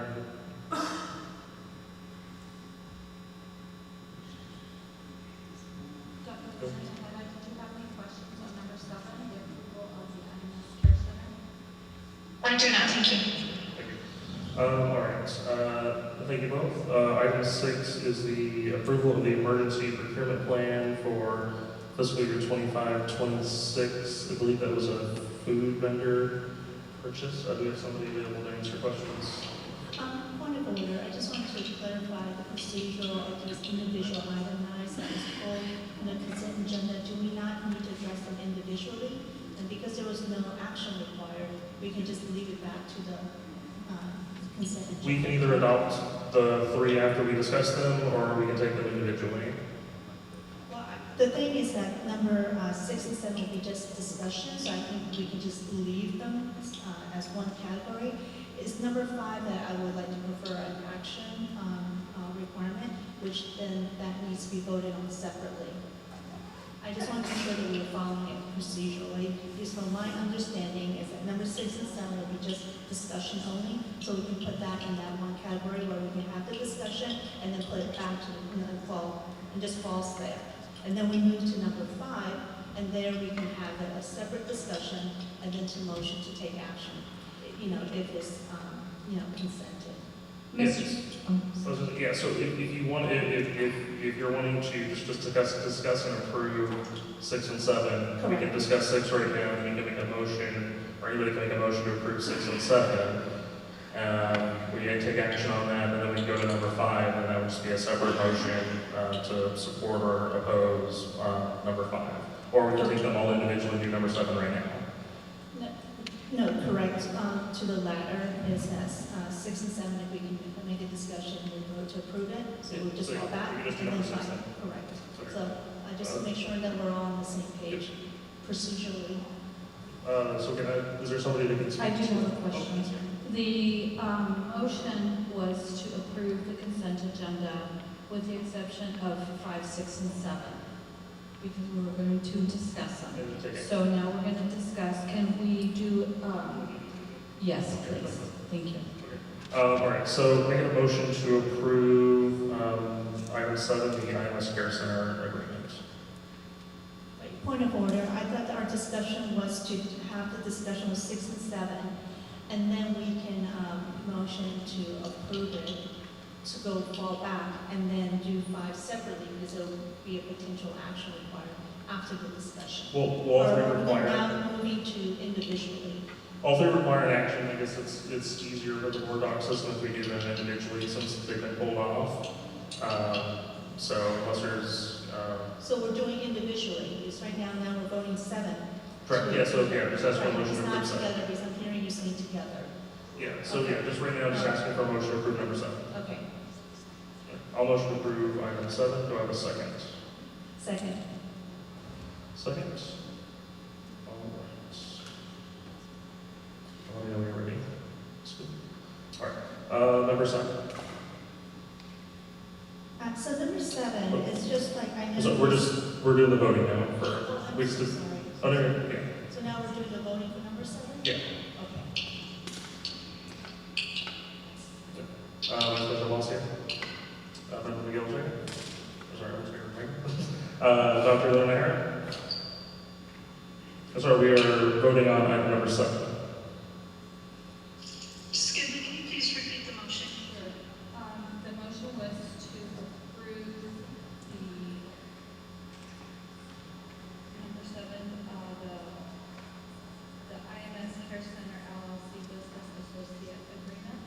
There was a first motion was made by Mr. Chapman and second by Ms. Sun. No. And I vote yes. That motion carries. All right, now we go to the emergency procurement plan for fiscal year 25-26.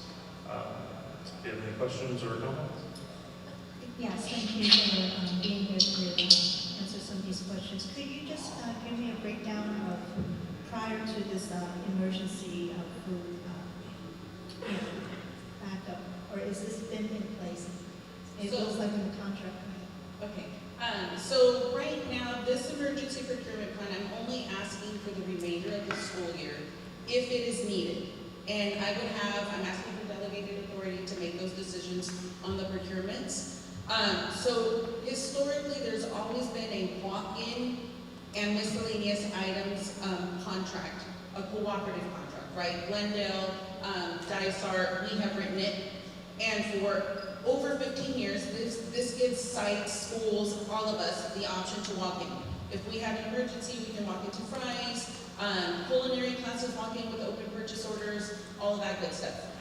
Vendors have now chosen not to sign contracts. They allow purchase orders, but they will not sign any type of government contract. So it is a statewide challenge. I've been working with districts. We went out for a cooperative contract that kind of failed. We've been working with the state procurement office. So I would only exercise this emergency procurement as needed after reviewing everything. And the only reason I'm asking for approval to use the emergency procurement rule is I would have to facilitate and park purchases and expenditures somewhere. With the emergency procurement plan, if I need to use it, it must be reported to the board. Those expenditures will always be reported and a rationale would be given.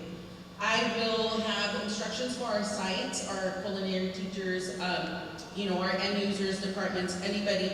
We would choose for them to use our in-house services first, but for whatever reason that they can't use anything on contract, we would have a process in place where I could report to you guys that we had to do that. It's really to cover the compliance.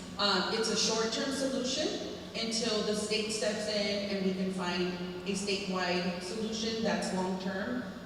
So because the expenditures are getting close to the $100,000 threshold and the contracts that we have in place are expiring and not being renewed as of December 5th, I need this option.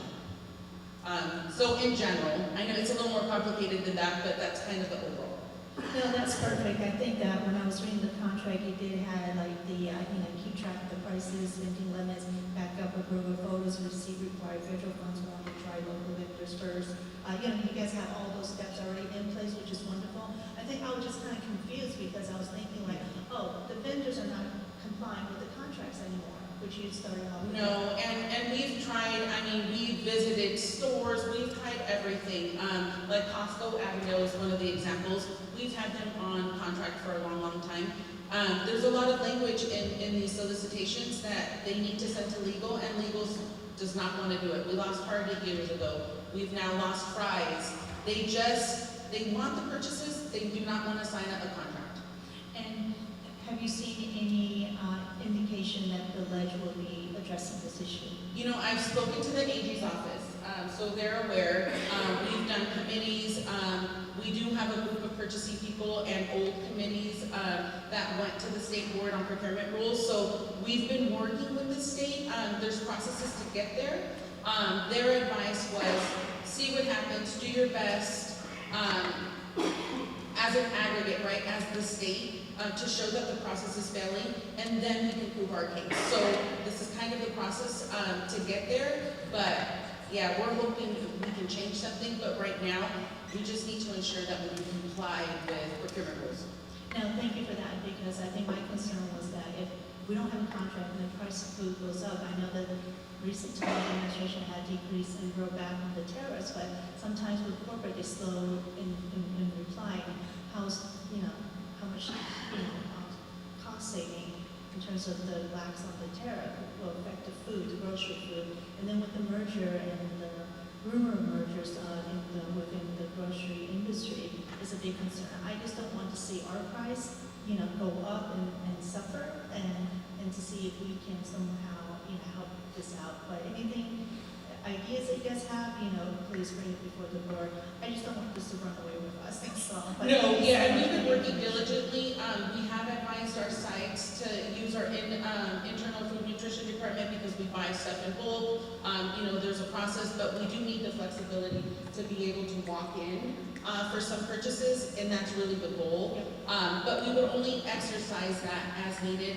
And I would do, before I approve anything, obviously there's going to be a process in place. And then I'd be reporting if I use this emergency procurement. Thank you. No further questions unless other members have comments? Any other members' questions? All right, with that, I will make a motion to approve item 6, the emergency procurement plan for fiscal year 25-26. Do I have a second? Second. Thank you. All right, member second. Yes. Yes. Member Leotek, Mayor? And member Luminaire? The motion is to approve the continued use of emergency procurement for walk-in and miscellaneous food items through the remainder of the fiscal year 25-26. That's number 6.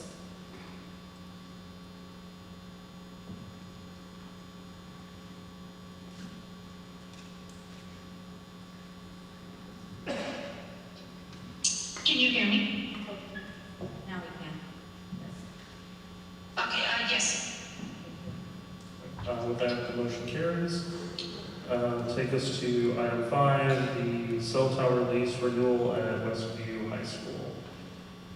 Go ahead. Thank you. When I saw this on the agenda, it really alarmed me because there's some information that I believe the public and our students, teachers, and staff is extremely unaware of. This is something a little bit larger than the scope that we are in. The Tolleson High School District is being asked to extend a telecommunication easement at the Westview High School for additional 10 years, meaning that currently we already had the cellular tower for 30 years. It has expired. Now they're going to come back and ask us for 10 more years within a 2 5-year cycle. Why 2 5-year cycles? So that they can have the option to remove from the contract and to help them with accounting and internal finance organization. Nothing for us, by the way. Should Tolleson High School host any commercial cell towers on school campus at all? That's the question. The structure case that the Tolleson High School should decline the renewal, require tower removal upon expiration, and adopt a district-wide policy prohibiting all future telecommunication towers on school property based on the extreme long term. So our district having 30 years already, plus another 10 years, is unprecedented. The average is 10 years for these cellular tower to be on campus easement. The contract gives us no leverage, none. The moment we agreed for the last 30 years, when a part of these cellular tower goes berserky, they don't come out and fix it. They don't have to. If we ask, they can take their time. What they do instead is to pump more electricity through it to give off more emission, radiation. That could be 3 times, 4 times, 5 times. We don't know because they don't have to monitor it for us. Again, no leverage for us. The fixed rent without inflation protection, which is absurd. Because if you look at these easements, cellular tower, in other districts, in their contract, for example, from Scottsdale, Paradise Valley, Chandler, and other states like California and Texas, their average is $60,000. Ours is $38,500 with no escalation, meaning no inflation adjustment.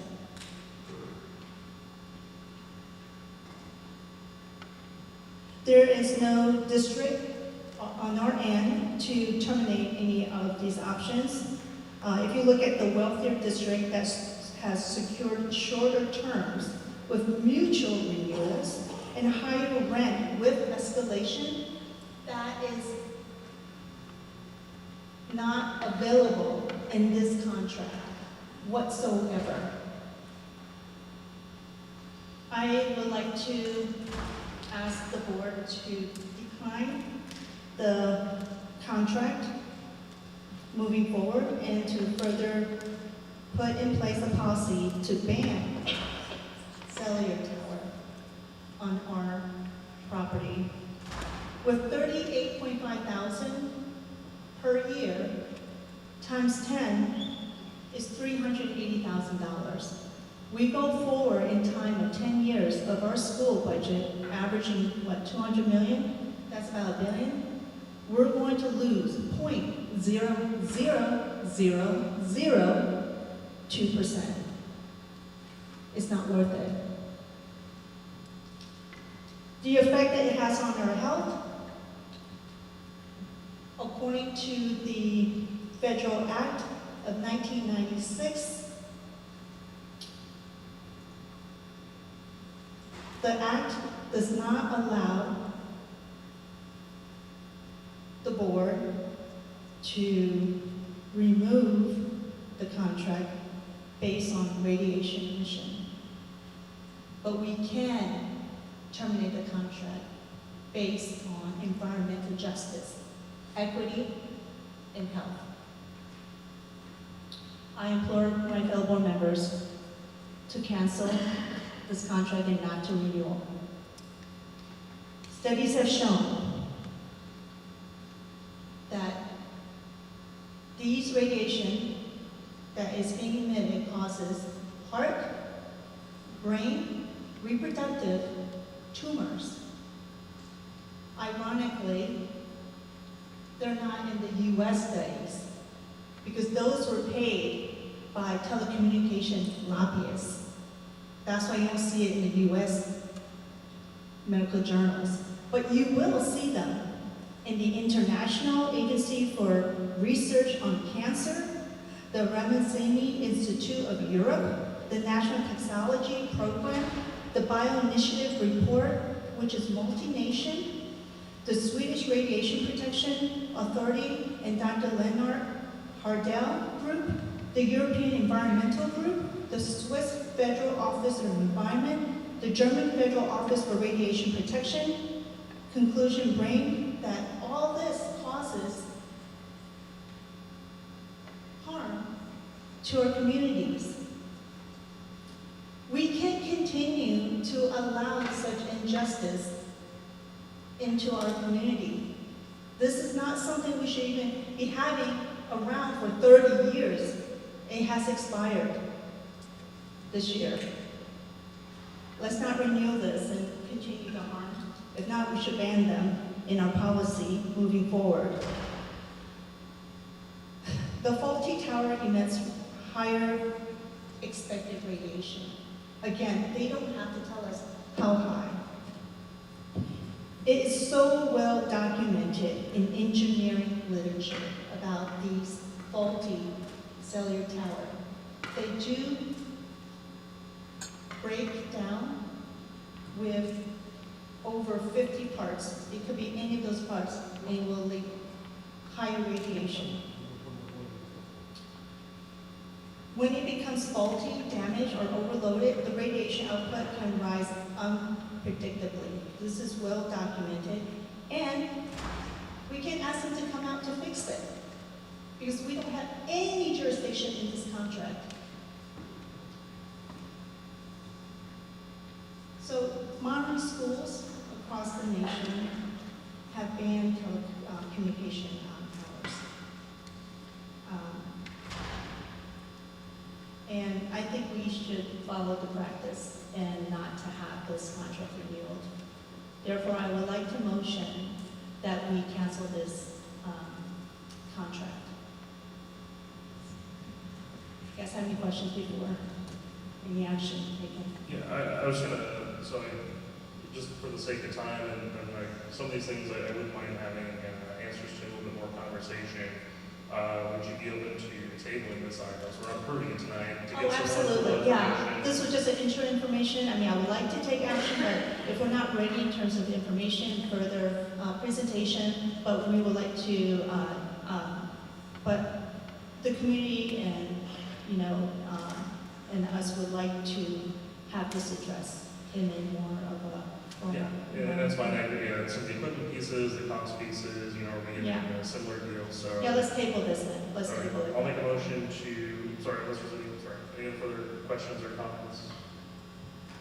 Sorry, I will motion to table item 5. Do I have a second? Second. Thank you. Sorry, member Sun. Yes. Vice President Wilson? Yes. Member Ortega? Dr. Linehan, we are voting to table item 5. Yes. And I vote yes. With that, the motion carries. All right, that is our consent agenda. All right, we're halfway through, folks. Look at that. Just some some light levity before we reach Wednesday. All right, we're going to move into our first action discussion item. It's going to be our 26-27 course catalog. Thank you, and I will turn this over to Dr. Squatley.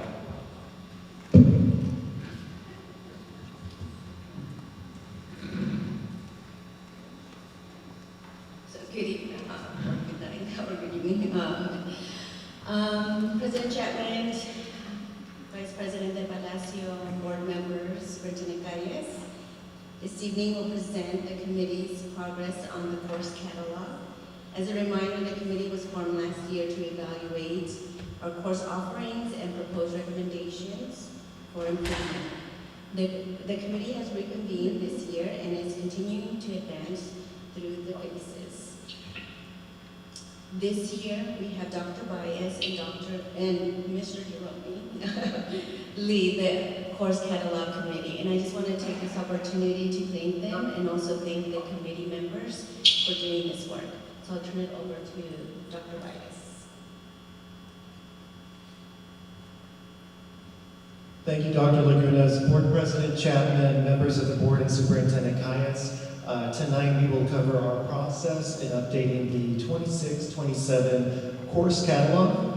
We will review our committee, our timeline, input we gathered, review updates and new courses, and share our next steps with you. And we are also joined by Ms. Boston, who will be presenting with us today. So we need your energy, Ms. Boston. Okay.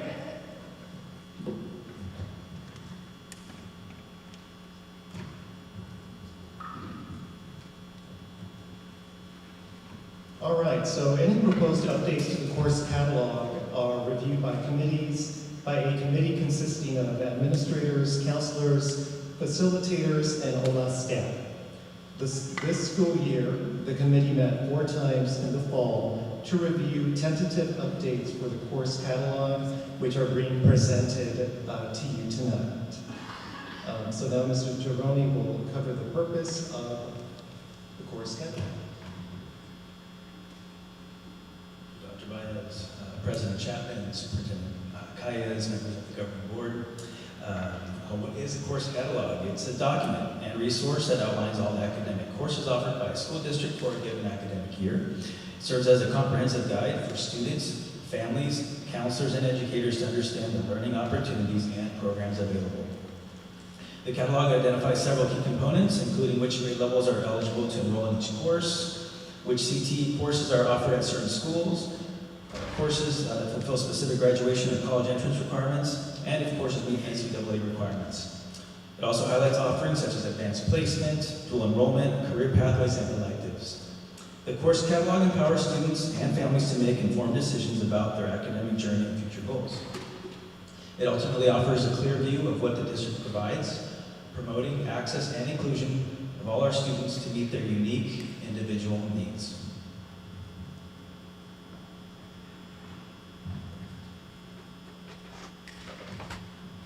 So our timeline has consisted of 3 phases. Phase 1 occurred in the fall of 24.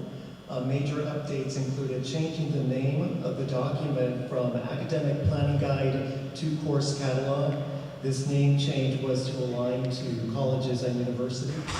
There were also updates that included a facelift of the overall look of the document, making it more appealing to our students and parents, as well as staff, and showcasing pictures of our students and our schools.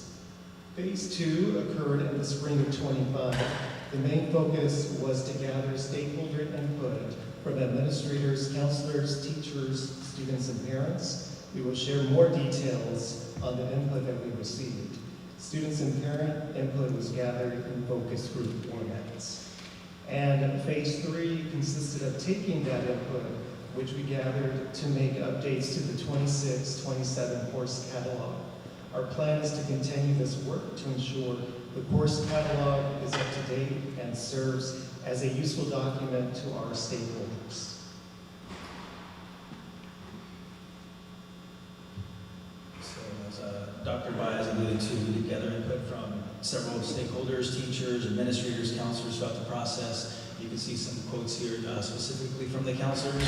Among these groups, the counselors are the ones who typically spend the most time using the course catalog to guide their work with our students. The counselors meet with all students each year. Right now is the time during November to select courses, and this is a useful resource to have readily available. And I will now hand it over to Mrs. Kristen Boston. Good evening, Board President Chapman, Superintendent Kayas, governing board members. I'm going to talk about our input, or student input. As part of our stakeholder engagement, we sought direct feedback from our students across the district to ensure that the course catalog truly reflects their needs and experiences. Overall, students shared that the catalog has become informative and a practical guide to understanding available options across schools and grade levels.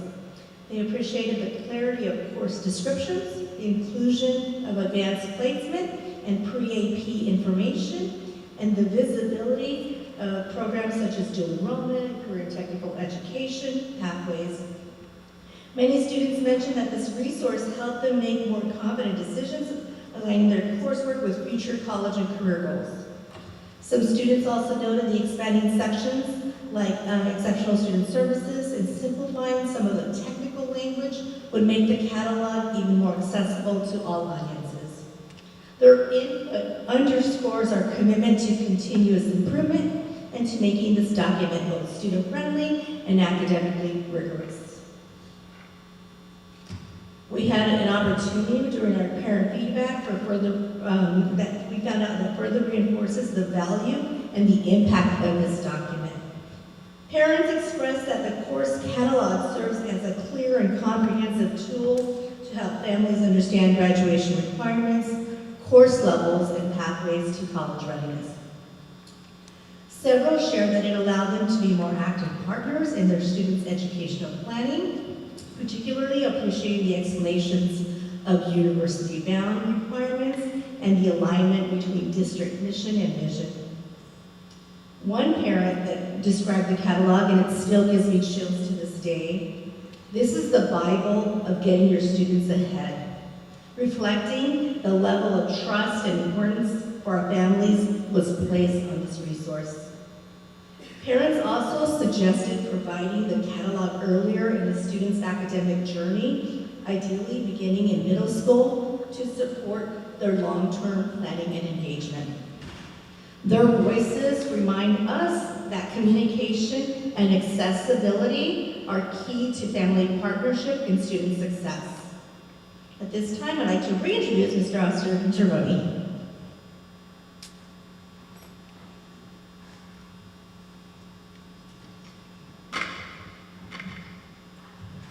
There were several items that were identified as needing either refinement, clarification, or even removal from the catalog.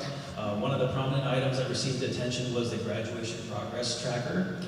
There appeared to be confusion with the credit progression, which was the graph there at the bottom. The previous version, it seemed to give the impression that 9th graders only needed to complete 5.5 credits for the school year, 11 credits by 10th grade, and so on. This did not correspond with the actual credits earned each year. A 9th grader does not complete 5.5 credits, they will complete 6 credits. The updated graph on top more accurately reflects the credit progression. Our stakeholders made sure to carefully search for any areas that needed adjustment with the goal of making this document user-friendly, clear, and inclusive.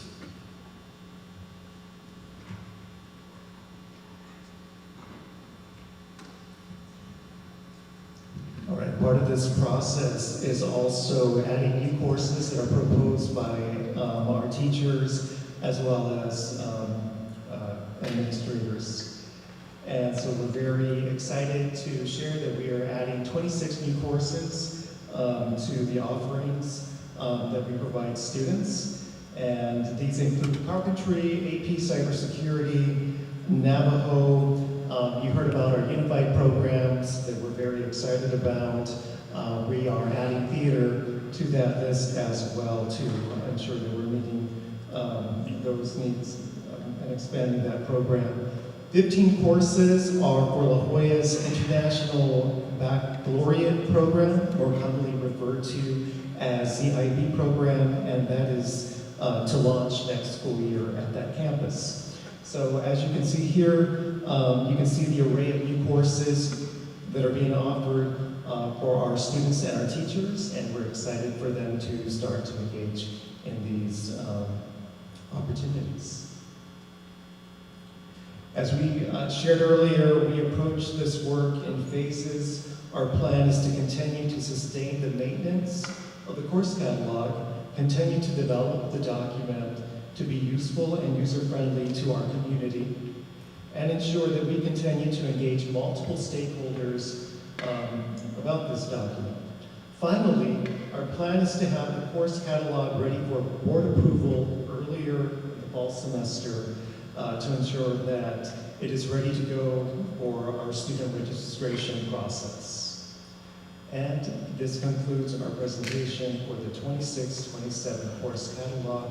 Thank you. Thank you, Dr. Bias and your team. Any questions or comments about the course catalog? No questions. Just want to acknowledge, I love seeing these diverse offerings. I mean, carpentry, we hear a lot about the trades, and we don't do enough. Now we have it. Carpentry, daily living for our exceptional service students, cybersecurity, Navajo, which is impressive. I spent some time in the nation, and even in Page, Arizona, they struggled to get these courses adopted. So the fact that we have this here for our Native American students, just phenomenal. And of course, all the IB programs that are going to be offered at La Jolla. Just love to see the diversity we're offering our kids, different pathways of helping them prepare post-high school. Thank you. Additional comments or questions? Oh yeah, no, thank you to everyone that was involved on the committee putting this together. I know last year, I believe, I worked with some of you like wedged the community college stuff in there, the dual enrollment, some of the other pieces in there that I think are important. I'm glad to see we continue to expand and communicate. I mean, the book's probably growing pages over the years, but I think, to your point, the parents have this information, they can better help track their students, trajectory from even middle school through high school. And to your point, one of the conversations I was actually having with Mayor Glendale was he was asking about, do we have shop classes, the trades and stuff like that? And I was kind of going over like things we currently have, things we've working to expand on. So this is definitely moving in the right direction informationally as well as the program offering. So thank you again to you and the team, and everyone that served on the committee for this together. With that, I will make a motion to approve the course catalog for 26-27. Do I have a second? Second. Thank you. All right. Proceed to voting. Member Sutton. Yes. Vice President Tolleson. Yes. Member Ortega Romero. Yes. Dr. Linares. Can you please repeat the motion, Mrs. Goodman? Yes, it is recommended that the governing board approve the 26-27 course catalog as presented. Yes. I vote yes. With that, the motion carries. All right. Let's move to action item H2, the discussion consideration to modify the design of School 8. I know we got a few folks coming over, so we'll turn it over to Superintendent Keyes to introduce the folks that are coming up to present. Yes, thank you, President Chapman. I'd like to bring up Mr. Gabe Martinez, our facilities director, to introduce our guests who are here to present tonight on the design of School Number 8. Good evening. I'd like to introduce, this is Ryra Bodine with DLR, and this is Jason with DLR. And I'll let them go ahead and she can start her presentation. Thank you so much, Gabe.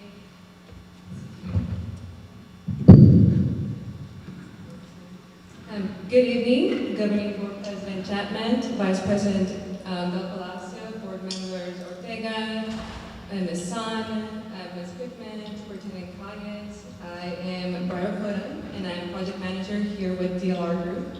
And I'm so excited to be able to share with you all design progress with Tolleson High School. We have been in partnership with Chase and Root, And with that, I'm going to share with you the agenda.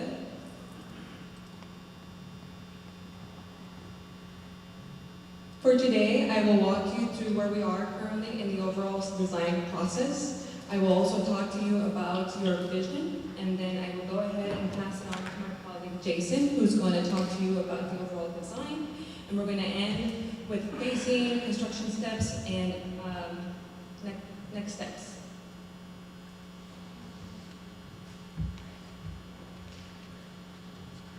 With that on the schedule, as today, we are working towards design development, and that is us going into material picks, mechanical system picks, and we're really trying to just sort of refine the overall design. Our goal is to be able to finalize overall construction documents for April so that we can meet your fall 2027-2028 opening date for freshman and sophomore classes.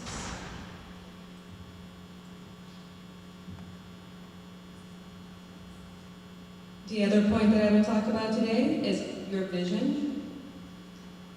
Of course, at the forefront of every design decision that we have kept, we have aligned your vision with the overall district mission, vision, and values. And we heard very early on what this facility needed to be able to represent.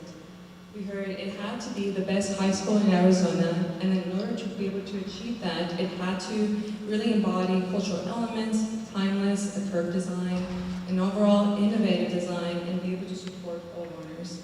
The other item that we heard in our overall district workshops was operations and maintenance. And the way that we were going to be able to achieve that was to have a safe and secure facility, overall efficient systems, durable materials, and really celebrate, again, the photovoltaic canopies.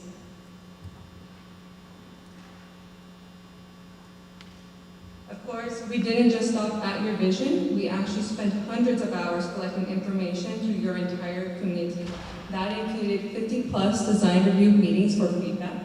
That also included a community survey where we had 225 participants. We also engaged in multiple student and teacher and overall leadership, that it was about 150 folks. And then we have been having focused user groups that were around 12 and are just continuing so that we can make sure that we hear your staff and their sort of needs in the new school. Of course, through all of this, the student and teacher feedback we heard, we needed to be able to create a space that really cultivates these strong partnerships, classrooms that really embrace innovative pedagogy, and they also support an overall inclusive and equitable educational environment.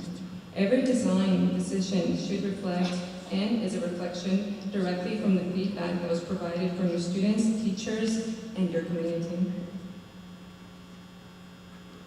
Of course, your new facility is designed to exceed 3 facility life cycles. That is 75 years of generational value that will help elevate Tolleson's overall success. We also know that your new school is an overall community investment, one that needs to represent district pride, is a community hub, and supports future learning, career pathways, and can provide overall year-round athletics. With that, I would like to pass it on to my colleague, Jason, who is actually going to be able to walk you through how we have captured your vision through design.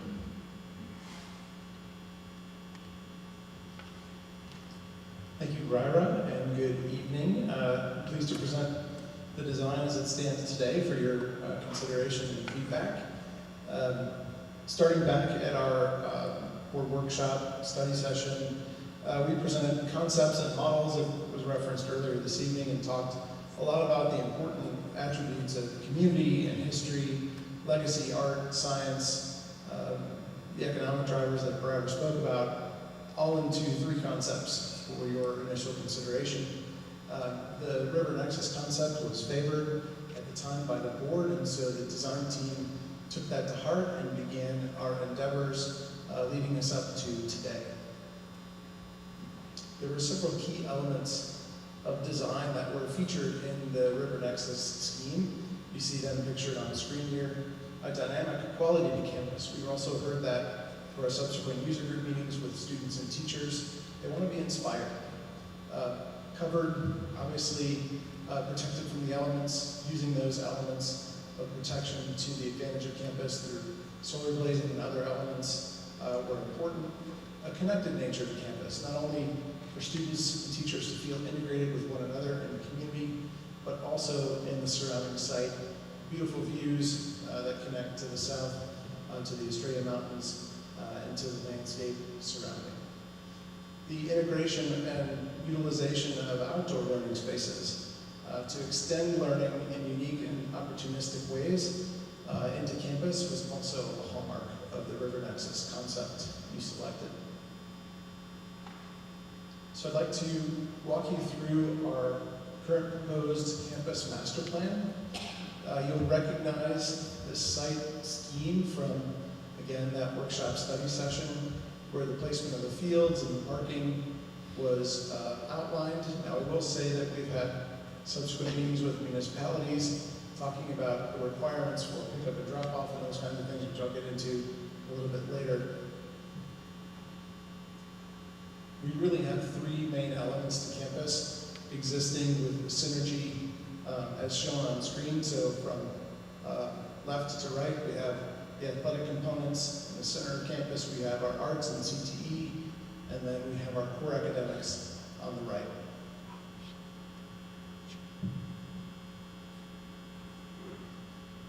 When we think about a secure campus and our visits to your other existing facilities, the opportunity to leverage outdoor learning, as I mentioned, was an important and really vital part of your existing campuses that we wanted to replicate and indeed expand upon on this proposed campus.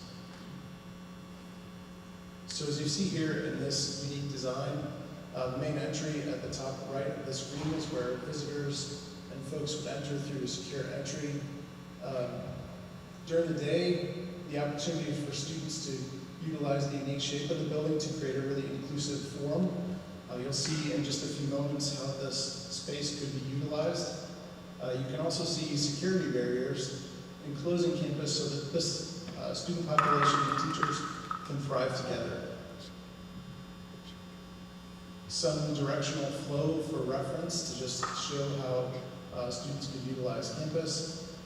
And then the particular zones of opportunity, as we see them, the board had discussed additional opportunities for outdoor dining, places for student life, opportunities for outdoor learning, opportunities for display of art, opportunities for exceptional students, performance patios, performance plaza, and all of the amenities you see on screen. We were also faced with information around an extension of an existing odor easement as the surrounding community grows. The municipality also needs to support that with waste treatment facilities to the south and west of our campus. And so this odor easement does in fact occupy 4 acres of your site. And so consideration for what we place in this particular area of campus was an important component. To the north and center of the site, you'll see our sports fields. As was referenced earlier in the presentation, track and field is in the upper left corner. That also houses a practice field facility, tennis, baseball, and softball respectively. You'll see our pickup and drop off, which is of course a huge component of functionality. Parents will pick up and drop off to the south. Our buses will come from the west and drop off on the north side of campus near the main entrance. Student parking, staff and visitor parking, as well as events parking is pictured on screen. I will highlight that the events parking to the south sits within the SRP easement and has very specific requirements as to its utilization. As we look to campus from this bird's eye perspective, you can start to see some of the key feature elements of the architecture. I want to call your attention to that integration and connectedness that I highlighted on the pre-design slide, and emphasizing the elements of architecture that support that concept. So here you can see this element highlighted in yellow which we've nicknamed the Bridge, and its integration within the main academic campus, creating a very inclusive form, one that integrates students and learning opportunities alike. You can also see how those features connect not only the front of the building, but also the views to the mountains to the south. And so this is the point of the presentation where we get to share some exciting conceptual imagery of what this vision could look like. As we look at the main entrance, the north side of campus, you'll see some of the important features of the design. The materiality is also analogous to what was presented in the River Nexus concept. You'll see stone at the bottom of the base. You'll see the bridge element coming and welcoming students on campus. That happens to be a collaborative learning space that will feature in just a few minutes. And then this main portal, which leads to that center courtyard area. To the south, I'm featuring the partnership with Phoenix International Raceway. This is Performance Plaza. The blue building there is the enhanced CTE program designed to house the auto program. You'll also see features like the media center and dining in this particular view. Campus life, you can see in this conceptual rendering of the interior campus, really opportunistically taking advantage of some of the activities that we saw at your other campuses and amplifying opportunity for students and teachers alike. So you'll see plenty of seating, you'll see that solar glass canopy, you'll see opportunities for small performances, guest lectures, community events, all kinds of things that you could do to extend your campus life, not only during the day, but even after students leave and your community is welcomed inside. I mentioned earlier that collaborative learning space featured over the main entrance. This is that space. Your students really talk to us about the importance of variety, accessibility to one another, to integrating projects, integrating academic opportunities, not only in your core curriculum, but also in your exceptional students.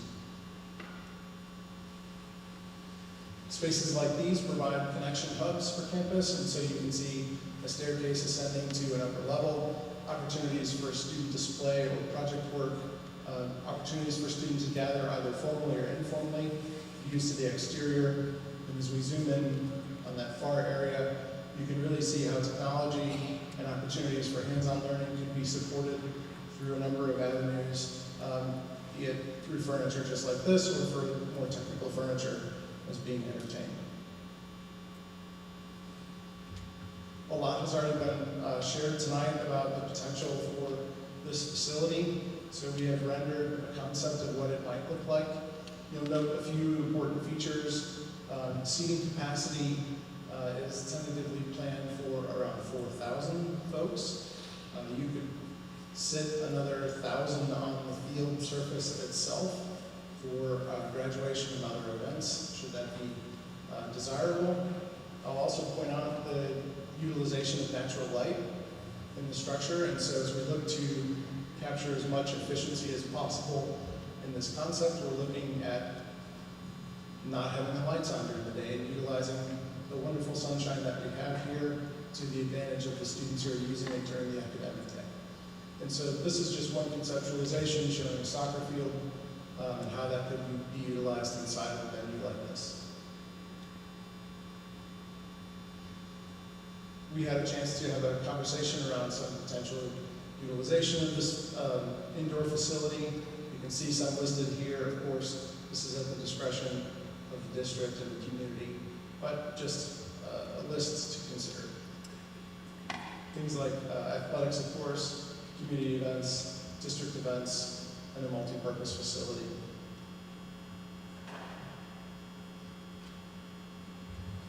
With that, we're going to invite our partners with Chase to talk about phasing options and next steps. Tim.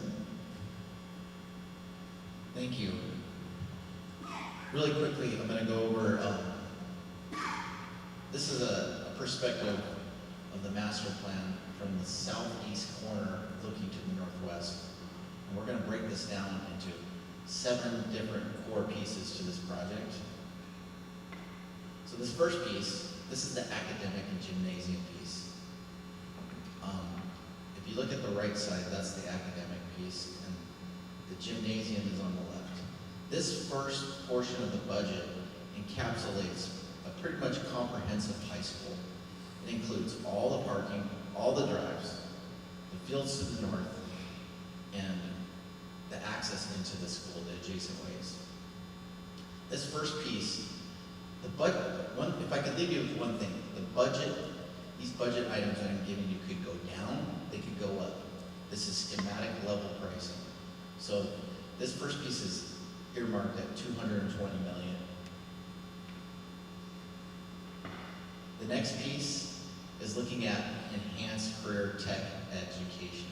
And so this is really enhancing that academic space and adding aviation, engineering, sports med, automotive, computer programming, marketing, STEM, culinary, and there's some others. Some of that fits into that academic wing, but some of those pieces have their own pieces to that puzzle, as highlighted in teal on the screen. This piece is worth $5 million. Next, Tolleson has a great history of performing arts. This is the music building and the performing arts building. This is an 800-seat performing arts building with its own separate music program in a separate building. This is $55 million. And this is the indoor field house stadium. This is not designed. This is purely schematic. This is a placeholder on the site. Notice the odor easement. There is a purpose for the covered stadium. It's because it's within an odor easement. This is a big round number of 80 million. It is not designed. It could go down, it could go up. Again, we were like DLR was talking, Jason kind of alluded to, we're looking to for a campus of the future, looking for the best educational space for, excuse me, it's getting late. It's I almost need to say good morning. So this is adding classroom space. This is adding 17,000 square foot of classroom space to the third floor. Also adding lots of collaborative space. You can see the green areas that fit into that core academic. Also enhanced circulation. This is a ramp going from the first floor up to the second floor, really increasing the connectivity around the campus. And then I love this infinity sign. 3 generations of uses of this facility. This is aesthetics and materiality that really take this campus to the next level. It's hard surfaces like stone, metal, great architecture, great entry points. This piece is worth $17 million. And also sustainability where it counts. An energy neutral campus. Looking for a campus that can actually produce all its own power. This is a $10 million piece to the master plan. And with that, that's the end of our presentation. Thank you so much. Thank you, everyone. Appreciate the time that you put into this, and certainly all of our staff members and students and other folks that had a say in providing feedback. Obviously, we're kind of just talking about just kind of pieces that we want and don't want. Obviously, there's a lot of discussion around one aspect of this, so I will kick things off with a motion myself. And obviously, might still need to tinker with the design of what that looks like if the motion carries. But I would motion to, I don't know if it's needing to move the gym to where the field house currently is and replacing it with a regular field there, or if the existing practice field can be modified for a field. I'll kind of leave proposal designs to you, but my motion would be to remove the enclosure for the stadium and bring back a design with something that works around there. Was there a second? So just a second, yeah. So, just my thoughts on that. So first, this looks amazing. School looks amazing. And I think that, for me, it's, do our students deserve the best that we can provide? Yes. But given that, sometimes we're just, we're not always there with, what we can and can't do. This would allow us to repurpose some additional dollars elsewhere for this site or other sites. So just given that again, I think that our students are deserving of these ideas, deserving of these kinds of qualities of buildings.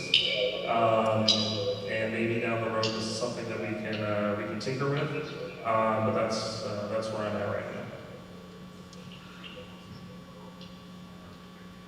Thank you. First off, the design is sublime. For those that don't know, that this was inspired by my old high school back in Ann Arbor, Michigan. And when I brought the design forward to possibly emulate, we went above and beyond. I think the caveat of this particular high school is the texture, the various material that you guys will be using. That's what I would like to see, before it comes before the board, and how that is going to look like schematically, and so that we can look at it with more time and with more consideration, instead of having it coming before the board and having a first, view of it. I will agree with the remodification of the stadium cover, and to bring that back with some options and the size and layout of it as well. I am very concerned about the older easement. This kind of defeats the purpose, unfortunately. And it'd be nice if we could have the dome because of the cover. Oh, see, I'm even bothered with the misleading word dome. But so well done. I mean, it's just breathtaking. I do have just one quick question: is with the solar glass panels, where would that be implemented? Is it the view of the mountains?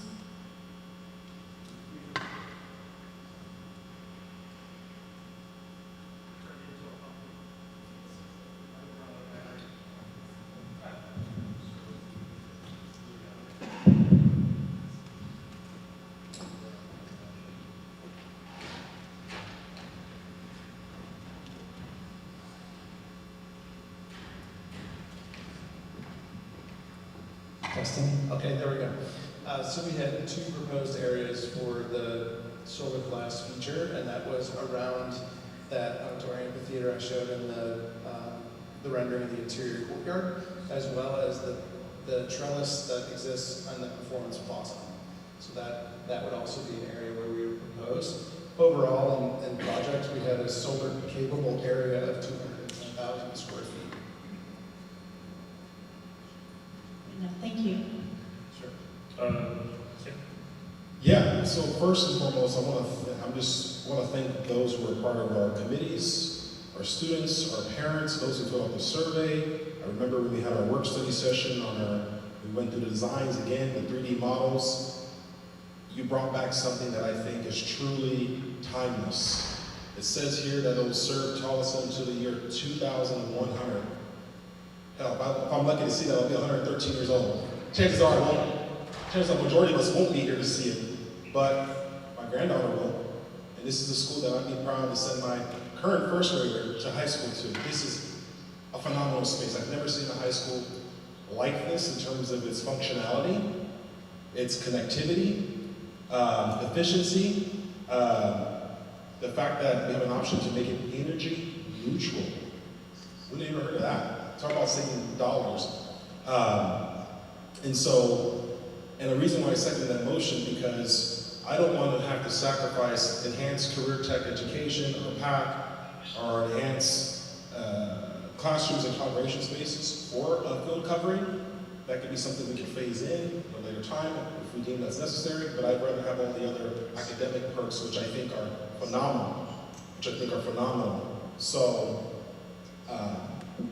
the design, the story behind the River Nexus, this space for our exceptional students, or students with disabilities. I mean, they have their own space, and everything's connected in this campus. So I'm really happy with the design.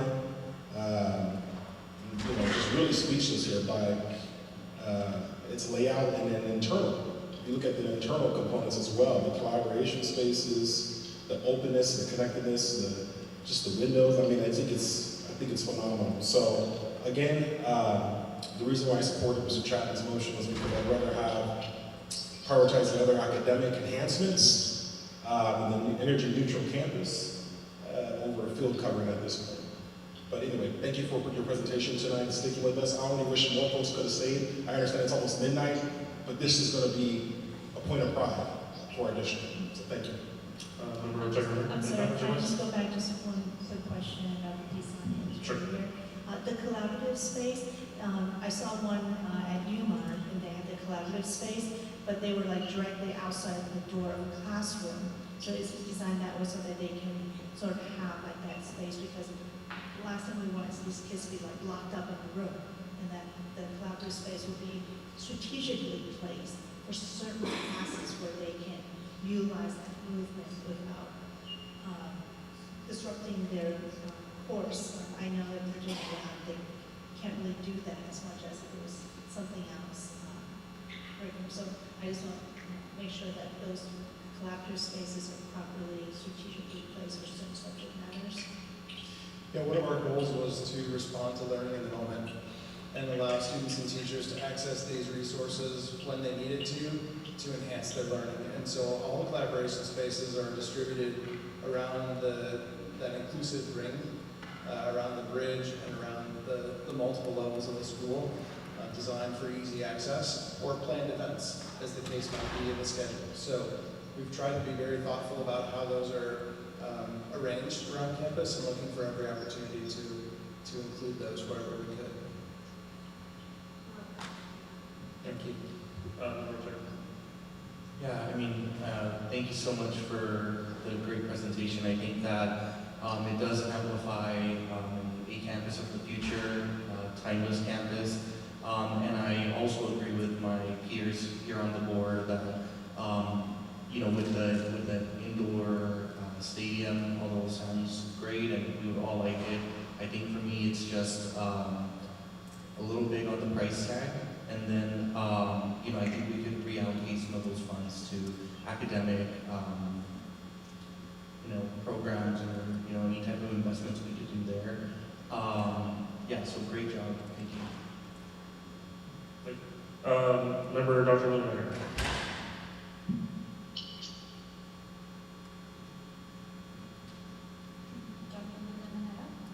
Can you hear me? Yes. Yes. My question, what is the motion on the floor? What is it for discussion? Because I can't hear. So the motion is essentially. Ms. Goodman, can you please repeat it since you're closer to? Yes, the motion is to move forward with a regular stadium and not the field house. Is that correct, Mr. Chairman? Yes. At this point, I think that was my request as well, that I would also like to add a work study session so that we could dive a little bit deeper into where we are with the estimated cost. Like, I get it. We kind of walked presenters walked us through different parts and what the estimated cost is, and if my math is wrong, we are way over the original 220 million that we were initially brought on with. And so I would love to request a work study so that we as a board can sit together and take a look at just a deeper dive into the overall cost.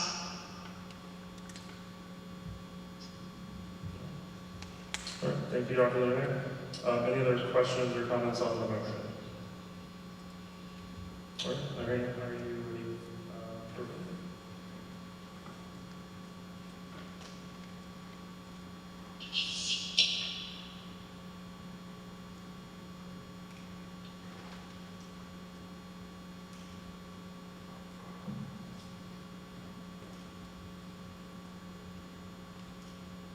All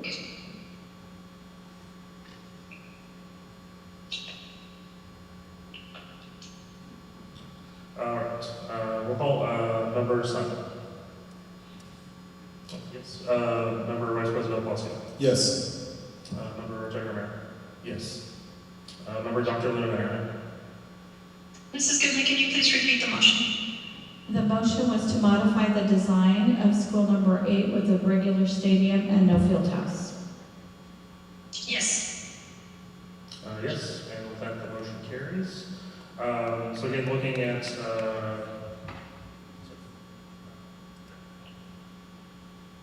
so again, with the design that we have available, are there any additional comments, modifications that any member would like to see? And we can schedule a work study in conjunction with this, but anything that we can give ahead of time would be helpful. So are there any other modifications any members would like to see?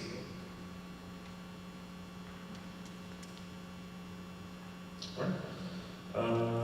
Well, thank you very much to our friends at TLR and Chase for the presentation on School 8. That will move us to action discussion item number 3, the GMP for the district office. We'll turn it over to Superintendent Tyus to introduce our guests. Yes, thank you, President Chapman. I'd like to bring up Mr. Gabe Martinez to introduce our guests tonight to discuss the new district office. Yes, I'd like to welcome back Barbara with DLR.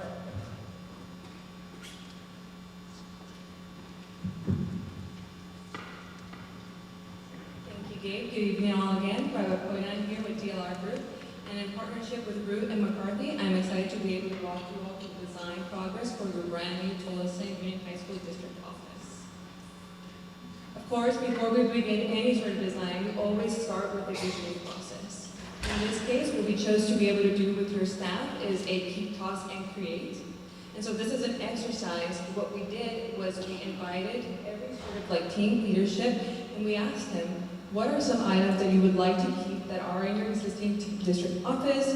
What are some items that you would like to create, opportunities that you would want to see in your district office? And what are some items that you really just do not want to make sure that we bring again in our overall design process? And of course, this visioning process was happening through multiple sessions, and this is just a really quick summary of what we actually heard. And with that, I would like to pass it over to Christopher Esper, who's going to actually be able to talk about how we align your overall vision to the design concept.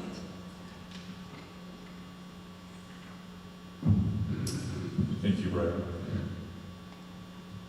President Chapman, Superintendent Caius, Vice President Del Palacio, and distinguished board, thank you for allowing us the opportunity to present before you this evening.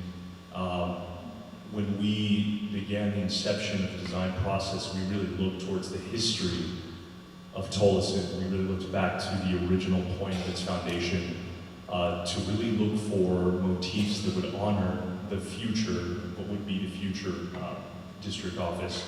I think the image on the left here is very emblematic of the textures that were really present at the turn of the century. At approximately 1914, the Tolleson community was very much founded on agriculture, close-knit communities that still flourish till today. All the way through 1927 up to the first high school, the first high school, Old Main, really became the focal point for the community. The image to the right also, with this image of this irrigation ditch, really speaks again to this notion of the concept and the importance of water, and the importance of water as something that fed the community and the growth of the community as the economy around crops really developed. We can also see that, generally speaking, all of the various campuses that Tolleson is served by and serves really knit together a tapestry and straddles along various different cities, being Avondale, Tolleson, Phoenix, and Glendale. And they are approximately at the intersection of the Agua Fria and the Gila River. So notions of the texture of the past, notions of this nexus and the position where the tapestry of these different types of campuses coalesce are ideas that we took forward into the future of the design. You'll see a site plan here with the 101 at the lower part of the page, so Plan South. We have a one-story structure on the Plan North side, which has within it the boardroom function, as well as our distance learning function, as well as a 3-story component that is connected together by a bridge.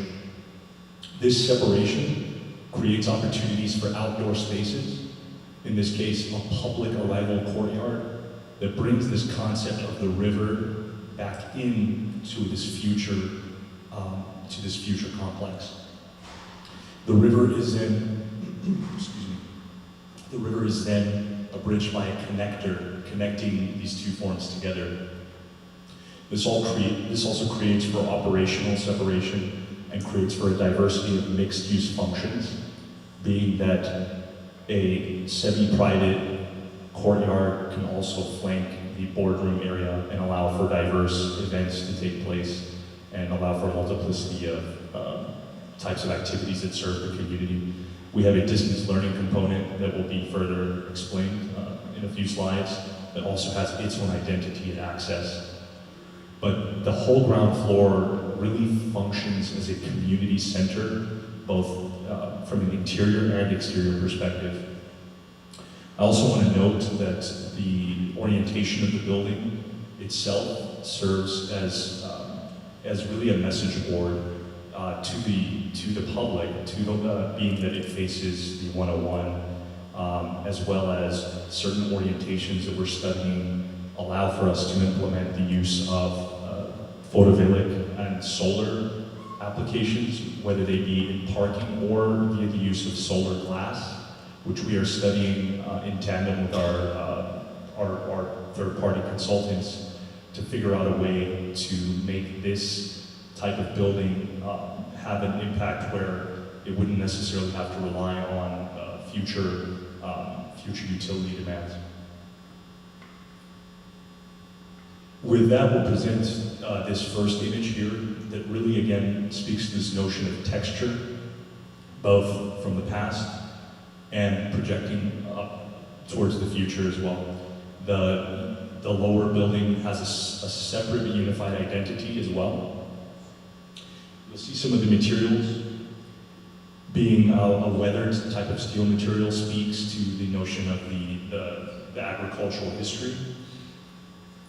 But also the landscape and the materials will have long-term permanence. They'll be low for future maintenance purposes. And they overall work together with the concept of the desert Southwest. I'll add, you will see the notion of the inclusion of these fin elements. These help to block the east and west solar exposure. So we're using passive solar and passive sustainable strategies to make this building efficient. This view is upon arriving through the river concept to the central bridging component that has a shaded sunscreen. This really becomes the public plaza. This really is that first moment where this building, this community center, if you will, really starts to serve the public in more than just its function as a building. I want to highlight also the use of these panels that we're looking at using for the 3-story portion. Also have striations upon them, which really highlight the history of the agriculture, especially as it regards the fields of the past. Again, though, interweaving these new elements to create new motifs for the future. I do want to highlight a small terrace component that becomes an amenity for the public as well as for the users within this building here. And I'll leave you with this last notion on the building. We have what we've affectionately referred to as these portals. These exceptional moments on the building pay homage to each of the campuses. So each side of the building has a moment of observance from within that really looks out to the future, not only contextually to the campuses, but also it really frames ideals for the future growth of the district. And with that, I'll turn it over to Red Asfahani so we can take you into the building and see a little bit more about the different offerings within it.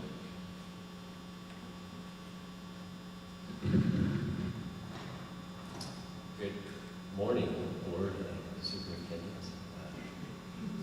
We made it to Wednesday. Thank you, Chris, for the introduction here. What we're talking about now is the interior, and what we'd like to highlight. We're going to go through just kind of a general overview of the departments and the layout, as Chris was saying. If you look up here, the building is divided into two sections. It's got the single story here that's a little bit more public facing. You'll have the main approach will be coming over here from the north down into here. And as Chris was mentioning, there's this nice courtyard that is going to provide a lot of opportunity for community interaction over what was going to be the Family Resource Center. We'll get into that. But what we did want to highlight also on the private side is that as you enter the building, we'll have the Distance Learning Center, we have the boardroom functions, and a private courtyard that would be usable for the members of the district, and then also serving the remainder of the building. And this, go back.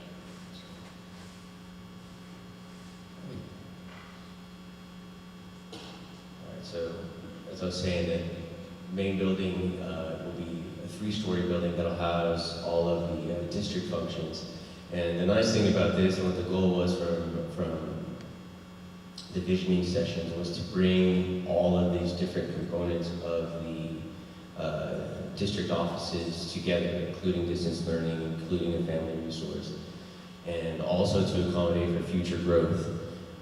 You can see that the orientation of the building, as Chris was describing, the fins that were overlooking this courtyard and the terrace, but the idea was to give the people within the building all the, you can see they're color-coded, the departments are color-coordinated here, and all of them have access to natural light, so the experience through the building is something that's going to be a little bit magical, in our opinion, as you're walking through, you'll be able to have these views of the courtyards and views of the outdoor space while still getting the protected natural light, as Chris was describing. This is a view of the 3rd floor. We're going to get into some of the individual departments here. So this is an axonometric view of the whole building and how it looks like. You can see you have the Distance Learning Center. As you walk into the main entrance of the building, as you cross through under the bridge and through the main atrium, you have access to the boardroom and public spaces, and then you can enter into the main building.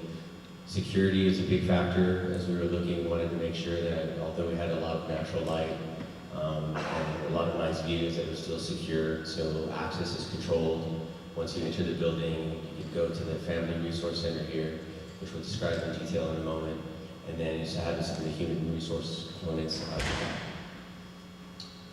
This is a conceptual view of what the boardroom could look like. As we're thinking about it, I'd like to say we're essentially standing in the courtyard. You have this beautiful view of the courtyard, lots of natural light coming in with security, private access taken into consideration. Here's a view of what that would look like. Again, here, this would be the courtyard down here. You have office and private space for the board and functions, but still there'd be connectivity to the, what we have over here is the Distance Learning Center, which is across the atrium from the boardroom. You can see that there's several of the offices we wanted to really take into consideration. We understood that the district really wanted to expand on this and integrate more of the community aspect. It is located at the front of the building along with the Family Resource Center, so that you do have this more of a connection and engagement with the public. This is a view of the Family Resource Center, and we'll get to, you can see that again, how this is oriented. This is facing the courtyard. This is facing 101 in the back. The idea was that we'd be able to incorporate all kinds of different kinds of functions, where we could have food drives, people lining up in the back, opening up. There's tutoring center, libraries, and demo kitchen. So the idea here is that we can really incorporate a lot of the public into this portion of the building. The demo kitchen is something that we really wanted to touch on, that it's, again, being able to have more community involvement, people coming in and being part of the things that enhance their community growth. Library tutoring center, again, for the kids, making sure that everybody's got access to all the amenities that they would need, computer labs, laundry facilities. Another thing that was incorporated in here is future childcare. The idea that people within the building, the staff could bring kids to, if they had if they needed childcare, and then other people for the community as they were doing any kind of the other amenities or resources, they would have access to that. And I'll get Briar up here too.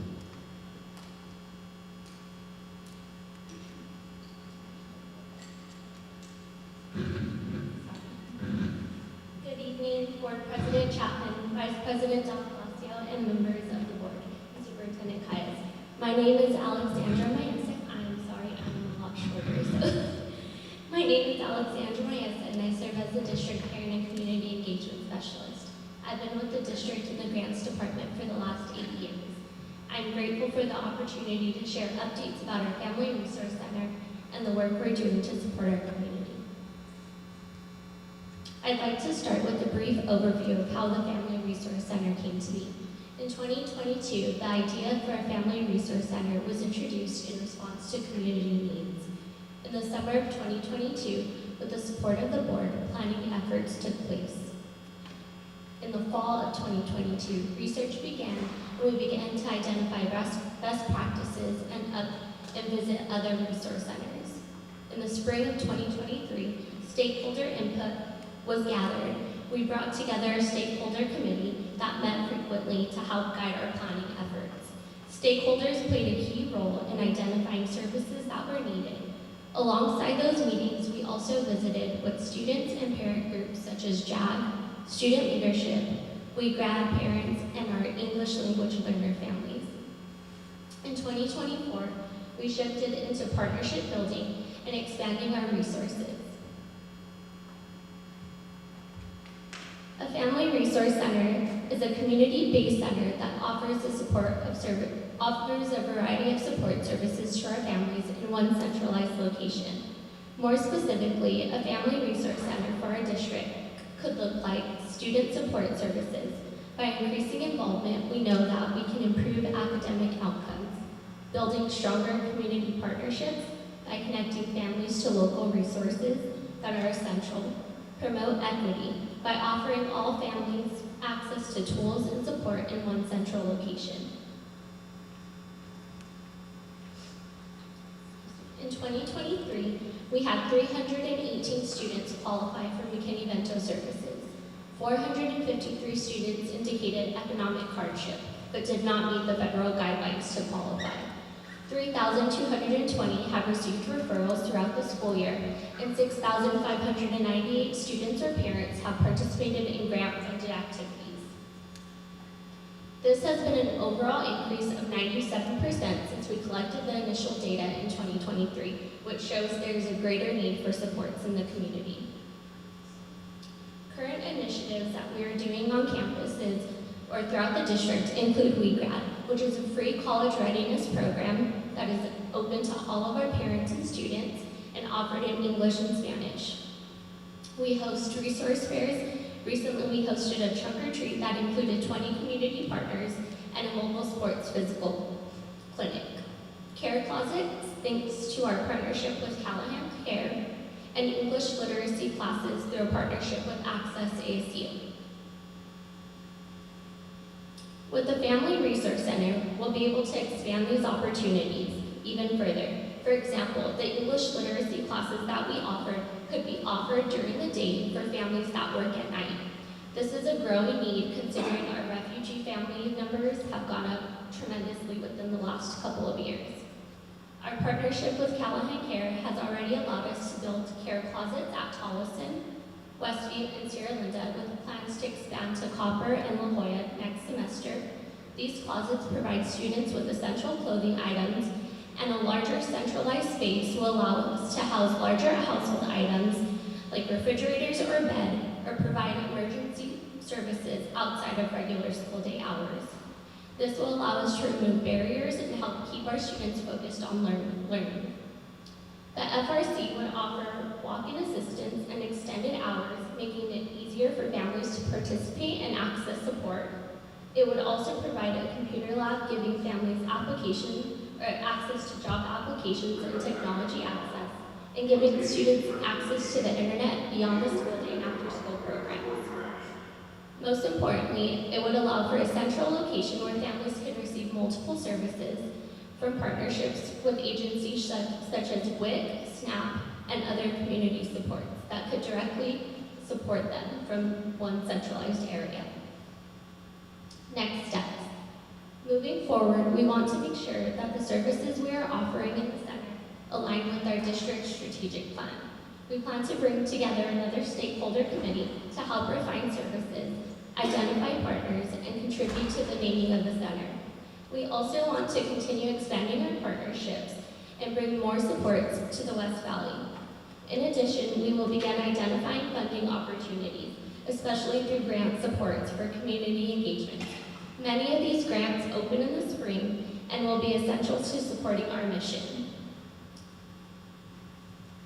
Lastly, we plan to establish a dedicated FRC team to coordinate these services, support families, and manage the partnerships effectively. Overall, we know there is a strong and growing need for family support within our district. When we invest in our community, we're investing in our students. We're creating a space where every student has the opportunity to succeed and have access to a well-rounded education. Thank you.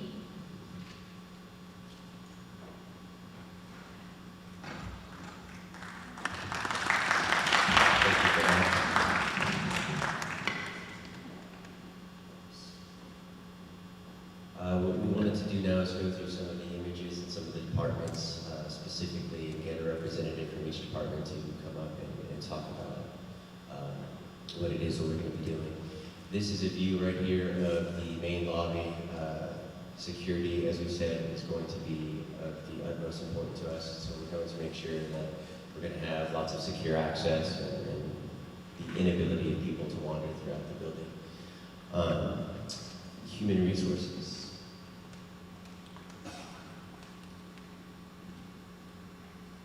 We would like to point out on all of these slides coming up in these axonometric views that what's highlighted in red is the future growth areas that we were incorporating, because we wanted to make sure that this new facility accommodates your growth for the next 10, 15 years.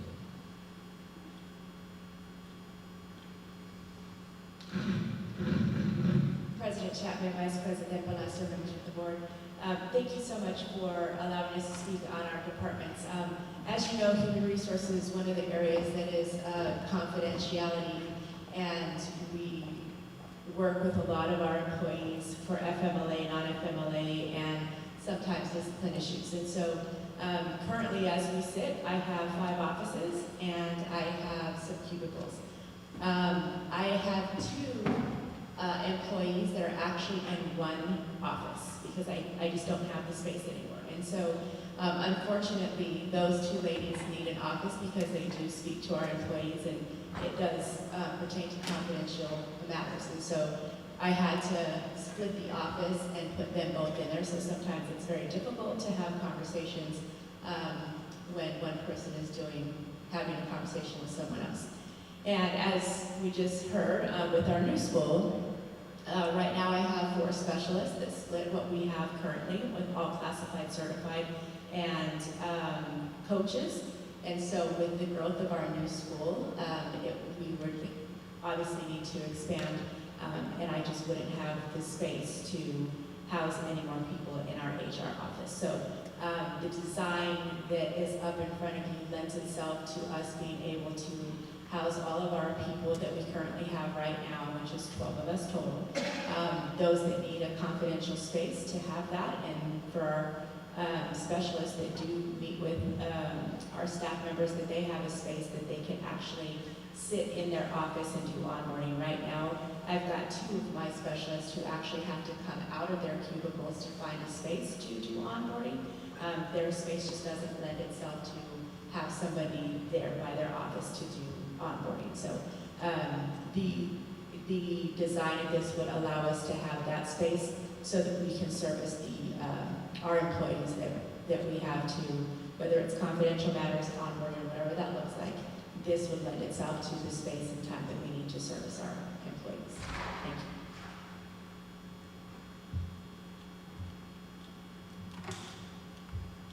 you. We'd like to take a minute to go back and we came here to talk about the distance learning.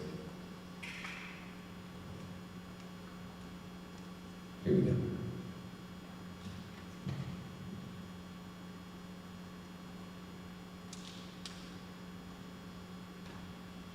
Good morning, President Chapman and Vice President Del Palacio, board members. I just had to say that. So for the past 4 years, we've been requesting private office spaces similar to what Ms. Alvarez kind of have just stated. We do have the need for confidential conversations. Our counselors are currently sharing a room, and so they need a private space for confidential conversations. It's also very difficult for our teachers to be teaching online. And there's 3 to 4 in my room right now, so they're hearing all that noise and space. And then we've also been in Westview in the portables, and so those buildings have been around for a while, and so this is a great space for us. In addition, I know that this is attached to the boardroom area where there's staff restrooms, so at Westview we've been having to walk quite a ways to get to the restrooms, which is fine for able-bodied individuals, but anyone that has medical needs walking long spaces outside. So this is really helpful in that regard as well. Thank you for that. This is just so we're talking about the restrooms right here, so you have access to it.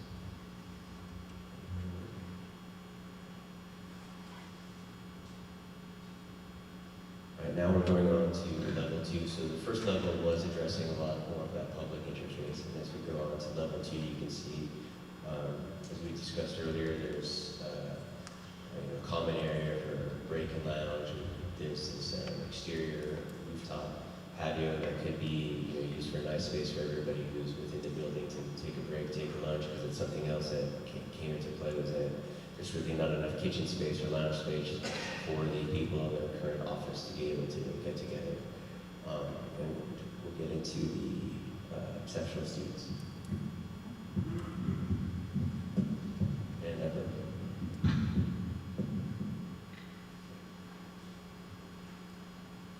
Thank you, President Chapman, Superintendent Kais, and members of the board. Thank you for allowing us to share feedback and input. Currently, the ESS department has staff working in 2 different district office buildings, so my staff are split, and half of my unit is currently sharing workspaces. So, in fact, one grouping has 3 people in a smaller workspace. By having a dedicated department area, as you see here, this will allow for greater collaboration amongst our team members, having us in the same area. It will also afford more privacy for our staff who are often engaged in virtual IEP meetings, disciplinary meetings, things like that need to be a little bit more confidential than maybe in the middle of the business department. But we're also in need of a larger training area for professional development. We need additional storage and material staging space. Right now when we get instructional supplies, in fact right now half of my office and a cubicle are full of instructional supplies we're getting ready to disseminate. We need additional collaborative meeting spaces to support the staff that we serve at our sites. And so this design here will afford all of that for our unit. But again, thank you for your continued support of our students with disabilities.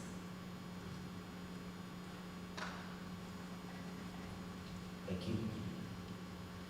And multi-language and multicultural.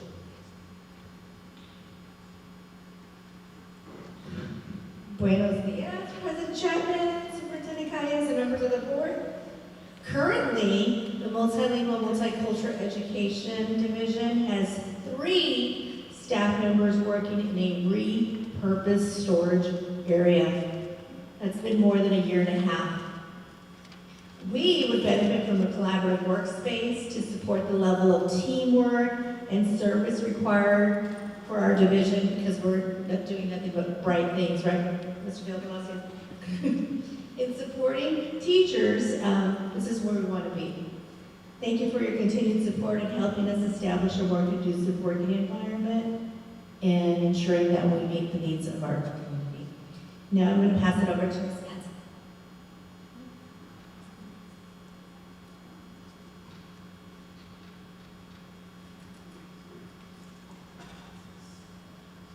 President Chapman, members of the board, and Superintendent Calles, a new district office in this area specifically would provide the grants division a team of 6 with storage and assembly space for grant-funded programs, supplies for our homeless students, our Native American education program students, and our community events.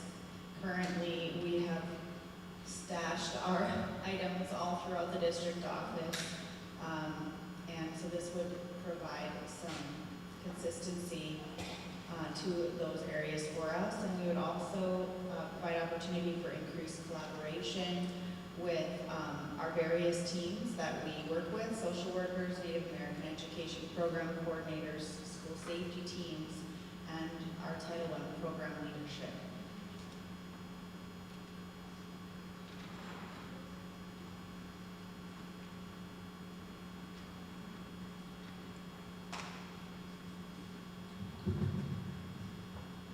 Good morning, President Chapman, Superintendent Calles, members of the board. The CT department will benefit from the collaborative workspaces for storage areas, for supplies, promotional items, and an office structure to support teamwork and the services required to provide the resources for our teachers. Thank you for your continued support in helping us establish a welcoming work environment.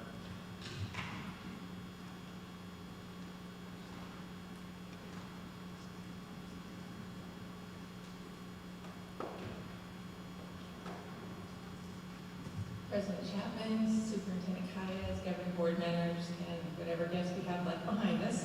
I would like to thank you for the opportunity to address this. I really don't have a lot to add. It's a lot of the same things that my colleagues have already said, you know, the collaboration space, things like that.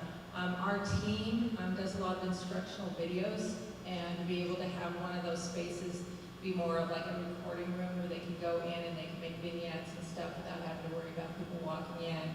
Will be really nice as well. We've improved a lot. You know, I've been with you guys, this is my 4th year, and I'm in my 3rd space. So we don't mind moving around to make it work, but it would be nice to be a little bit more settled. So we appreciate you looking into this. Thank you.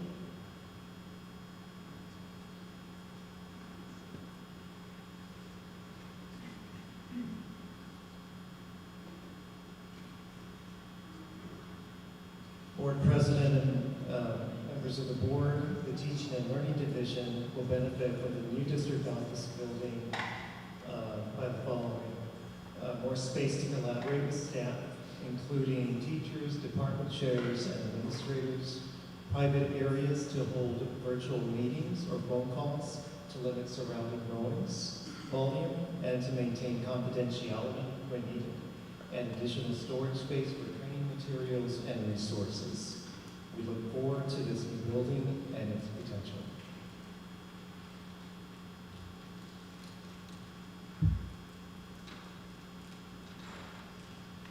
President Chapman, Superintendent Calles, members of the governing board. As our district continues to grow, we know that we're building space for the needs of tomorrow as much as our current needs. For example, just over 2 years ago, my position hadn't been created yet, and I now oversee 44 counselors, and our typical meeting space is at the West Mac District office to ensure that we can accommodate all our counselors for professional development. My current office space is a combination of workspace, file storage room, and even emergency response room. In the spirit of however, in the spirit of professional development and interdepartmental collaboration, my office is also shared with other coordinators and OLAS staff on occasion to ensure professional learning team members can have productive and focused meetings. Here's to continuous collaboration and growth. And now we'll hand things over to Dr. Vasquez.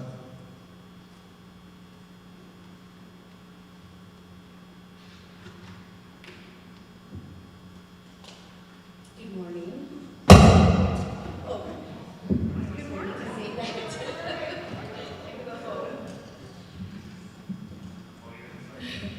President Chapman, Vice President Palacio, board members, and Superintendent Calles.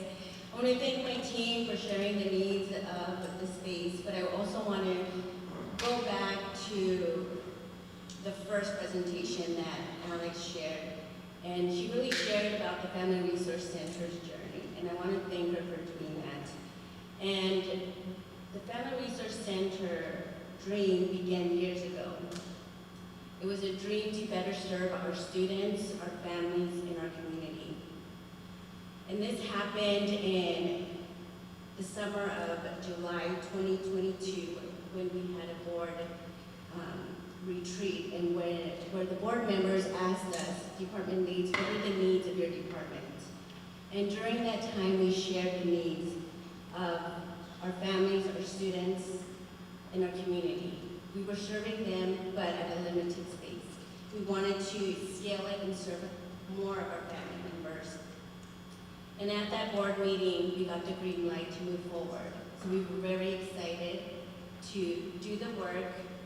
We created that Family Resource Center committee, and then we began getting input from our stakeholders, from our students, from our families, and from our community.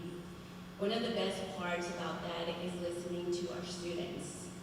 Our students were able to share their needs, what they wanted to see in a Family Resource Center, and they asked us, so what are the parameters? And at that time, we didn't have any, so we just asked them to dream big, and they shared their ideas, and it was just nice to hear about what they wanted, what they envisioned this Family Resource Center would be. So we put all that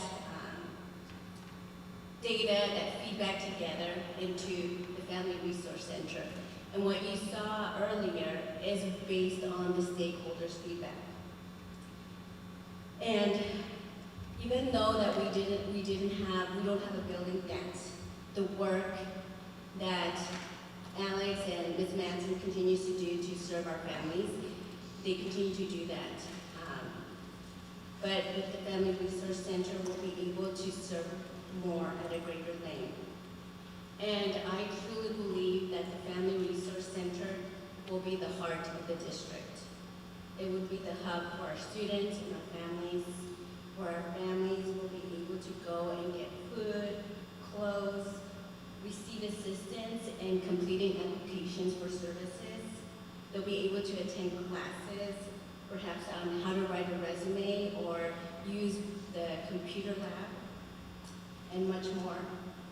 Also, our students will have another safe space to be at, where they can read books, finish their homework, participate in activities, and also they'll have access to our staff and resources.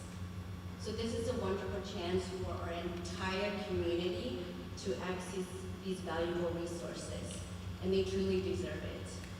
And I can't wait to open the doors and welcome our families and our students to the heart of the district. And I want to thank Alex again for doing all that work and helping our families. And now I want to move to our second floor OLAS. We are just very fortunate to have the second floor dedicated to the OLAS department. As you heard my team members, we need more space.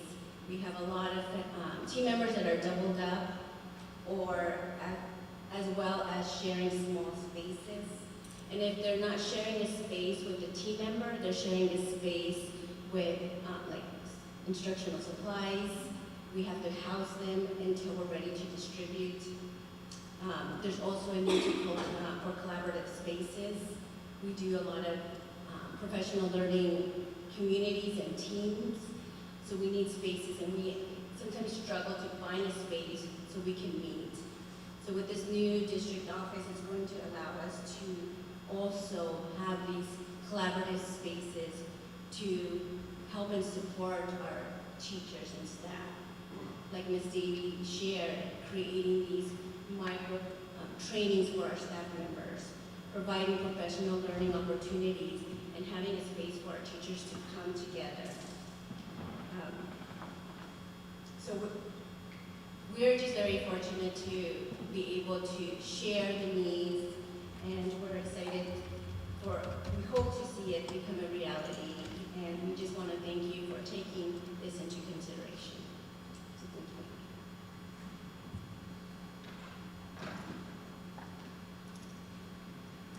thank you. We do want to also point out, as a good point, is that even though you're seeing the individual compartments, departments compartmentalized, there are breakout spaces, conference rooms, huddle rooms scattered throughout the building to give people the opportunity to collaborate and cross-collaborate between departments. We're going to get up to the third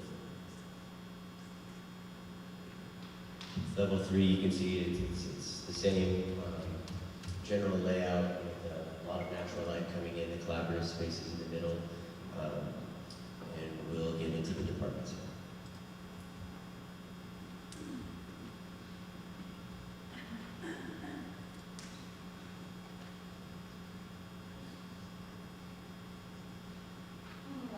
So business services does not have their own floor. No, I'm kidding.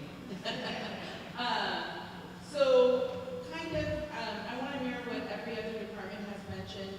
For business services specifically, this new district office will give us sufficient workspace for our estimated growth, suitable and secure storage for our financial records, areas for staff training and meetings, which we all know we need, privacy for sensitive work and confidential work, to improve the workflow layout with our team, and room for expansion as we grow. Obviously, we have a large team. It's about 18 to 20 of us. This new district office will also just allow us for the potential growth in the next decade. Obviously, not all at once, but over the span of the next 10 years or so, this new space would help our department. Thank you.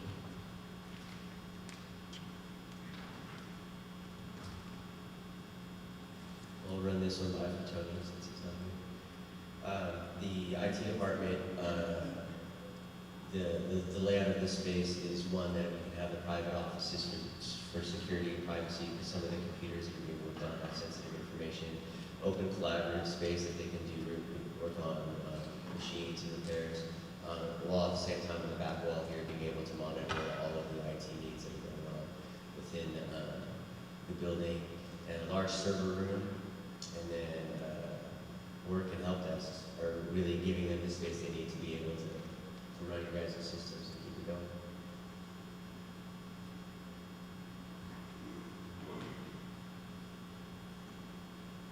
Good morning, President Chapman, Vice President Tolleson, members of the board, President Cayes. It's good that under your leadership, this district has grown. It's become a destination district. We are growing in achievement, and our community wants to bring their kids here to be cared for by our staff. We attract staff from across the valley, and that's a great thing. In a former role, I worked at the State Department, and we supported districts that were so small that the superintendent was one of 2 people in the district office. He or she drove the bus on Thursdays and mowed the lawn on Tuesdays. And we've grown so much, we need the support to support all those families, all that staff, all those students. In the Office of School Leadership, we are a small team, as you can see. And so when we became so overcrowded in district office, the current district office, it was an easy move for us to go over to the new warehouse. It's a beautiful facility, and we're fortunate to be there. However, we lose out on all those informal, impromptu, collaborative opportunities because we do work with every department in this district. And yes, we have meetings and we have team meetings, but even just the passing in the hallway and the opportunities that we miss out on by being there and being present to work with all all of OLAS, all of business services, superintendent, and outside ears off of him. It's to be back in the fold with those groups that we collaborate with to support our students, to support our families, to support our staff would be a huge benefit for not only our department, but for our district at large. Thank you for consideration.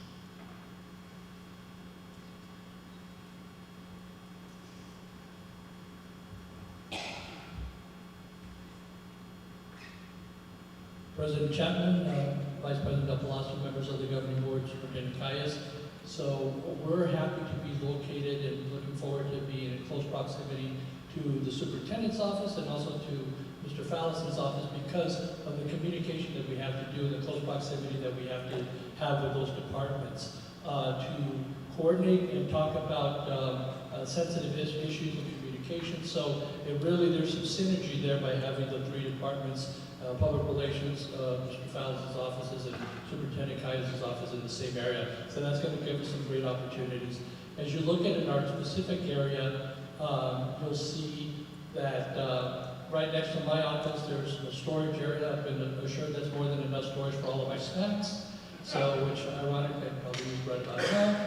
But anyway, right next to my office is a recording area where we can actually meet there. But then, if somebody needs to take their laptop in there and do some video editing, they can do that. You'll also see that we have two sound booths, which is unique. It's something that we don't have right now at our current district office. This gives us an opportunity to lay down some narration tracks, to do recording if we need to read a script or record a radio commercial. We can do that in the sound booths that will have sound baffling that will allow us to record sound.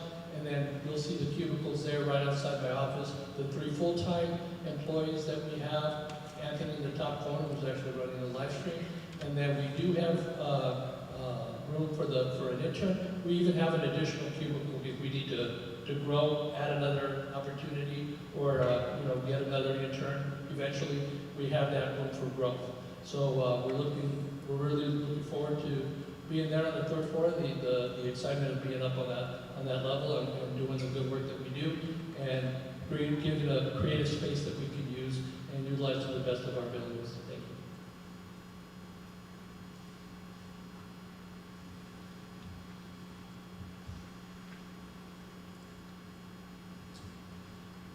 Oscar, there's nobody I'd rather have be in charge of the lockdown bucket than you taking care of your loss. As you can see in the plan, operations is next to Joseph, so he can share his snacks.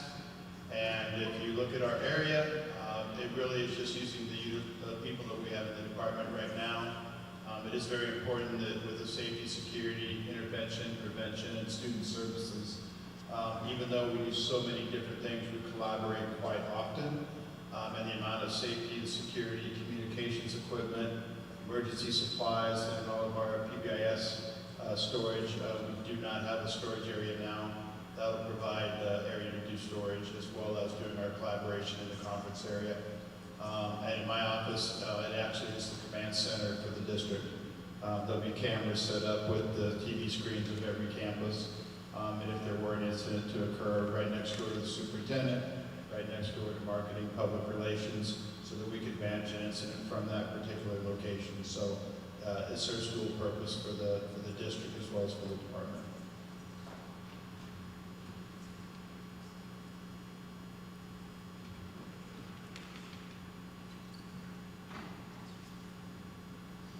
Thank you all for joining us up here. So as you kind of saw, we were able to grab all the feedback, and we're excited to be able to share that with you all, and so we can stand now for questions. Yeah, again, thank you to your team for putting this together, and certainly all of our staff members that were involved in kind of sharing feedback on the kind of space we need to better serve our site level staff, our students, and our parents and our community members. I like the layout. I like that everyone's got like their own area that has say in it. And for me, I think one of the biggest pieces is the Family Resource Center that we've talked about for a few years. That being a significantly sized space that can do so much for our current students, future students, parents. I know a lot of great data points were shared in there. for, you know, kids that we currently have in need. Those needs will probably increase, you know, over time. I believe that this space can accommodate those needs, so I appreciate that was you know, we're including that in the main facility here. I don't have any questions right now, but I will open the floor to comments. Vice President Wilson. Thank you. First, I'll start off by saying that I appreciate the design story. You took the time to do the research into our district. You got, you know, you can see there the photo from 1914. You can see when our first school went up in 1927. And I understand there's been a lot of talk about tradition, but I think two things can be true at the same time. We can honor tradition while still looking forward to the future. Growth is good. Change is good. That equals progression. Progress is good. If we didn't have change, then we'd be stagnant. And stagnant can't achieve the results that we shared at the beginning of this meeting. So what's even more impressive is that our staff has been able to achieve all these results despite them working, living like Harry Potter in a closet in tight spaces. So that says a lot about our team. I also appreciate the staff buy-in. The staff buy-in for me is key. The staff came up here sharing why they need the space, sharing how they're going to use the space, talking about future needs is important. Planning for the future is important. You know, so I appreciate that. The Family Resource Center, I'm going to harp in on that. I remember that board meeting where you came up and presented the plan for a center. I remember you going to visit other school districts, family resource centers, and collecting data and feedback. So I appreciated seeing how we engage our stakeholders and how we involve them in the process. And the fact of the matter is, the need is great. 97% increase in services compared to when we initially compiled the data from 2023. 97% increase. 318 students homeless, 453 students indicated hardship, and that's just the ones that are willing to report it. So the fact that we're going to have facilities on site, such as laundry, for these students to utilize, is a game changer. The computer lab, the child care, the early childhood development. I'm looking forward to the partnerships we can bring in here to service our parents and to continue engagement. We had roughly 6,500 parents and students that participated in grant-funded family engagement. The more engagement we know, the better our students do in the class. So to me, I see this as a hub for the entire community, the entire district to utilize and leverage. I think it's an efficient use of space. It provides for all of our departments, departmental needs, and more importantly, I think the staff buy-in is there. You guys are the ones that are going to be there every day, servicing our community, servicing our students, servicing our families. So this is going to be your second home, just like the pack has turned into tonight or this morning. And so thank you for this presentation. I want to thank our staff for coming up here and sharing their needs this morning. And any other comments from members or questions? Dr. Leo, do you have any questions or comments?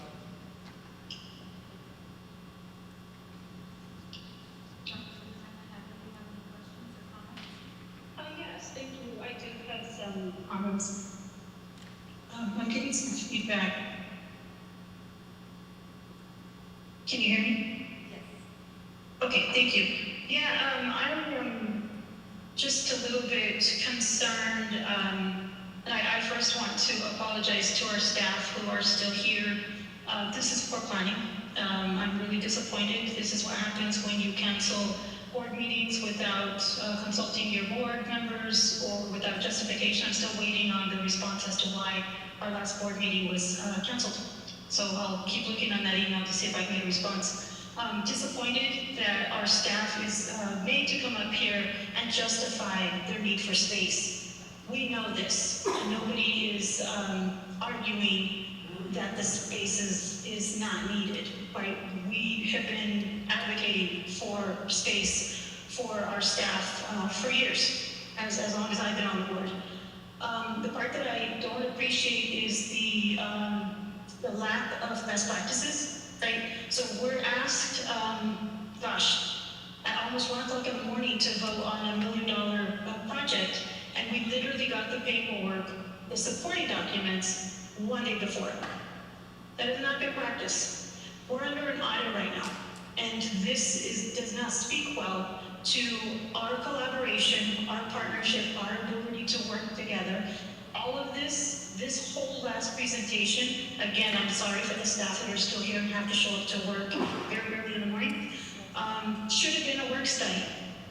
I will continue to say that. We are absolutely ramming things through that need to be done in a work study, where we can have honest conversations, where we can discuss the pros and the cons. This is not the platform to do it at all. My suggestion would be that we table this and that we continue this conversation when all of us have had at least 7 or 8 hours of sleep, when we can come back with fresh eyes and our questions formulated after being through a meeting for almost 7 hours.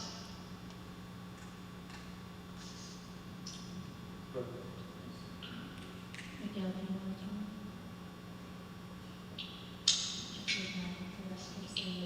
Breakfast already. You know, I like to have Ruth and Jill Lars come to the podium because I do have one question for you guys.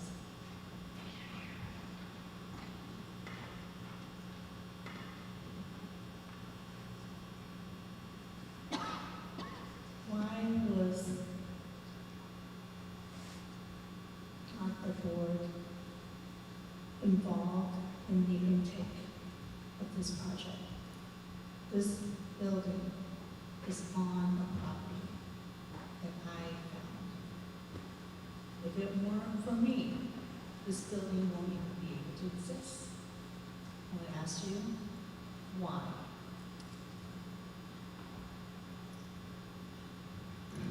Just for clarification purposes, Ms. Summer, are you asking why the board wasn't involved in the process of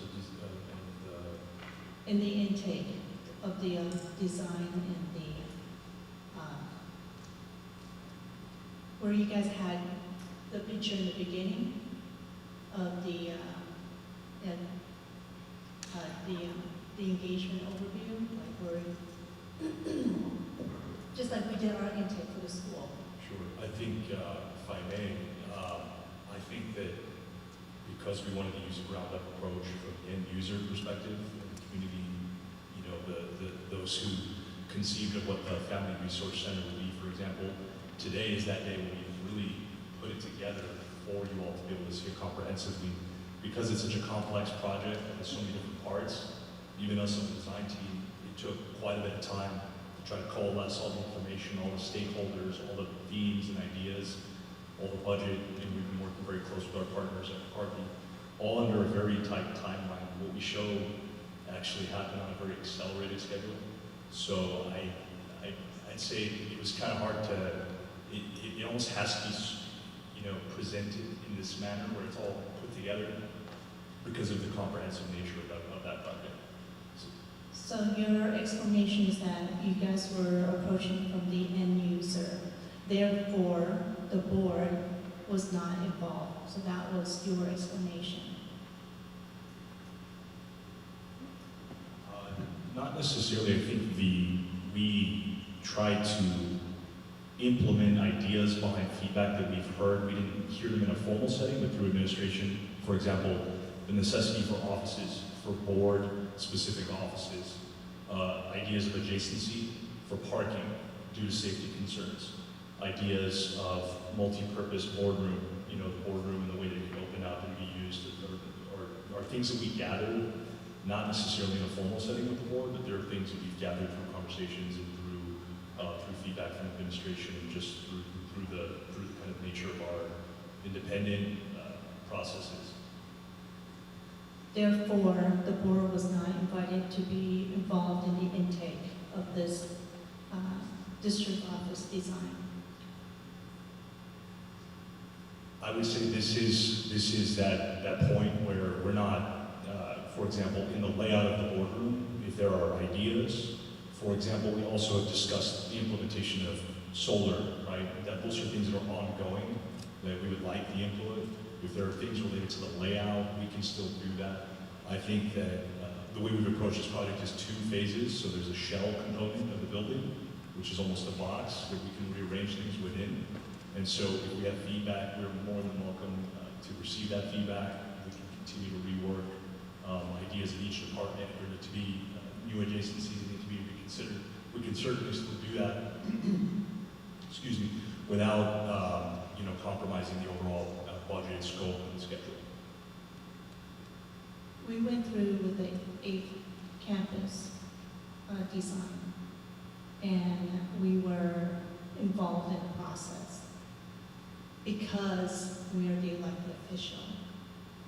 And if you need a reason, I can give you 65 million reasons why the board needs to be involved in every aspect of the design, the implementation of the design, the draft of the design, throughout the whole process. I highly recommend that we table this until we have a work study around it. The community that we represent deserves it.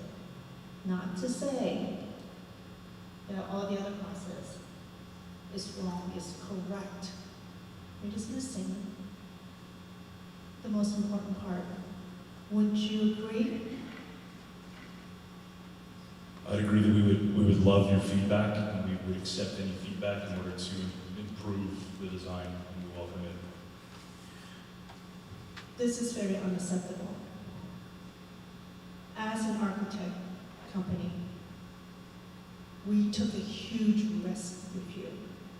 We paid a huge price, and you come before us with such disrespect. I mean, I'll just jump. Hold on, please do not interrupt. I am not done. I have my statements to make, just like all the other board members have. So allow me to finish my statement. Thank you. So moving forward, I would recommend and to second one of the members to have a work study. Because I think we're at a point where I think some of us are willing to start ground zero again, and we don't want to go there. So moving forward, please respect this community. We paid a huge price. Let's not do this.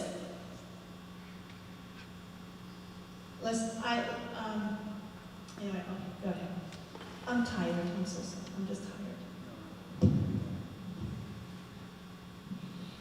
So is there any further comments or questions? Do you want to have? I motion to table this, if I can get a second. I just don't think we should move forward right now with this. It just didn't turn out for everyone. I think we need to give them a chance, the community, the board. Let's just proceed with the work study, expedite it if we have to, and then, okay, can we just, let's wait until we all finish talking, because what's really, really important is that the public understand what we're doing here. Not what I want to do, what you want to do, what the district wants to do, what our vendors want to do. Is what's best for this community. And then we need to now motion if we can table this so that we can get the best result, that we can be united as a board. And we need involvement, we need information, we need input, and we need output. It's a two-way street. $65 million. We need to answer that. So I motion that we table this and have a work study. Can I have a second? Yeah, I got you in a second, Dr. Lerner. I have a question. We started off at $30 million, let's not forget that. We started off, the RFQ was $30 million, and then it went up to like 59, and now we're sitting at 65. Well, you seconded it, we have a motion, no more discussion, let's move forward. That's not true. I can still ask a question. Mr. President. On the motion. So the motion today. Thank you. What are the implications by us delaying the GMP, which is the guaranteed maximum price? Mr. Calles or staff?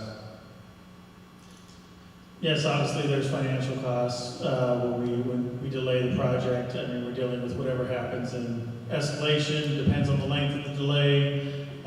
Construction isn't exactly getting cheaper. tariffs come up overnight and change overnight, so I mean, there's those risks. Additionally, the message you're sending to staff is you are perfectly okay with them going longer, suffering in the conditions that they've just expressed to them. So, I mean, when we I answer the questions. Superintendent, guys, please stop. There's a point of order. Let's address it first. Let's follow procedural. President. Stop. There's really no procedure on that. Yes, we have a question about the motion, which is acceptable, and Mr. Kynes was finishing his answer, so go ahead. Yes. Obviously, as I stated before, I'm here to advocate for students and staff. Our staff has been waiting for improved working conditions. We have been talking about doing a family resource center for years. DLA is currently in portable buildings that were supposed to be demolished before they ever moved into them. We have unacceptable working conditions for our staff. So when we talk about a delay, big difference between whether or not are we talking about give it another week, give it another month, whatever that length of the delay is, obviously delays the length of when the project is going to complete, and we are telling them that we are fine with them staying in there until we can circle back for more conversation. So, to me, I have a sense of urgency on this matter. If that's not shared, then that's not shared, but you've asked for my perspective on it, that is my perspective. I did, Mr. Pence. Thank you for answering that. So that was sort of my concern, is the potential increase in cost when you further delay these projects. We know these tariffs exist. We know the cost of steel is going up, building materials, labor, so on and so forth. So if we're willing to justify an increase in cost to have a discussion, then that's something that the board can decide to do. But for me personally, I don't work in business services every day. I don't work in IT every day. I don't share an office with HR and dealing with sensitive matters. These folks do. And so that's why I trust their buy-in. I trust the experts who are professionals in designing spaces that are efficient for adults to work in and be more effective. I remember when we did the science buildings at Tolleson, I don't remember us chiming in on design of the science building and arguing whether the design of the Kim Lab was up to date or whatever. Like, I don't remember that. We got broad design, we approved that project, we moved forward. And I don't remember, actually we did have a few staff come in and talk about how they didn't like the design. Similar today, but not as much. I just appreciate a lot of the work that's went in with our staff. You can see in the pictures, staff are huddled and, you know, this is their space that they're going to be utilizing. And yes, there's a boardroom there for us. Yes, there will be a family resource center that's going to invite the community. But I really take what they have to say to heart. Not that I don't want to be thorough and go through every detail, but I guess for me, I feel like the details here in the presentation, we've got the GMP, Guaranteed Maximum Price contract there that we could read and go through. I mean, seems to, just again, me speaking personally, it seems pretty much cut and dry, and I am concerned about the cost of doing business if we further delay. So I just want to add on to, you know, what everyone is saying is that we're not disagreeing, you know, with the input from the district office. That is rightly so. Just as you guys had the input for the high school, just as well as the community has the input, just as the board members have the right to put in the input. That's what we're asking on behalf of the community as the elected official. The fact that we are using the district staffs as an excuse for their suffering is fear-mongering. That's not reality. That is overriding the people's voice, which is divided among the 5 of us. Not the superintendent, not the assistant, not the district staffs, and not you. Us. We're not asking to be everything. We want the part. The eyes and the ears and the voice for the people. That we know that, hey, these are great inputs. Oh, that's great. This is going to help everybody. We want them to be in a space that is spacious, home, so they can do the maximum work for the community. who we represent. You guys are living in a bubble.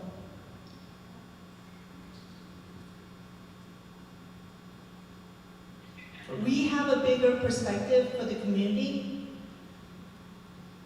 and we are on guard because we get hit, because we're exposed, so that you guys don't get exposed, so you guys don't get targeted.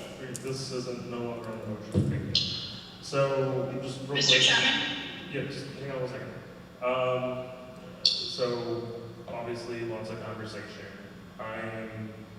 I'm willing to find like a middle ground, and I can support the tabling, but I would ask that every member of the boards would submit any feedback, comments you have to the superintendent by the end of the week to give to our architect team, and we try to schedule a meeting, a work study sometime after the break is over, and see what we can discuss there, any changes that can or can't be made. So that would be something that I throw out there, because we have access to the design now, so we can, if there's things in there we like and don't like, I would just ask that we get that to Superintendent Calles by the end of the week, so that he can send that off to our architect team, and we can try to see if we can get a work study sometime in the week after the break. Mr. Kemp? Yes, go ahead. Yeah, I just want to clarify that we had a master plan.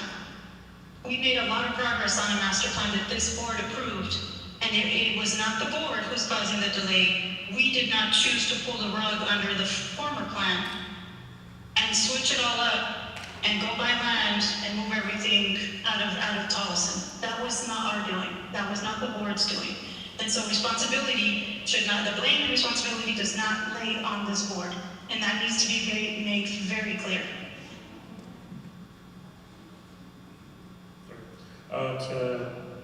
President, I will say, I appreciate your friendly, I don't know if that's an amendment to the motion or it's going to be your ask. I appreciate that friendly amendment, and I could potentially get behind that, but I just, emphasize that the longer we take in getting these shovels in the ground, the longer it's going to take some of these kids who have no place to go, who are unhoused, our families who need services, our staff who need rooms. So, again, for what it's worth, this is my opinion. But I appreciate your friendly amendment and trying to work this through. A lot of this sometimes is on us as a board. We schedule a work study, you got to show up. Get your materials, got to leave in advance. You got to ask the questions, and that's just our responsibility as decision makers. So, go ahead. All right, Just I'm going to call every the board vote. member did attend every work study, either call-in or in presence. Majority of them did, and we had a quorum. All right, I'm going to call vote on the motion to table. Are you ready to speak? All right. Member Sun. Yes.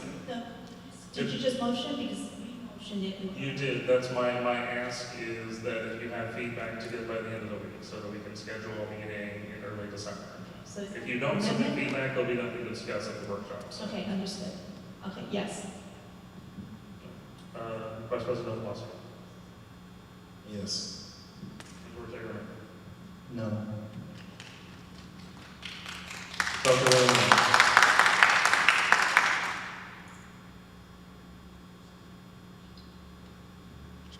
Can you please read the motion? I can't hear. The motion was to table and get feedback to Mr. Calles by the end of the week. Yes.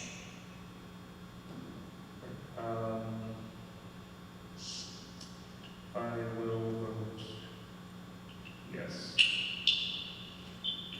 With that, the motion carries. Again, please get your feedback by the end of the week.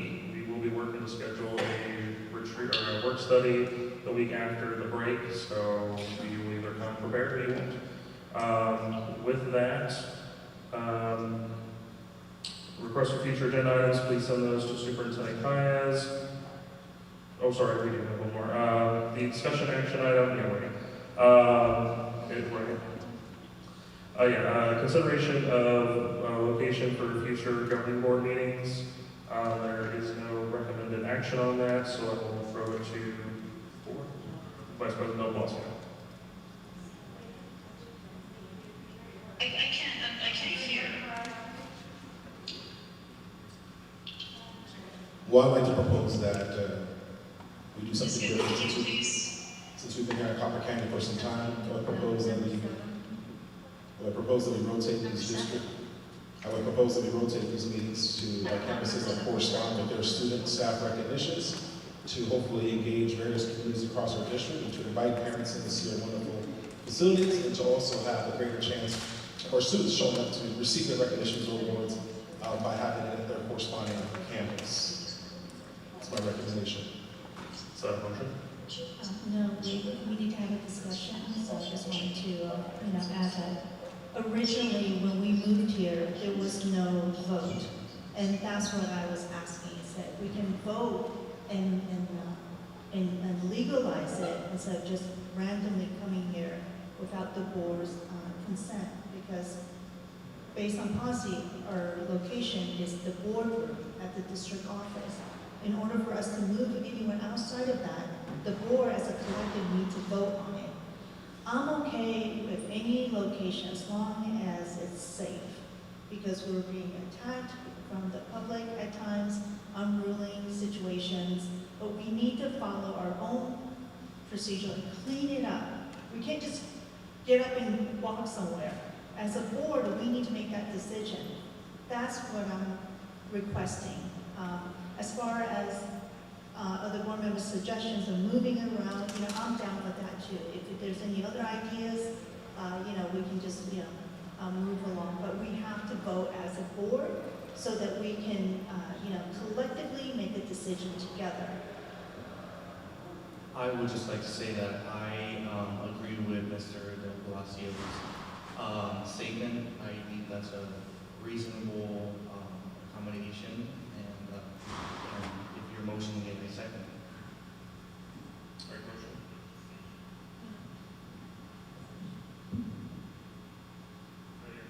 Sorry, go ahead.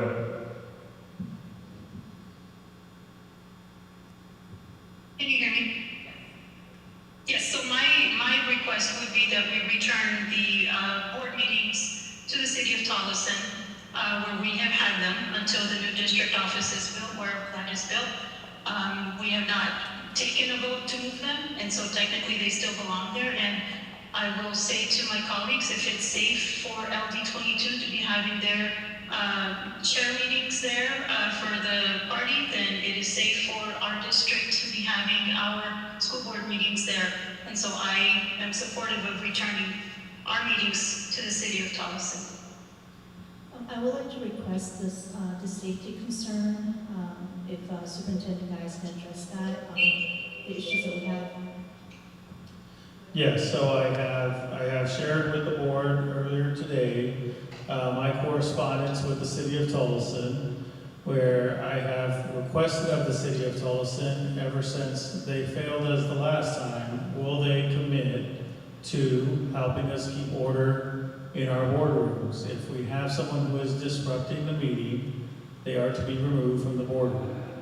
That's in line with statute. As the chief administration officer of the district, it is my duty to ensure the safety of our staff. I can delegate it, which I do, to Mr. Paulson, who helps during the meeting to ensure the safety of our staff. And when we have a municipality who is responding to Mr. Tolleson and telling him, no, I understand, you want that person removed, they're shouting from the gallery, they're doing things, but we're okay with it, and we're gonna allow them to stay. When that's the answer from the municipality, I have significant concerns, and this same municipality has exercised, they're in the media for multiple reasons on when they are saying they are reviewing body camera footage, such as the one where the officers unloaded 2 clips on somebody who was going for their cell phone, and that they were perfectly okay with it. They saw nothing wrong with the body camera footage. So I have issues with their inability to commit to following statute. I have issues with their judgment. I cannot ensure the safety of our staff and students. In the event that the board votes to have the meetings back in the city of Tolleson, it is my responsibility still to ensure the safety of staff and students. I can't tell you that I will have staff and students there. So you may just have me presenting all the agenda items if we're going back to Tolleson. Because it's one thing to put myself in harm's way. I'm not doing that to my staff and students.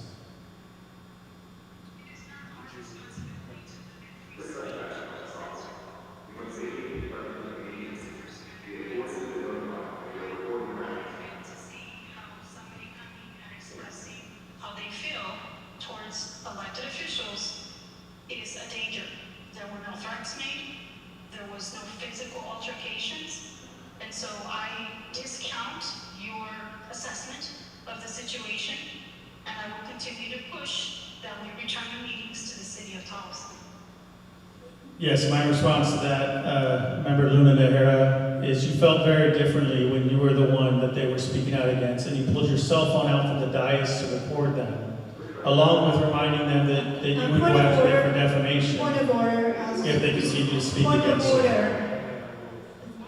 This is a discussion among the board members.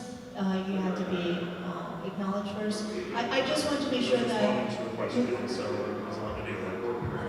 I think that we need to have a conversation among the board members. This is an action among the board members. So in order for him to respond to any of the board members' response is with the permission with that particular board member that is speaking. So I think we need to follow protocol so that we don't speak and talk over each other.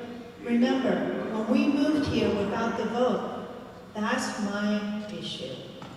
My biggest concern is safety, but we have to go through it the proper way. So now we have a chance to vote on the location and how we're going to go about that. There was a suggestion, and there seems to be, consensus more or less. Are there any other suggestions that we can? Mr. Vice President Del I'd like to make a motion that we rotate our meetings beginning January 2026.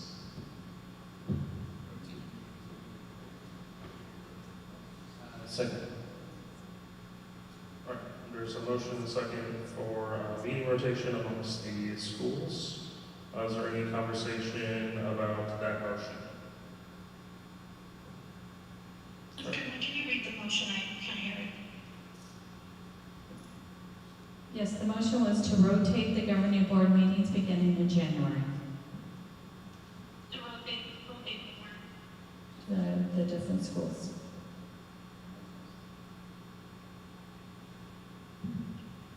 All right, hearing no further conversation, we'll vote on the motion. Members.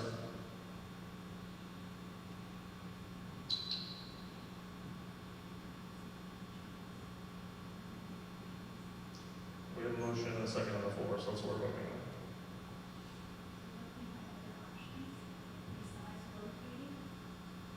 I only have one motion and a second on the floor, so that's what I have to take. I asked if there was further conversation, nobody else spoke up, so I assumed everyone was done.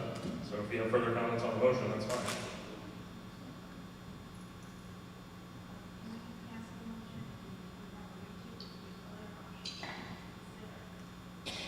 You can't do that now. Well, Ms. Sun, you could request that this item be brought again as another agenda item.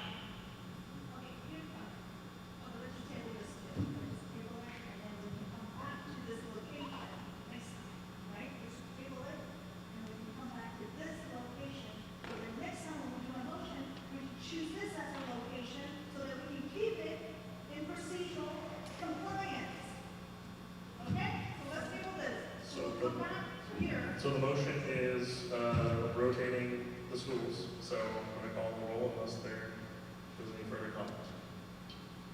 All right. Member Sun. Vice President Del Paso. Yes. Member Taylor. Yes. Dr. Lunaire. What is the motion? To rotate the governing board meetings beginning in January. No. Yes. With that, the motion carries. Again, if you have any future agenda item requests, please submit those to Superintendent Kayes. Our next board meeting is December 9th. We will be working to schedule a work study to go over these things, the district office of the school again. With that, I would entertain a motion to adjourn unless anybody wants to stay here. Request a future agenda items to have this location for the district meeting to be revoted in the next meeting. Okay. Thank you. Motion to adjourn.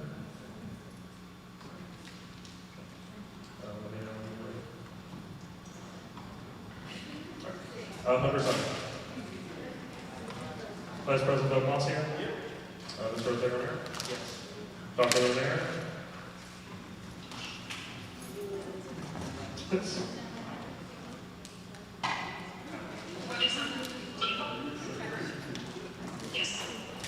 Yes. Motion carries. We are adjourned at 1:20. Thank you everyone for sticking around. Appreciate your time this evening.